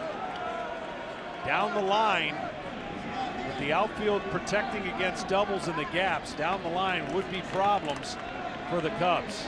They're giving them a lot of space to right field.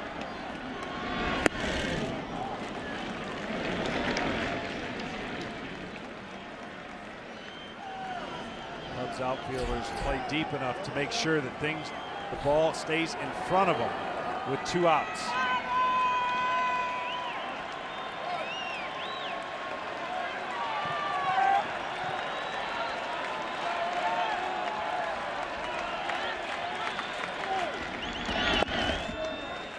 ball and a strike.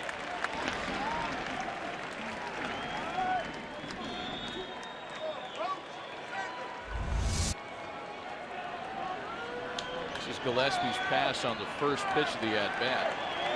Tweak something. Yeah.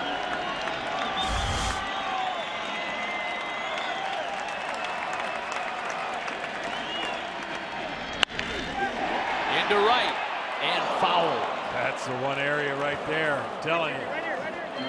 Do everything in your power to get him to hit the ball the other way, possibly.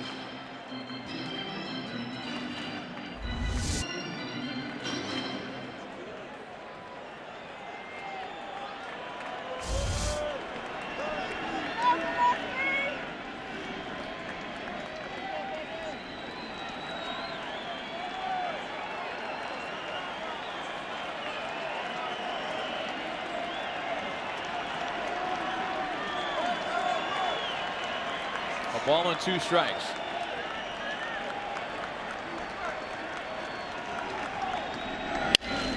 And Gillespie with a jam shot roller to second. Baez picks it up. He will bat second when we go to the top half of the 13th. Still a 5-5 tie.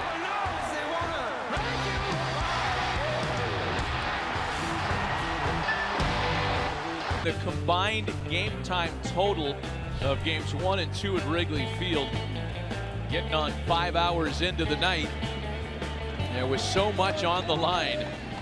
The Giants trying to stave off elimination.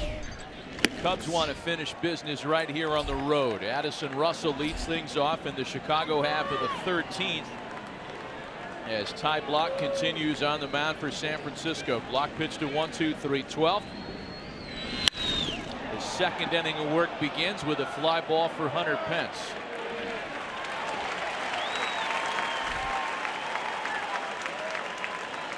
Let's send it down to Ken Rosenthal for a little bit more on the rookie left-hander. 5th round draft pick out of Creighton in 2012. Matt, I was talking with Giants executive Brian Sabian yesterday, and he compared Blach to a pitcher who is beloved here in San Francisco, Kirk Reeder. Blach throws a little bit harder, might never be more than a back of the rotation starter, but he has impressed so far. Yeah, Woody Reeder was a big-time fan favorite in the early 2000s here when this new place opened up. I say new place, it's almost 20 years old now, but Kirk Reeder was indeed a big fan favorite. I got another Ty Blach nugget for you, too. Pitch to Javi Baez is in for a strike. If Blach gets the win in this game, he'd be the first Creighton guy to win a postseason game since Bob Gibson in 1968. Baez with a sharply hit ground ball that gets past Crawford into left center field. Go ahead run aboard with 1 away in the 13th for Chicago. Here I thought you were going to say he'd be the first guy in postseason history to pitch in a tie game with the name Ty. See, that would have been even better. I'll tell you what, Baez has been unreal so far in this series. Full of energy, full of hits, full of defense. There's Wilson Contreras now. He has walked and struck out tonight.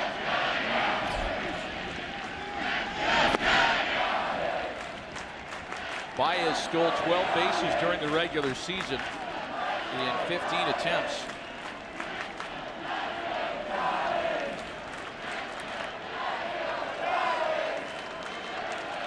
A little harder for him to get a read on the left-hander, not to mention Buster Posey had his best career year throwing out would-be base stealers. Baez stays put, pitch to Contreras, misses outside.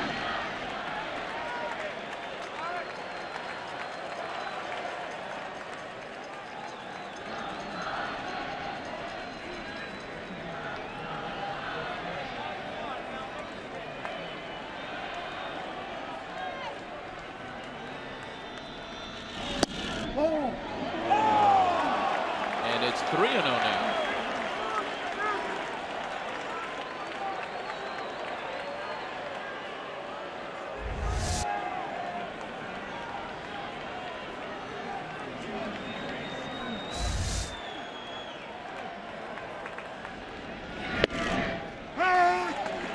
balls and a strike. My goodness, George Contos is now throwing both ends of a doubleheader in the bullpen. It's the 5th time he's been up today. A base hit into right. Baez to second. And the Cubs are in business in the 13th.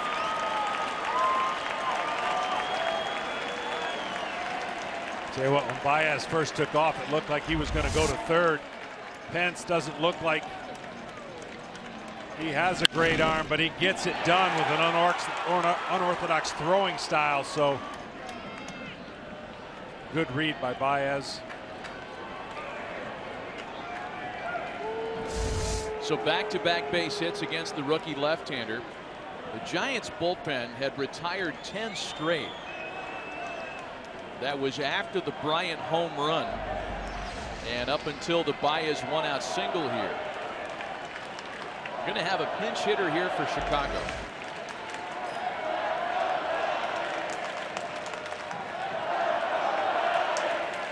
David Ross will bat with runners at first and second and one gone.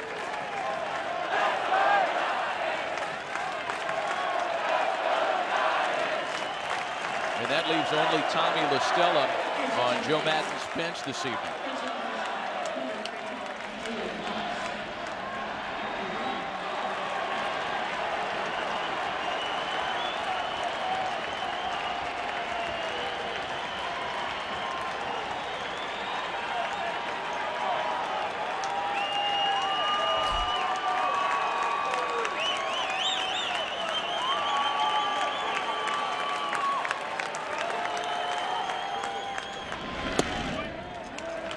David Ross has come through with some very big base hits for the Cubs this year. 10 home runs, 32 driven in.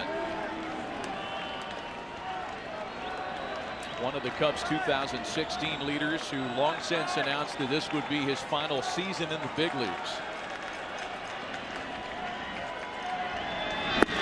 Yeah, a lot of those hits come in John Lester's game because those are the majority of the games that he plays. You know he would absolutely love to get this big hit, give them a chance to go home tomorrow.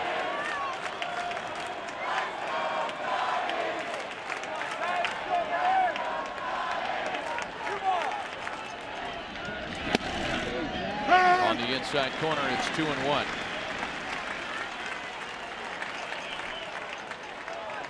You know, we talk about what a catcher's got to do through this game, what the pitchers are doing.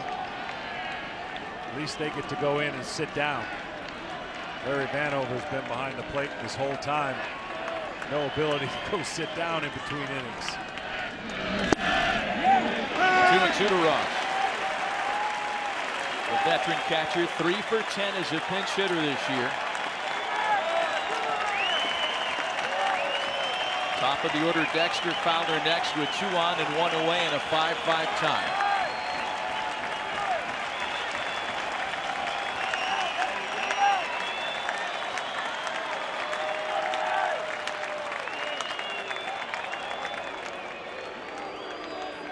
I'll tell you another thing, this crowd has done all it can humanly do.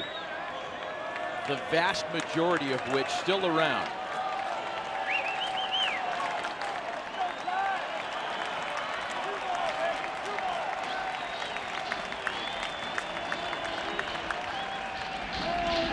To Ross, chopper to shortstop.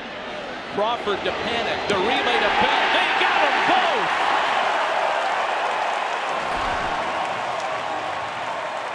As we are accustomed to in these postseason games, they're going to check in the video room.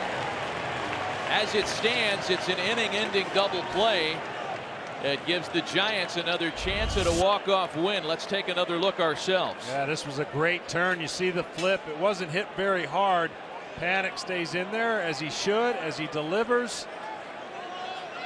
And just that in-between step might have cost Ross the opportunity. See, he got caught in between right there with a short step. They are going to look at this one again.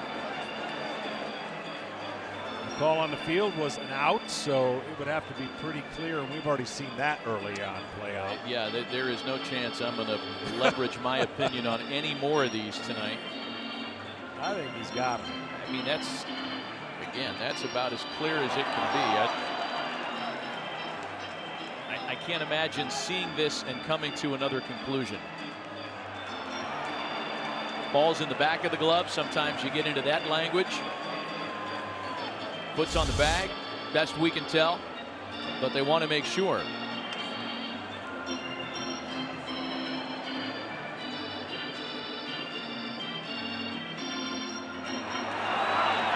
Again, fans reacting to the video replays here in the house.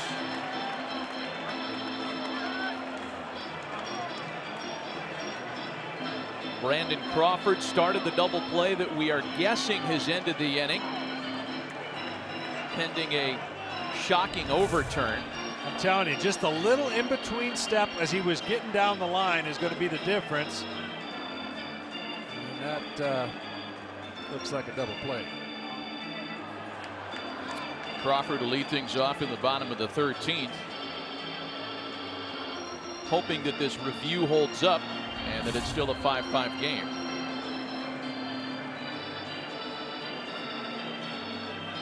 If this is overturned, there are runners at the corners with 2 gone, and the go-ahead run is 90 feet away from scoring.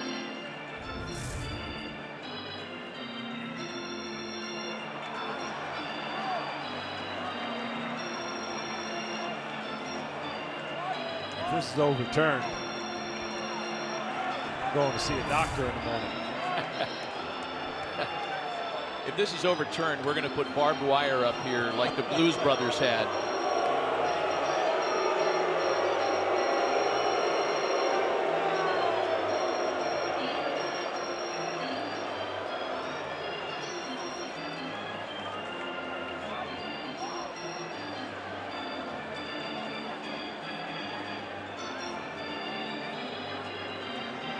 So they're looking at the glove, they're looking at the foot, make sure everything, foot's on the bag, ball's in the glove, and thought it would be a little quicker than this, but can't imagine what is taking so long here, unless, you know, it's almost 3 o'clock in the morning in New York City where this is all happening.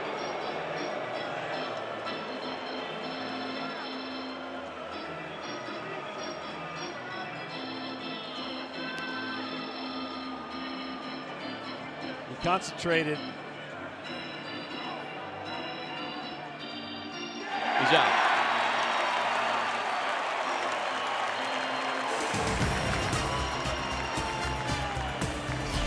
Going to the bottom of the 13th, tied at 5.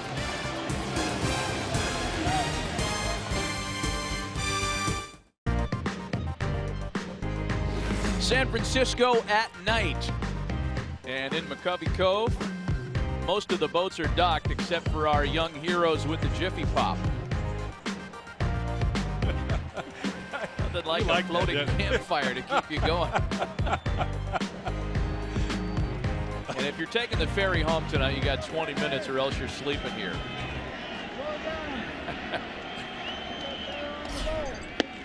Brandon Crawford leads things off in the Giants half of the 13th. Crawford, Panic, and Blanco for San Francisco. So some changes. David Ross takes over behind the plate.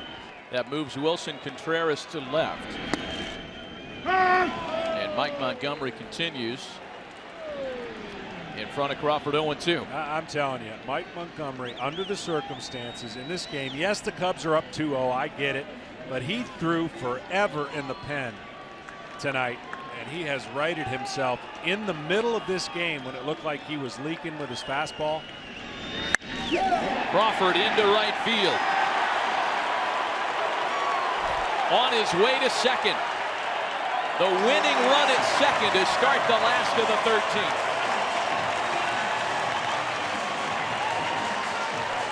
Right when I was giving him some love.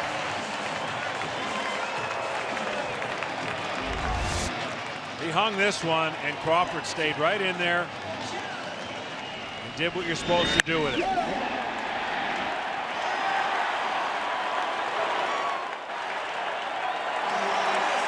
Derek Law.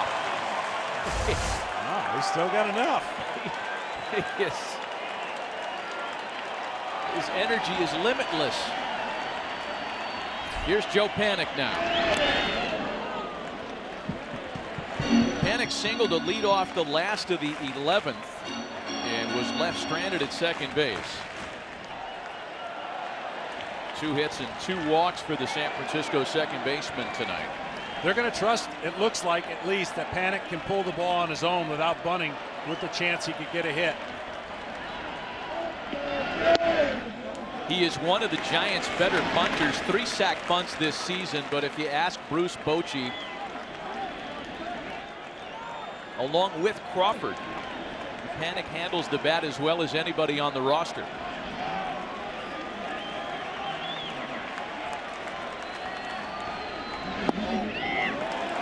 2 balls and a strike.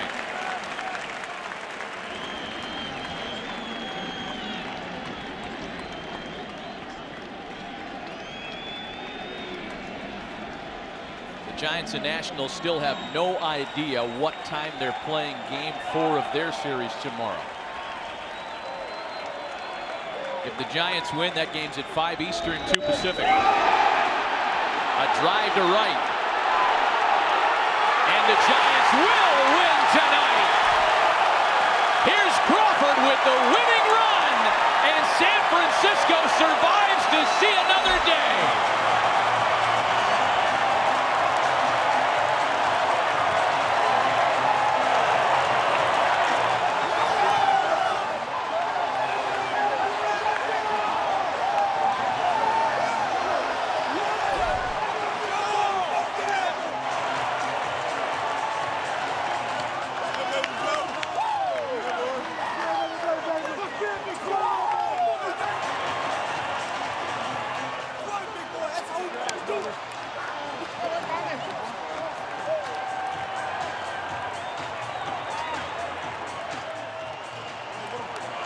San Francisco's magic in elimination games continues.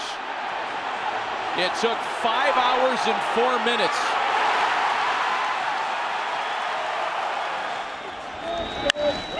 Joe Panik keeps the Giants season alive.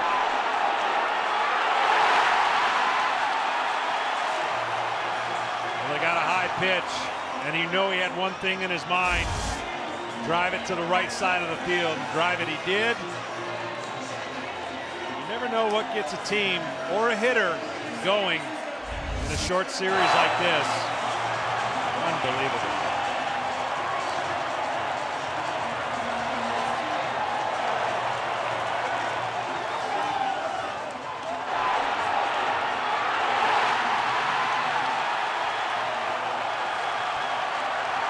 San Francisco's lineup was lifeless for 2.5 nights in this series. They have come back off the mat to claim Game 3. It'll be Matt Moore and John Lackey tomorrow night in Game 4.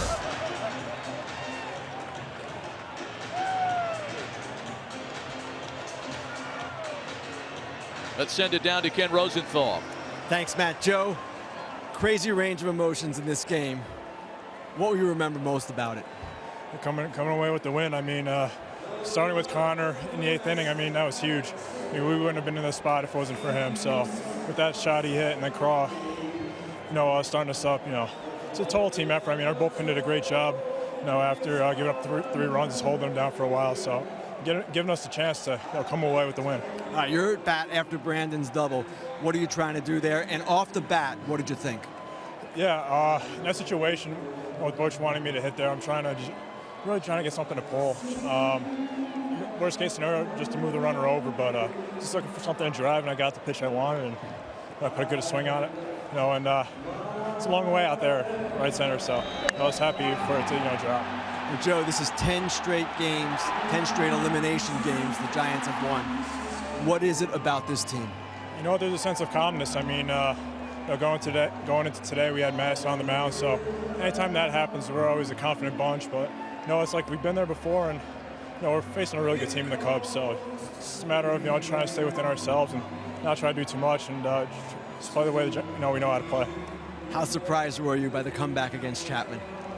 Yeah, I mean, he's one of the best closers in the game. But, you know, somehow we always, you know, just find a way, you know, with our backs up against the wall. You know, Belt starting us up that inning with a, you know, single and Buster working the walk. You know, and then, like I said, Connor coming through with the big hit. It's, you know, it's always somebody. Joe, thanks a lot. We'll see you tomorrow. Matt, back to you. All right, Kenny, thanks. Well, we do know this, that the Giants, with their win tonight, have kept their season alive, and that means the Dodgers and Nationals play tomorrow at 5 Eastern, 2 Pacific on a tight turnaround. What a night. In just over 5 hours, the Giants survive. For more post-game coverage, Kevin Burkhardt and the guys in our Los Angeles studios. KB, take it away.